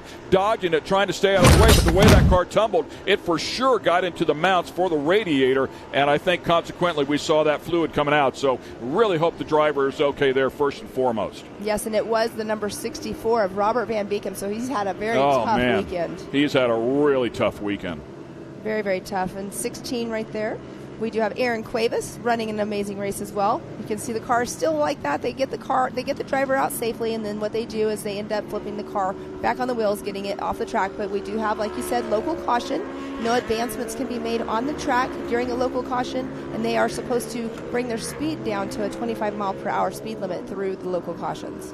Our points leader coming in here was Owen Van Eperen and Chase Carr. They were tied up. Owen Van Eperen ending up in second place there in that first race. I'm not going to, hopefully this is not going on, but it almost looks like Kanan Baker has a right rear going down. And we'll take a look at that. He might have side-loaded that thing really hard. Good look at it right there. Maybe not. It looked like it was. Maybe it was just the way he was on the track. Well, you know, they get in a rut. Depending on the camera angle, if they're in a rut, it can look like it's completely flat. Yes. Sean Hess making it through. This is turn number 7. Here's the left rear. That was the car that I saw a little bit earlier that's struggling with the left rear. It looks like there might be damage to the suspension, actually. Okay. And that turn that camera is in, that is turn number 7, and that's when the Carson Bell was talking about during our track walk of how that is definitely a technical turn. For him personally, he's learned to drive it now at this point, but it's been a technical turn for a lot of the racers out here at MidAmerica. So as I was talking about the points there between Owen Van Eperen and Chase Carr, they were tied up at 128 apiece. Owen Van Eperen finishing second in that first race. We'll have a better shot at it here. Good battle going on between these two as they start their next lap and carefully making that right-hander. Chase Carr finished 5th, so the points lead would go to Van Eperen. He's not necessarily worried about Kanan Baker, who's really not a threat in terms of points, coming in here 8th in the points. So just drive a smart race here. If you don't have a race car for him here this weekend, go back, get better at it, but don't risk it. Exactly. And speaking of Chase Carr, he is right there. He is behind Carson Bell. Carson Bell is running in 3rd place right now. He has got to be feeling really good that he is in that number 3 position. He's really stepped up his racing game this year. He's also one that a lot of the younger drivers look up to because Carson himself is only a 15-year-old teenager that's out here racing in our Pro and A class. It's pretty cool to see. Kanan Baker, he's making a little bit more distance between him and Owen Van Eperen, and there's Carson Bell with Chase Carr behind him. Great battle going on. Chase Carr, he's also been racing for years as well over on the West Coast with his dad as his car builder, Car One. Yeah, both. You say racing for years, you would think that he would be older. He's 15 years old, so they're both 15 years old. So the competition caution coming out here for Kanan Baker. He will check up a little bit. The rest of the field will charge to the finish line and try to catch back up. Sean Hess, I saw sneak across there as well. We had great diversity in the manufacturers as well. Kanan Baker with the Polaris. Then a Yamaha right behind him with Owen Van Eperen. Carson Vale, as you talked about before, also doing a great job. He's in a Polaris. And same with Chase Carr. He's also in a Polaris. Then Sean Hess was coming through. He is sitting in that number 5 position. He's running in that Honda. We have Chad Mayo. His car is very bright. It shows up on race course very brightly out there. He was going through that turn. There's Aliana Baker. Looks like she might have a little damage to the front end of her car. Looks like her hood was flapping up. Not sure if she got into somebody or something happened. Yeah, and I've yet to get a number on the car that has that struggling left rear, but I feel like it might be Tyler Rimreed. Think it was Kirchmeier. So everybody back across the stripe there.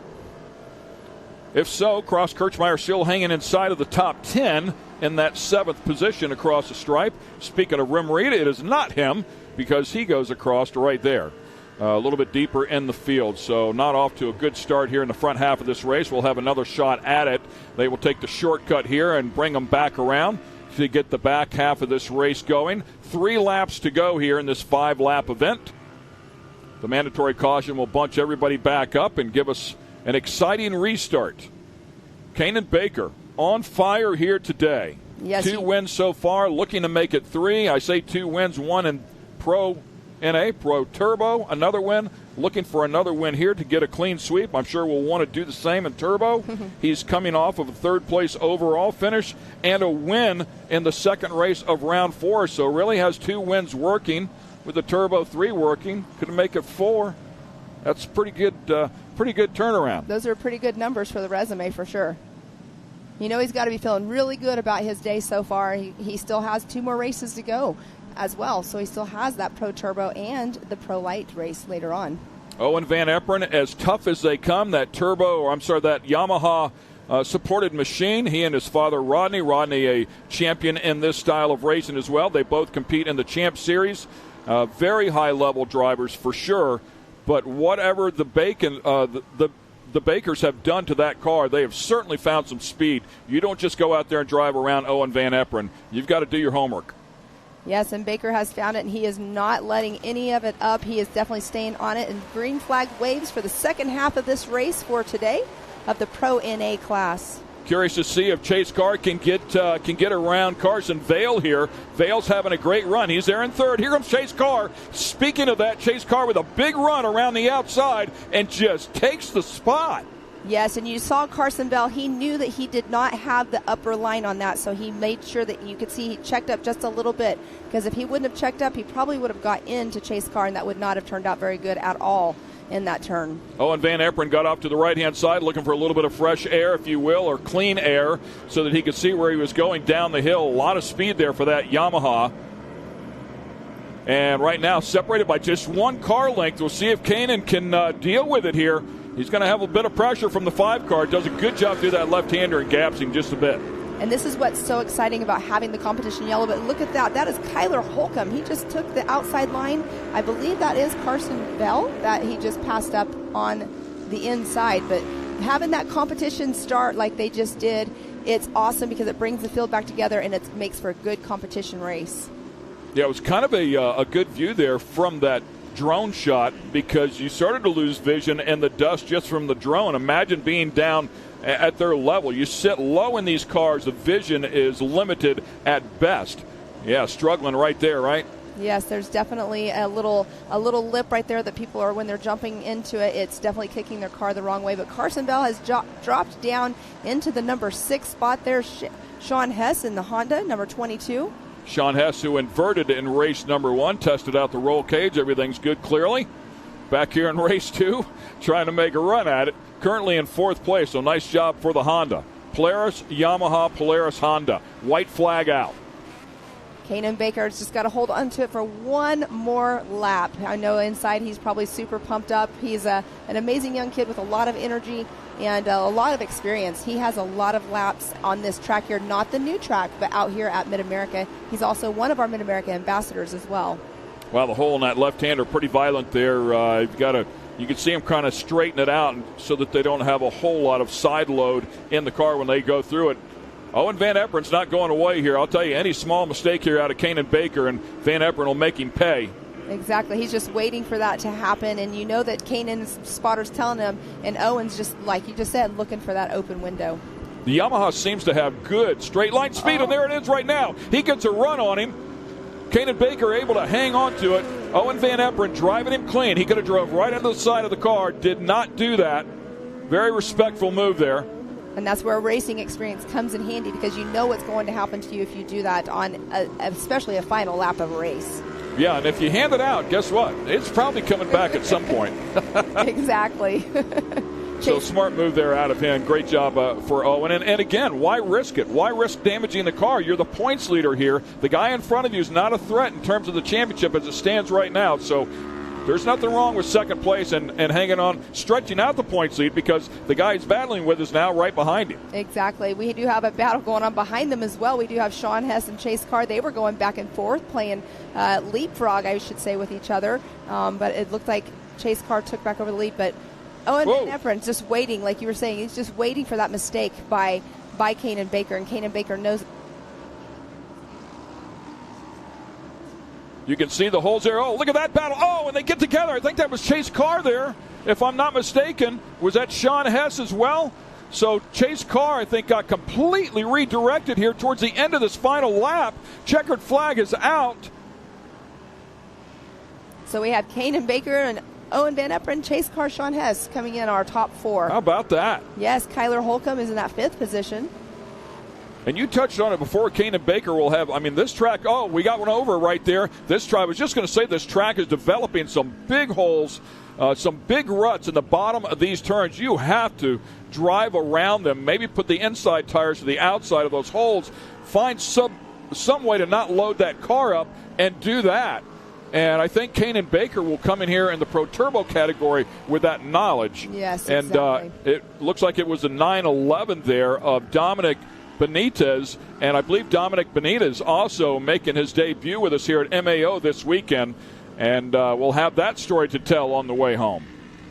Well, such a bummer. That's how come we see this all the time, stuff happening on the last lap, and this just happened in the last turn. So a 14th position for Dominic, but out here debuting, finishing a race sometimes is a win in itself, especially when you're new to the race course, you don't know anything about the race course or have never even been on the track. But here we do have our Pro NA handy unofficial results with Kanan Baker in that number 1 spot. Oh, and Van Eperen there with a good effort right to the very end, keeping Kanan honest. Chase Carr and Sean Hess, those guys really duking it out there on that last lap. Somebody fighting for that podium spot. So Chase Carr will keep it relatively close to the points. Sean Hess also a threat in the points there in 4th. Kyler Holcomb to round out your top 5. Yes, and Cohen Crawford in that number 6 spot. Aliana Baker, she is up there in that number 7 spot. So great run by Aliana. We do have Chad Mayo in the 8th spot. Cross Kirchmeier was having that issue with the tire. And then we did see Colin Truitt involved in the incident with Robert Van Beekum. So, or not involved with him, but avoiding it, I should say. Carson Bell, he fell all the way back to the 11th position. He was running in that 3rd position for just a little bit out here. Aaron Cuevas in 12th. Tyler Rimreed did not take a tumble this race, so you know that's feeling good for him right now because last race was definitely a hiccup for him. He's running in that number 13 position. Dominic Benitez, as we just saw on his lid there on that last lap. And then we have Eddie Ensign that was in that number 15 spot. He only got 1 lap in, and we did see Robert Van Beeken have that issue. Hopefully all is good. Obviously he is all good and out, but the car did take a bad tumble. But we are getting a little bit of a highlight video here of this race. It was an amazing race. There's a lot of action in that race, taking the green flag there.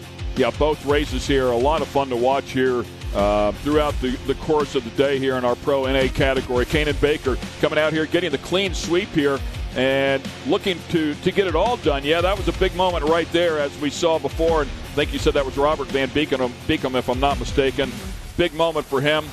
Left rear gone completely there for one of the cars, but scrapping out in the front was the 21 Baco-backed machine, Kanan Baker, who will win the overall here in round number 5. Congratulations to him, his first overall for the season.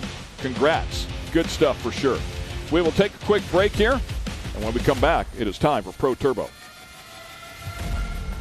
Speed Sport has been America's motorsports authority since 1934. Get news, results, and commentary from the most connected experts in the business, covering all forms of motorsports from flat track to NASCAR and everything in between. Bookmark speedsport.com on your mobile device now, or follow Speed Sport on social, and be sure to subscribe to the Speed Sport Daily. Speed Sport is your one-stop shop for all things racing on 2 wheels and 4. AMSOIL runs on freedom and has since 1972. The rest of the market has been trying to follow our lead ever since. But a head start is a head start. Run with us.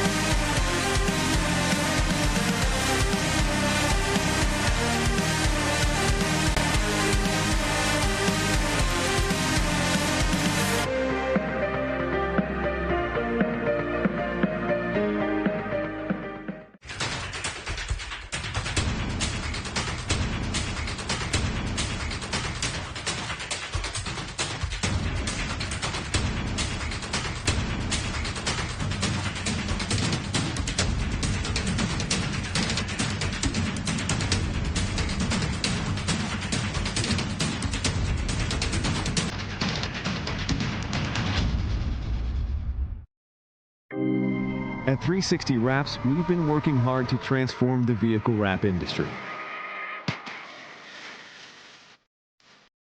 Wherever you are, we're standing by to show you the professionalism you deserve.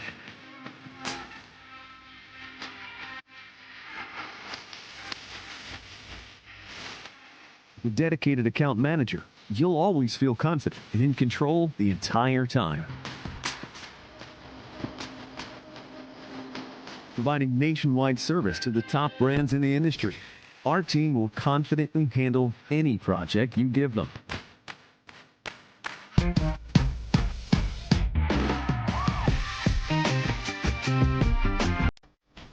One contact, one company, nationwide service. Come by to experience the 360 difference for yourself.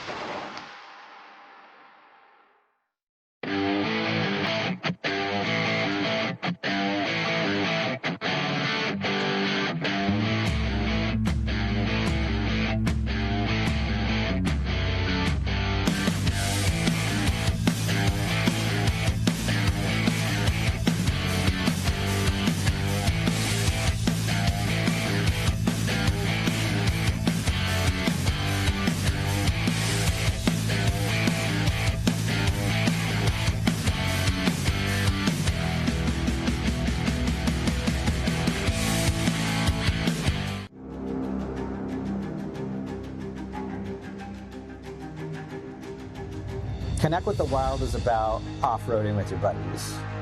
Connect with the Wild is about going to Moab and conquering new challenges that you didn't think were possible. Ultimately, Connect with the Wild is about enjoying the outdoors in your vehicle as best you can. We're treating it like we know it's something special that everyone will remember.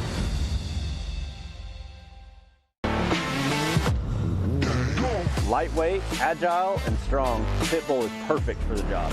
The Pit Bull is the first and only lift that can be used in the pits and in your garage. Elevate your racing with a Handy.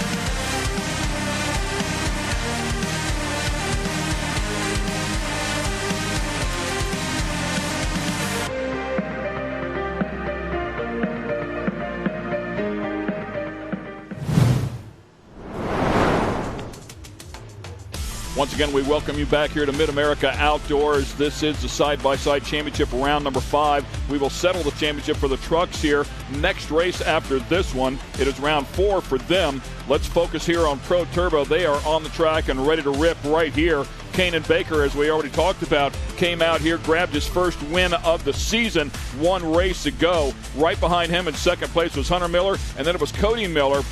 Great battles going on there. Kyle Cheney started off at the front row because they started off based on points, but Cheney had a problem, pulled off the track, looked like he had shut it off for a moment, got it fired back up, and took off again, was way deep in the pack, scrapped his way back up to 9th. So he'll be starting here a little bit deeper. We'll find out how he does. Corey Willis finishing up in 4th place there.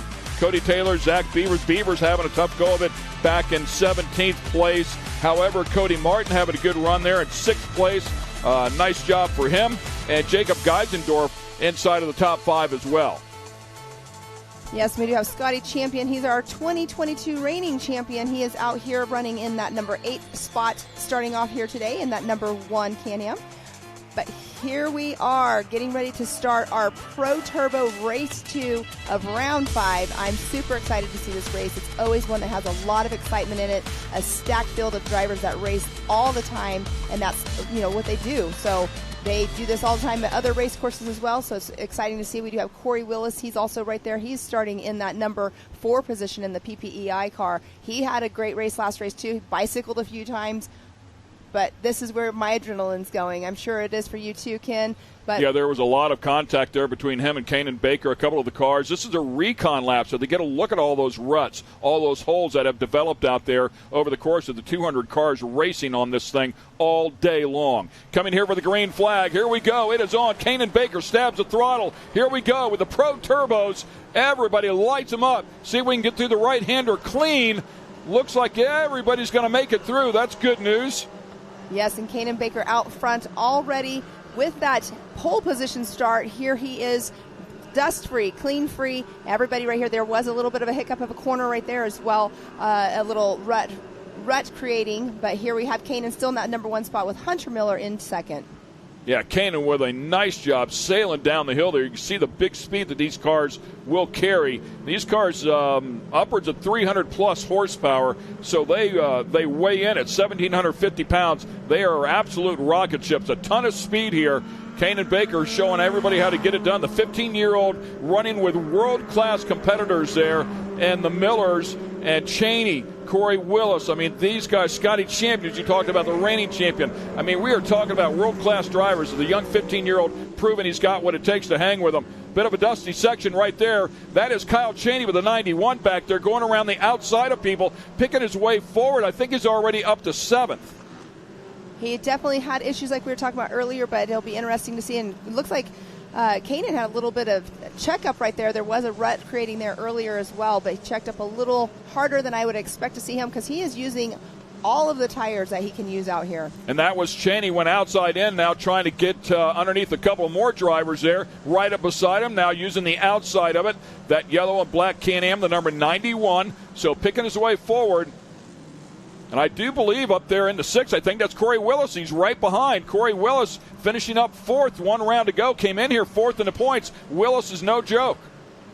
Definitely not in there. Kanan Baker making his first complete lap at a 1:49.571. He has the fastest lap out there right now on race course with a 1:49.571. That's an amazing lap time for the young Kanan Baker. Yeah, and in comparison, these are the same cars that we saw in Expert Turbo, and their lap times, a good lap time there was a 1:55. So some 5-6 seconds faster. That's what the pros will get you here. The setup and their driving ability, their experience with that set. He's 15 years old and he's leading this group, but so good.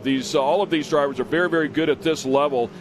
This is where we like the mandatory caution as well. Cheney has to start deep. He's going to scrap, get past a handful of cars, and then, of course, that mandatory caution will bring these two guys right back to him. Yes, and I do see that Austin Vanover. Oh, and there is Austin Vanover right there. No, that's not Austin Vanover. Yeah, it is out of Claremont, Oklahoma. I think that's Austin. Number 2. He's certainly the number 2 car. Well, we have Austin Vanover, Cashley Croy. He has not completed the lap, so I don't think he took the green flag out here. And then we saw Robert Van Beekem in just the race right before now. He did have a pretty gnarly crash, so he's not out here in this race, but I believe he had an issue round 1 of this today as well. So. Yeah, he did for sure, so we don't know if it was from the crash or from the first race. Look how deep that rut is in that right-hander. You can see one of the Millers there going outside in, kind of cross-hatching that rut. That's how you get around them once you take a look at them on that recon lap, if you can redirect a little bit. And Cheney, I talked about Corey Willis being tough, so there you go. Cheney still not able to get by Corey Willis or Jacob Geisendorf, and that's where I say the inversion. If we had an inversion and you put a couple of these guys that are fast but not fast enough to get around the Millers and the Cheneys, you give them a start out front, and you'll find out they're pretty tough to get around. They're just they're fast enough to be a nuisance. So, and it makes for great entertainment, right? I mean, at the end of the day, that's what we're doing. Exactly. We're racing and we're using it as entertainment. Yeah. So hats off to Corey Willis and Jacob Geisendorf for holding off one of the best in Kyle Cheney. Right, exactly. We do have Hunter Miller running in 2nd position and Cody Miller running in 3rd. The car we did see off the course is actually Tim Farr, the number 4 of Tim Farr. Yellow car? The yellow car was a number 4? Well, it had number 2. Oh, it had number 2. Yeah. So, yeah, well, that wasn't Tim Farr's car unless they really completely reskinned it. So, he struggled there in race number 1, though, Tim Farr did. And not sure what had happened with that car. And don't see his name up there towards the middle of the pack yet. Currently in 11th place for Tim Farr. So, started way deep here in this race. He's picking his way forward, much like a Kyle Cheney, but started a lot deeper. Definitely, and you can see Hunter Miller, he's trying to chase down Kanan Baker, but Kanan Baker, he's just on the rails this weekend. He is doing an amazing job, and he is showing these boys that he is out here to race with them. Geisendorf and Willis and Cheney all nose to tail, side by side, duking it out. Good battle right there. You can see the 53 car. That is, the 93 of Jacob Geisendorf, and Willis trying his best to get around him. Looks like he might have the spot right here. Now Cheney wants to follow him through. This is a big moment here for Willis because the mandatory caution is coming up. Now keep in mind, you see PPEI on both of them. Those are teammates right there. So they wanted to pass him with kid gloves, if you will, but needed to get around him without damaging him. And if he can keep him between him and Cheney, if Geisendorf stays between him and Cheney, he'll have a chance to run away on this restart. Well, and right here you can see Corey Willis. He took the left line just now, and Geisendorf, we have somebody on their side, and I cannot see that number. Not sure exactly who that is, but that is not fun to see whenever we have this race going on. Getting ready to go into the mandatory caution as well. So we'll make sure this driver's all okay, and we do have the mandatory caution out. So Kanan Baker, Hunter, and Cody Miller, then Corey Willis, Geisendorf, and Kyle Cheney. Safety there immediately as we try to That's Zach Beavers. Get a look at the car here, and Zach Beavers, who unfortunately had a tough race number 1 as well, finishing up in 17th place. It's a little weird-looking line right there. It looks like he maybe hit and spun around. That could be some tire marks that we're seeing there, but unfortunate weekend for Mr. Zach Beavers. Yeah, really tough weekend for him. Usually a front runner. Comes in here 6th in the points. Was actually tied up with Kanan Baker with a total of 97 points coming in here. Kanan comes in here. We talked about him. You might be thinking 8th in the points. I just said he was 8th in the points. Well, he was in Pro and A. Here he's 7th in the points in Pro Turbo. So scrapping his way forward in both of these categories. And, boy, he's having a great run here. We'll see if he can hang on. Mandatory caution, so we'll have 3 more laps to go when they get it back around here. This is a good opportunity for them to get Zach Beavers turned back over. Not sure if Zach will be able to continue here or not. We'll fill you in as we learn more. But it would be wonderful if that car is not damaged too badly and he is good to go, and let him tag the back of the field here. Yes, and they did get him put back on all fours. He did drive away, but like you said, his car, it's all going to be if his car is okay. And him, and of course, he's okay, or they would not have let him drive off, that's for sure. But this right here, this is where the competition yellow, when it comes out, this is where everybody stacks back up. Hunter Miller, you know he's going to try not to let Kanan Baker get too far away from him because he wants to hunt him down and get out front. Yeah, we'll find out how Cheney does as well. He needs to make quick work of Geisendorf if he can do that. Geisendorf certainly showing some speed out here today, and then see if he can get around him and then make a run towards the front. Our current leader, Kanan Baker, in that white and gold, and the gold on their cars is like a chrome gold, so it's very shiny and they're beautiful cars. Yes, yeah. All of their cars are beautiful. Aliana, I love how she has her paint scheme with hers. Kanan has his, and all of his multiple race vehicles that he has. It's all the same color scheme. So a good race in our hands here. I love the fact that we have somebody else up in the front of this field. The fact that Corey Willis is hanging in there once again. Kanan Baker certainly showing that he has the capability and the car to compete with these world-class guys that are up in the front of this field. Jacob Geisendorf doing a great job. Willis and Geisendorf teammates there, so a lot of speed in both of those PPEI cars. Cheney scrapping his way back up in there. Thought I just saw the 5 car. Did I just see the 5 car of Owen Van Eperen in this race? I'll have to go back and take another look. I thought I saw a blue number 5. Maybe I'm just seeing things here late in the day. I don't know. Cody Miller there as we take a good look at him. We have had a busy day. It's been a great day. Yesterday, of course, with the rain out and then shoving everything into one day, it makes it for a tight racing day. You probably saw it's Cody Martin. He's number 15. Oh, it's Cody Martin, yep. Yes. That's what it was, yep, that blue car back in there. And we have the 124 with a flat tire, Huddleston. That's such a bummer for Mitchell Huddleston. Yeah, I'm not sure if he didn't have crew over there to run into the hot pits and get that thing changed here. This lap would have been the perfect time to do that. It looks like Zach Beavers is back up in. Yes, he is. He is right. How about that? There. Awesome. Good job. 38 for Zach car Beavers. back in here, ready to rock and roll. And that is Mitchell Huddleston behind him with the flat tire. So he's just making his lap around, and he'll pull off because, well, I don't know. We have had Kyle Cheney complete a whole entire race with a flat tire. That one, that tire's gone. Yes, it is. Yes. That's on the wheel, all but on the wheel. So Kanan Baker picks up the green flag here. 3 laps to go, and we will have an overall winner here in our Pro Turbo category. Nice restart there for Kanan. Followed up by Hunter Miller, then Cody Miller, the brothers. And back there, Geisendorf in the white car. That is Cheney behind Geisendorf, trying to find some way around Geisendorf without just running through him. And this right here, when they're going downhill, that race line, as you can see, that dust, that's where it's questionable. You want to make hopefully that somebody in front of you is not checking up, because you do not have any vision, especially with the way the sun is out there right now. But everybody got through clean as normal. That's why they're pro drivers. They've been here before. They've done this. Kaney gets a good run through the back. He was really good through that left-hander there in the NA class, so carries that speed through there and stays in front of a very tough Hunter Miller. Hunter Miller is out there hunting for that position is what he's doing.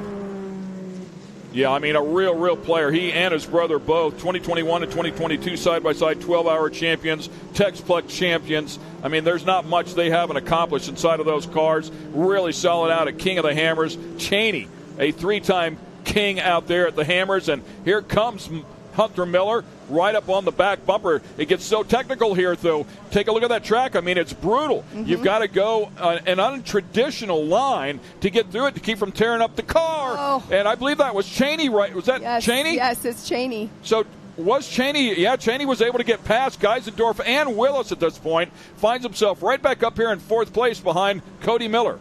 Wow, that's pretty awesome for Kyle Cheney. You know, he's been hunting it down this whole time. Oh, Hunter Miller goes way wide on that last turn before our Can-Am finish line. The white flag is out. And we do have Kyle Cheney's now up in that 4th position, but Hunter and Cody Miller, 2nd and 3rd. Kanan Baker. Bit of a moment there for Cody Miller. You can see him. I wonder if he got up on the bike and then went off the track just a little bit. Cost him a lot of distance there to his brother. That'll allow the 91 of Cheney to close up on him a little bit. Kanan Baker, the race between Kanan Baker and Hunter Miller at this point. Kanan Baker, like we keep saying, he's just on fire in these 2 cars this weekend. It's but again, we are on the white flag, the last lap. This is where we've seen a lot of the people that have been up front runners this weekend have had some issues. Yeah, proud Papa up there, I'm sure, spotting for him as it stands right now. I mean, to beat these guys, it's legit, right? I mean, back-to-back races here. He didn't beat these guys because somebody crashed or they broke or whatever. Look at the battle back there for 3rd place. Here comes Cheney. Cheney trying to get around Cody Miller. Good battle going on back there. Oh, and he got it. Cheney is now in that 3rd position. He took it over from Cody Miller. Important move there in terms of the points as well, because Cheney was 2nd in the points. Cody was 1st. Of course, Cheney with that tough first race here won't be close to him in terms of the overall, but he wants to stay close here with 2 more rounds to go. Kanan Baker trying to get through the final few turns here, see if he can make a clean sweep of the pro categories.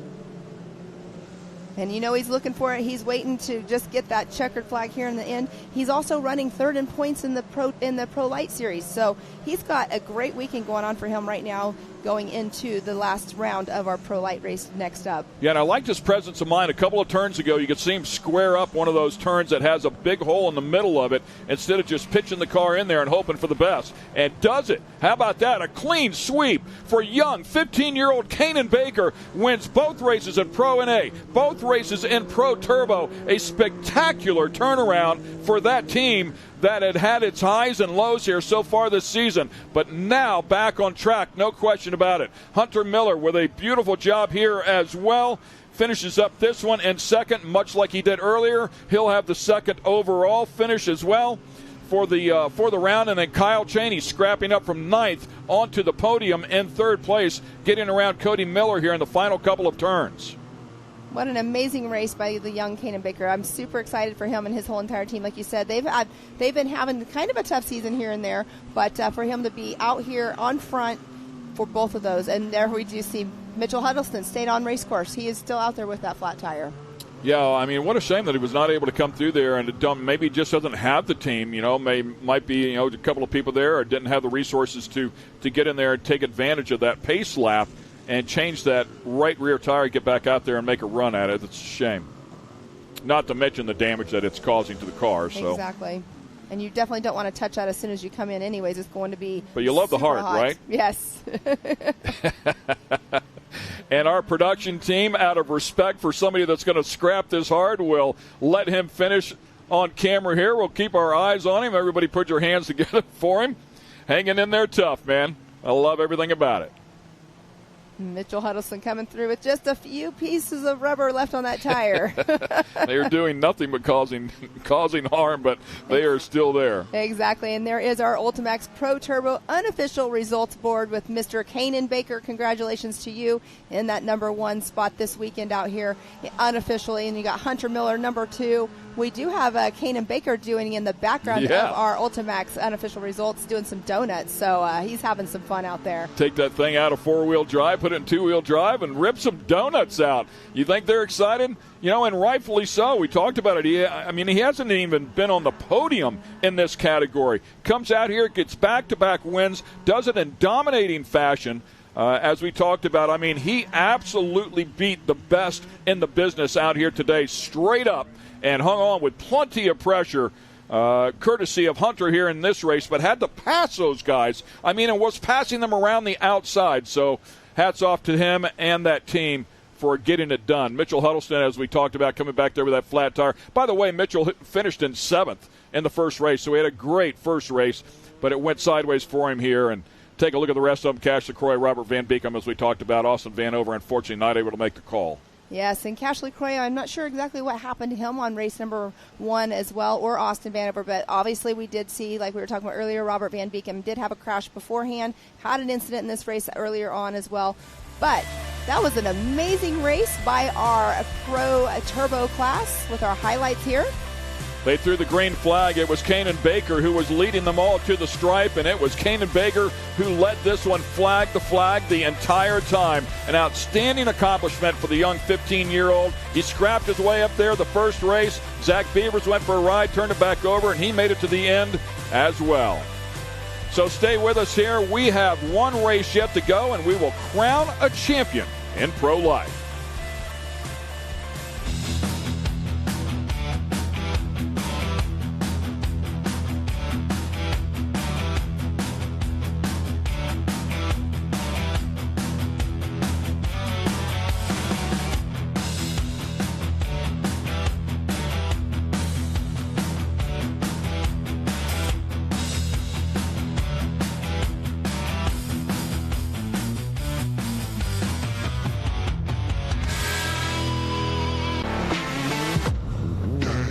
Lightweight, agile, and strong, the Pitbull is perfect for the job.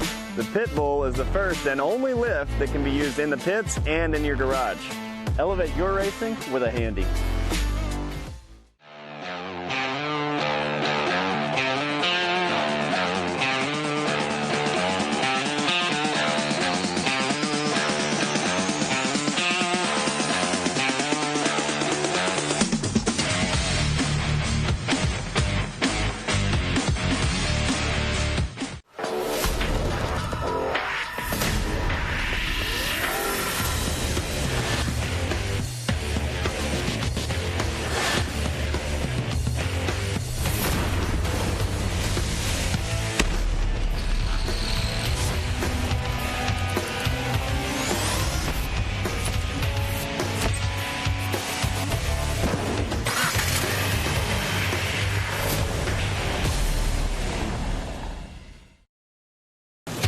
Watching Speed Sport 1, your home for great off-road racing from America and around the globe. Woo-hoo-hoo! From Ultra 4 to rally. These guys are fighting for the lead. It seems very aggressive. Short course to desert race. Great move there. He is so fast.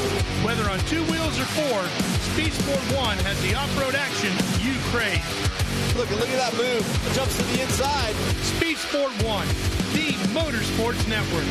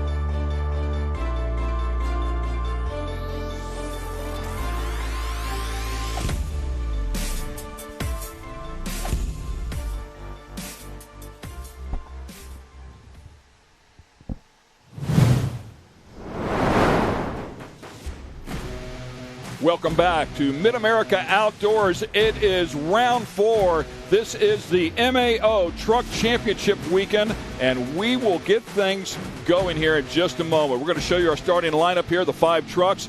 We will crown a champion at the end of this race. We'll take a look at them here. Connor Berry, Johnny Holter, Tyler Rimreed, Kanan Baker, and Kyle Greaves. Kyle Greaves comes in here with the points lead. Johnny Holter second, was just 17 points back. Kyle Greaves had a moment in the first race, got down in a rut. It loaded up the truck. He went to counter steer, and it broke part of the suspension, so he couldn't counter steer it. Consequently, it flipped the truck over, and he finishes up in 5th place. Johnny Holter there in 2nd place, no doubt closed up that points gap. We'll find out if Greaves can hang on here and collect a $25,000 bonus check at the end of this one for winning the championship. But it is all but on. $100,000 plus is the payout here for the ProLite trucks. $7,500 to win the race, $25,000 to win the championship on top of that, along with the rest of the payout. Great stuff. The 21, Kanan Baker, out there in the second row. 43 over there, that's Rimreed. The 34, the 44. The 34 is Kyle Greaves, and the 44, there it is. That's the battle between those two right there. Connor Berry in the number 2 truck won earlier today, backed up his effort from the last round where he won based on technicalities or penalties, if you will. But it is on right now. Johnny Holter goes out and grabs the early lead.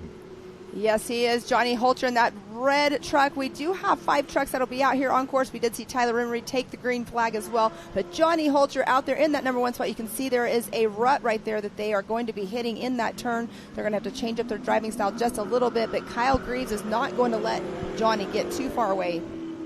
Yeah, important to note here that they did not get a recon lap, so they don't know this track. They haven't seen this track since early today. It is definitely way different. A lot of big holes, a lot of big ruts, stuff that will bite these trucks. They are narrow, short wheelbase. There's a lot of weight to them, and you really throw them in. As you can see, Holter there up there at the top of that bowl turn.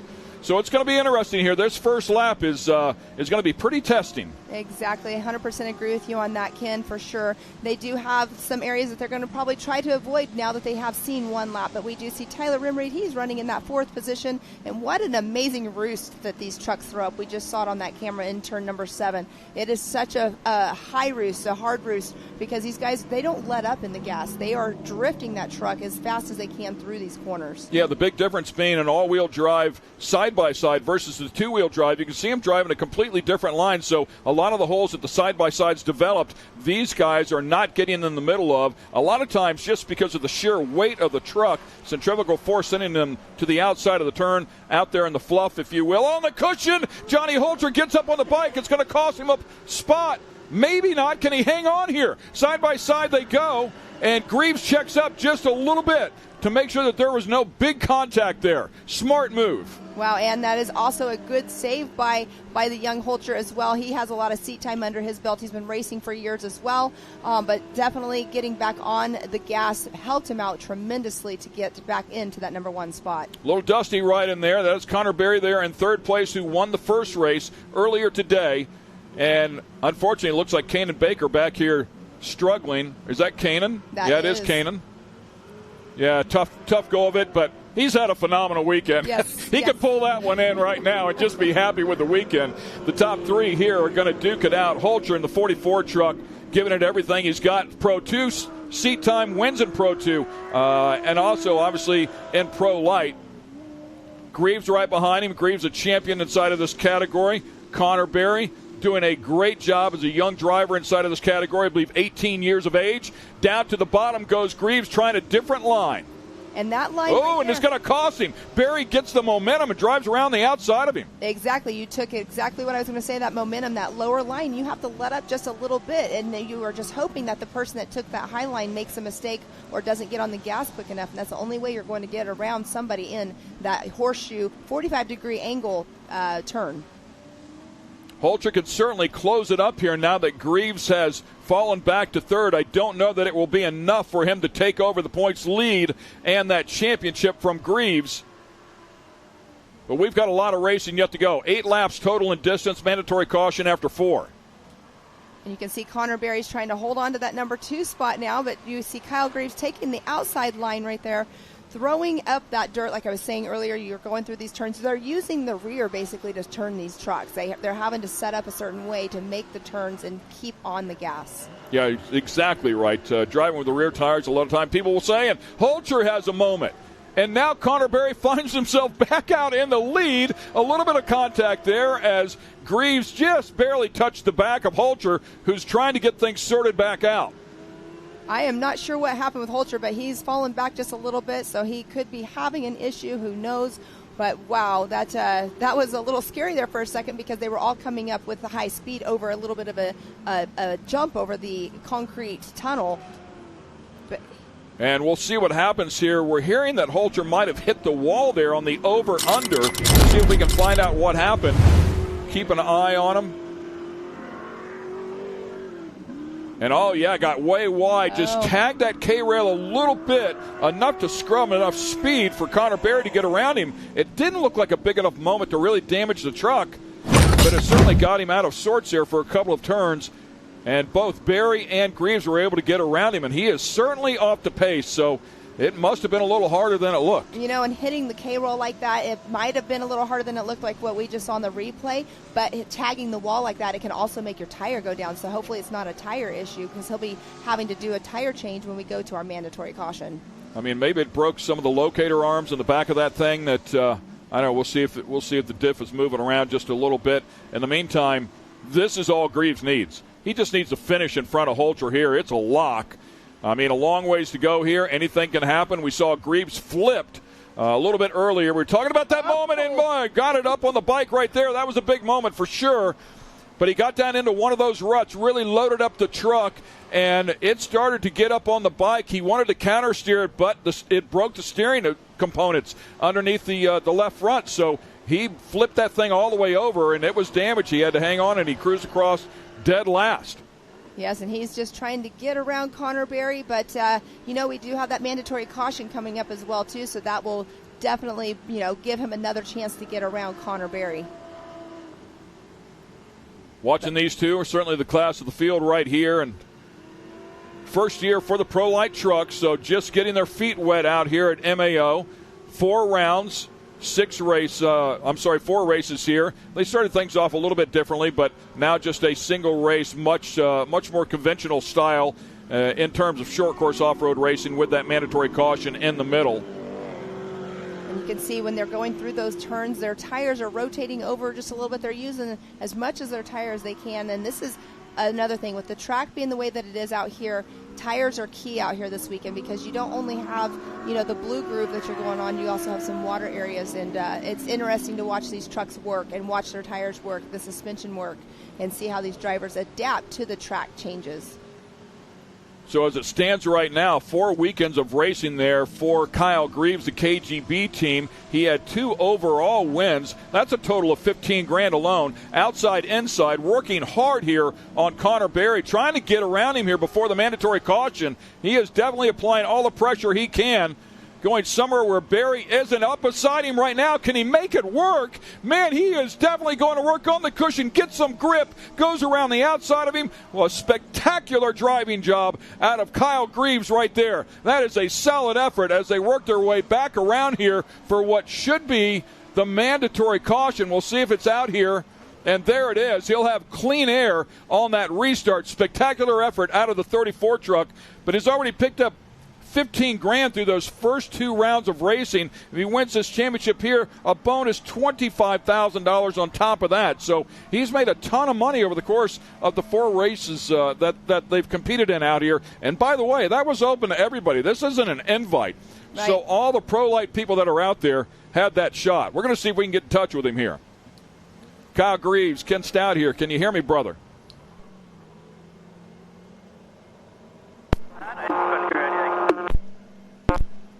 Hey, man, Kyle Greaves, Ken Stout in the booth here. Can you hear me?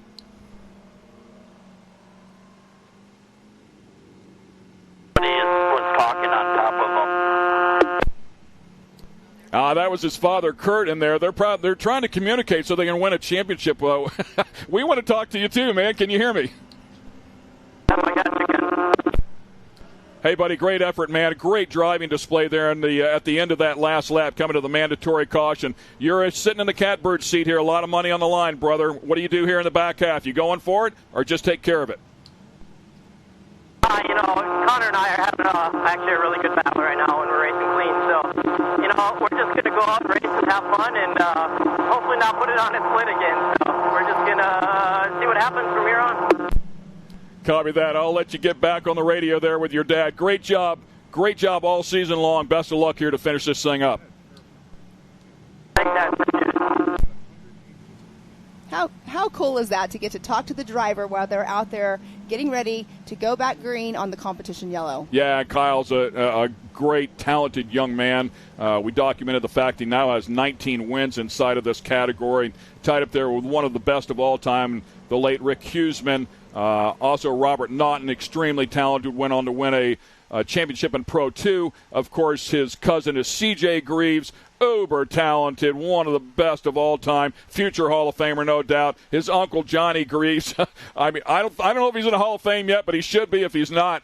So he certainly will make his way in there. And of course, his father Kurt, working on these trucks all along the way, taught his son everything he knows, and his son has taken the reins proudly. Chip off the old block. Very, very talented, building these trucks, cut, grind, weld. I mean, he's good. And if I remember correctly, today is Kurt's birthday, I believe. It is, so happy birthday to Dad. Good job, Pam. I should have said that to Kurt when I had, or to Kyle when I had him on the radio. Right, bring Dad home a birthday present. Exactly, 100% on that. That's a good birthday present right there. A $25,000 bonus check. Connor Berry taking a look at the inside has driven him really clean every time they've gotten together as well. Yes, and Connor Berry, there's a little bit of distance, but we did see Johnny Holcher out there. He looked like he had a little bit of an issue going on, so he's definitely not running at the pace that he was earlier on. But we do have right now the 2 men of the hour, the 3 men of the hour. We have Kyle Greaves, Connor Berry, and Tyler Rimreed. All three still running their paces out here for round 4 in the final. This is an amazing truck series that we have going on here. Just the grassroots of it right here. This is the first year, like you said earlier, MAO having trucks out here. It's pretty cool.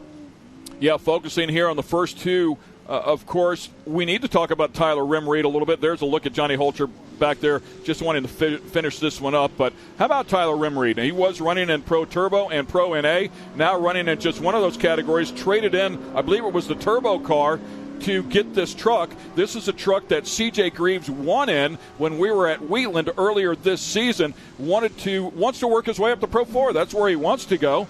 And you talked about all the racing that he does with Ultra 4 here, chasing the Champ Series as well. Made his debut inside of the Pro Light Series last weekend at ERX. Had a couple of top 10s right off the bat. Congratulations to him for that. And now out here with us here at MAO, making his debut in the Pro Light category. So good stuff, good on him. Another young, talented guy who works really hard to be out here. Yes, and he's definitely somebody that you want to talk to.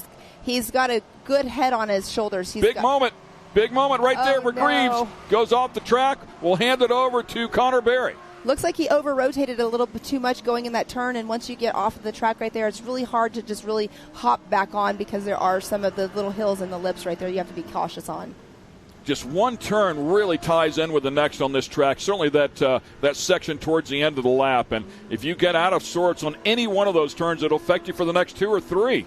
And, yeah, you got a little bit loose there. And this is where we saw Kyle struggle a little bit in the last round. If it was tire, if it was setup, I'm not going to get in the middle of that. So that's all on those guys. But this track goes dry slick at the end of the day, and it becomes a handful for Kyle. And he nearly over-rotated and was protecting that at the end, towards the end of round 3. And here again, gets a little loose, trying to close back up on Connor Berry.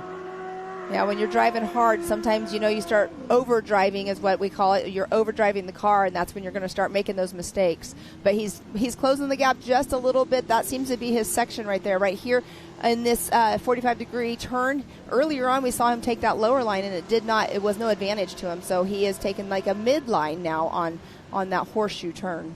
Yeah, I wanted to stay out of that roost and that dust to have some good, clear vision. Going somewhere where Connor Berry isn't. He did this before. Outside in on him every single turn. Oh. See if he can get a drive up. Over rotates. Wow. Oh. I thought he was going to dive down into the ditch there for a moment. Couldn't make it work, but he's got nothing to lose here. With Johnny Holcher having troubles being in the back now, all he could do is finish one position behind Holcher. That's not going to be enough. I mean, he's going to lock up this championship as it stands right now. And he can go out here and have some fun, right? Right. Hang it out. Exactly like he told you on the radio. He goes, him and Connor, they're having a good race. They're having a clean race, and they're having fun. And just go out there and finish it. And there we do have Connor still in that number 1 spot. And Kyle, right here, you want to get that win, but it's not always going to happen. Racing's racing. But there we do have Johnny going slowly on race course, but he is still out there trucking along, just getting those points to finish up the season out here at MidAmerica. Yeah, the Yokohama-backed machine, Holcher Brothers, and race-driven along with Impact, helping him get out here, put it together. We talked about him, a very talented young driver as well. Glad to have him out here. Connor Berry, and now Connor Berry's getting some company. Here comes Kyle once again, not going away. Last lap here, and Kyle's coming after him.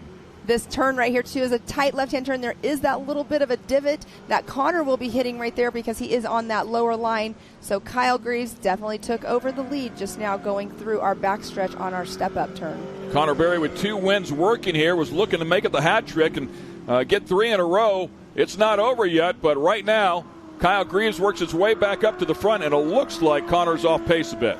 Yes, I was going there next, too. He's having some kind of issue. It looks like he might be having something going on in that front left. It looks a little funny. Yeah, and pulling off out of the way, maybe it's an overheating issue, doesn't want to hurt the engine, maybe transmission issue. Whatever the case is, he's going to roll that one in slowly. That was not good to see. But then we have Kyle Greaves out there making this 1 lap remaining here in the race today. So, yeah, back to what I was saying initially. I mean, this thing's wide open to anybody with a Pro Light truck and come out here and chase this money. It's legit payout here and was open to everybody. These guys came out, took a stab at it. Kyle Greaves will turn out to be the best of the group here as he finishes up this final lap here, round number 4 in a 4-round race in the MAO Truck Championships. Well, 1 more lap to go here. Throwing the white flag now. Time and his scoring had that as previous lap as the last lap. So we do have 1 lap remaining here, like you just said, Ken. And look at that nice launch that Tyler Rimmery just did. He's having fun out there learning this truck. He literally just raced it for the first time last weekend. So this is only his 2nd time in that truck out here at MidAmerica this weekend. Yeah, and this track, I mean, is so different from any other short course facility in the country. So all the elevation changes, a lot of times it's difficult to see on camera, but massive elevation changes, off-camber turns, the rhythm section there in the back, or the lack of rhythm section in the back, will certainly put everybody to the test here as the KGB Customs truck comes sailing back by. And KGB, of course, representative of the company that Kyle Greaves owns. KGB built, or Kyle Greaves built, and as I talked about, cut grind, I mean, he's a fabricator. He's very, very good at what he does. He builds these trucks and very hands-on. And that makes a good driver. I always say this over and over to people that are working on their own vehicles or building their own vehicles. It only makes you a better driver because you know exactly what you need to change on your car to make it, or your race vehicle, to make it your style, to make you drive better. So that's a definite advantage that Kyle has out here by building his own truck, working on his own truck, being the mechanic also on his own truck with his whole entire crew. So Greaves trying to close this one up. Final lap here this time. We know they threw the white flag, so coming around here just a final couple of turns. $25,000 to the good. A happy birthday, Pops. 59 years old to Kurt Greaves. Congratulations to him. His son, a very talented driver here as well. The number 34 brings it home. I don't know if we can get him on the radio. What do you say? You want to try it? Here, let me turn it on. I turned it off. I didn't want to interrupt him in some way. All right, now you can try. Hey, brother, congratulations, man. You're going to go away here with a championship. That's quite a birthday present for Dad.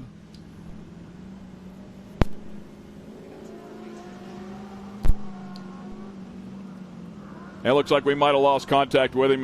Going over there on the other side of the bridge, a little bit tough, but a great effort there as Connor Berry is going to work his way back around there. Unfortunately for Johnny Holter, struggling after he tagged that wall in the over-under. Connor Berry with a great effort. Congratulations to him. A couple of wins out here. That'll certainly give him some confidence inside of that truck as well as everybody makes their way back across the stripe for the checkered flag. And there's Johnny Holter getting the checkered flag. Connor Berry having something going on towards the end. We don't know what it was, but he was running a great race out there. And, you know, it's awesome to see these drivers out here racing against each other, racing so hard, and the young Connor Berry getting this experience, following Kyle Greaves, you know, learning his lines. It only makes you a better driver as well. Same with Johnny Holter. We had this discussion last race. You know, he's learning everybody's lines, and they don't only race here together. They race other, at Champ Series together as well. So Connor Berry with his third-place finish as he rolls across the stripe there, and his win in the first race will win the overall here. So back-to-back overall wins for Connor Berry. Congratulations for him. Pretty nice payday there. That's $15,000 as well. So yes. That's not a bad consolation prize, right? Exactly. Great prize, I would have to say for sure. Great highlights right here. I love that new turn that they added into the track this weekend. Hopefully by next time, whenever we are racing out here with the trucks, we'll be able to do that under the over-under.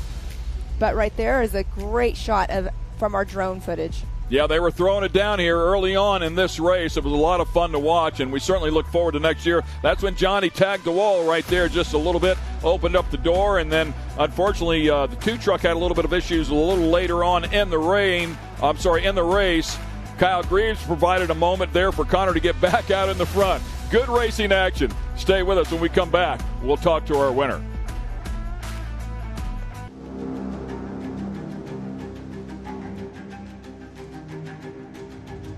Connect with the Wild is about off-roading with your buddies.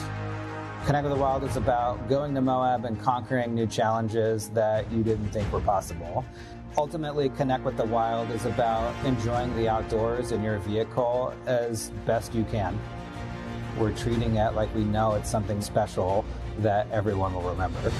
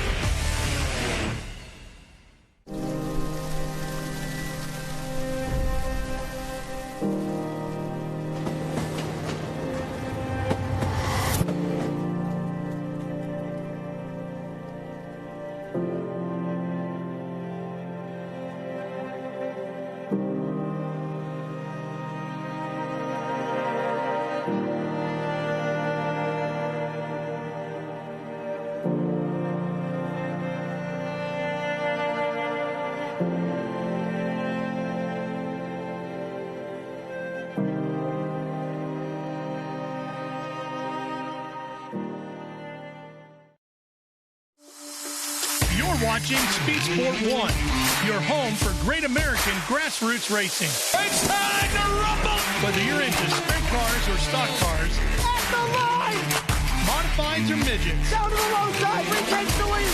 Dirt lane models or demolition derby. Oh! Speed Sport 1 has the grassroots action you love. Are you kidding me? Speed Sport 1, the Motorsports Network.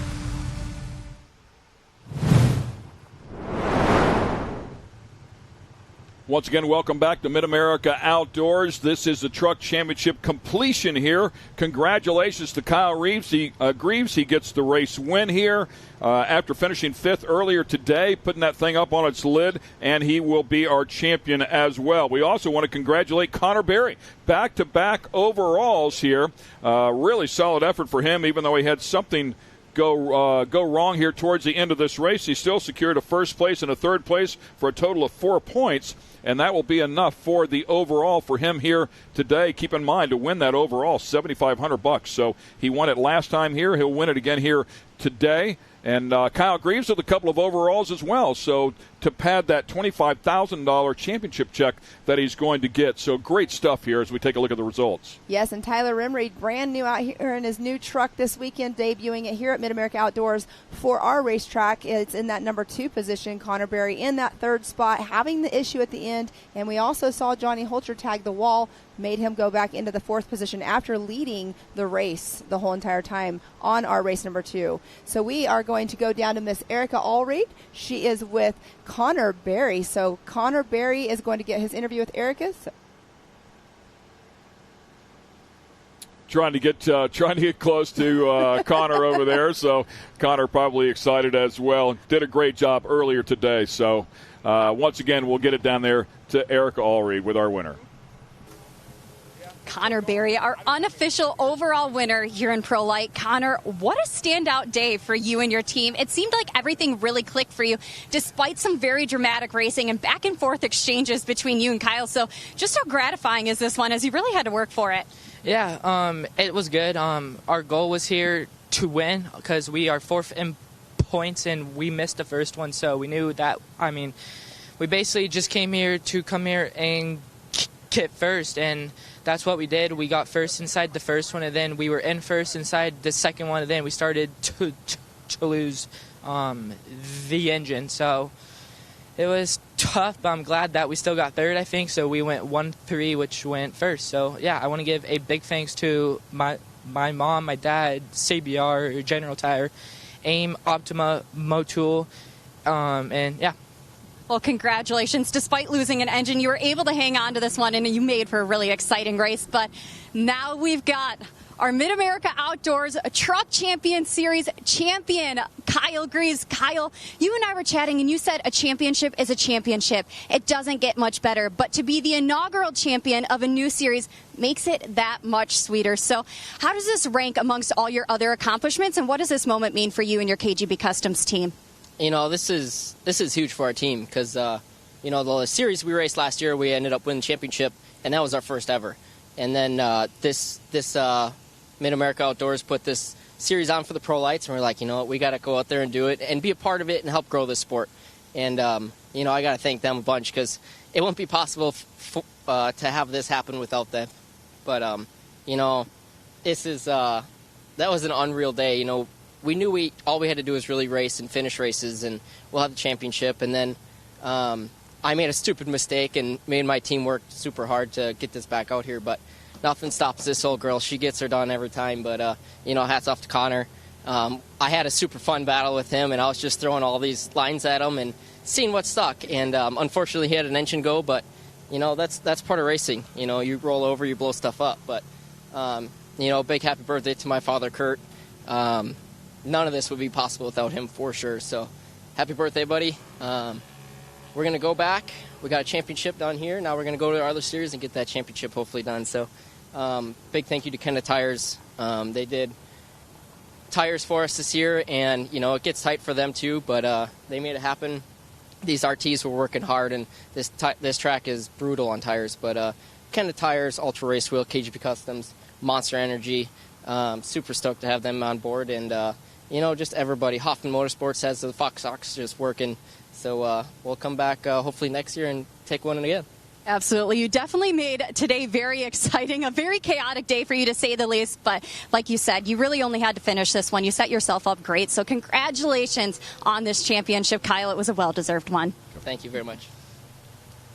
Thanks a lot, Erica. Congratulations to Kyle Greaves. Solid effort there. He won the first 2 overalls, finished up 2nd overall in round number 3, and then he will finish up 2nd in the overall here in round number 4 as well. Solid effort there. Congratulations to Kyle. Johnny Holcher with a solid season here as well. Finished up 2nd overall in round number 2, 3rd overall in round number 3. Unfortunately struggled here a little bit today. So great racing action. Congrats once again to Connor Berry. Back-to-back overall wins for the young driver coming back out here and getting his feet wet at MAO in this very tough course. It's been an amazing 4 rounds for our Truck Championship Series. I'm having a blast out here. Ken, it's been amazing calling these races with you. And it's been a great week, a great weekend, and a great year. Awesome stuff for Pam Hall. I'm Ken Stout. Hope you enjoyed all the great racing action here from MidAmerica Outdoors.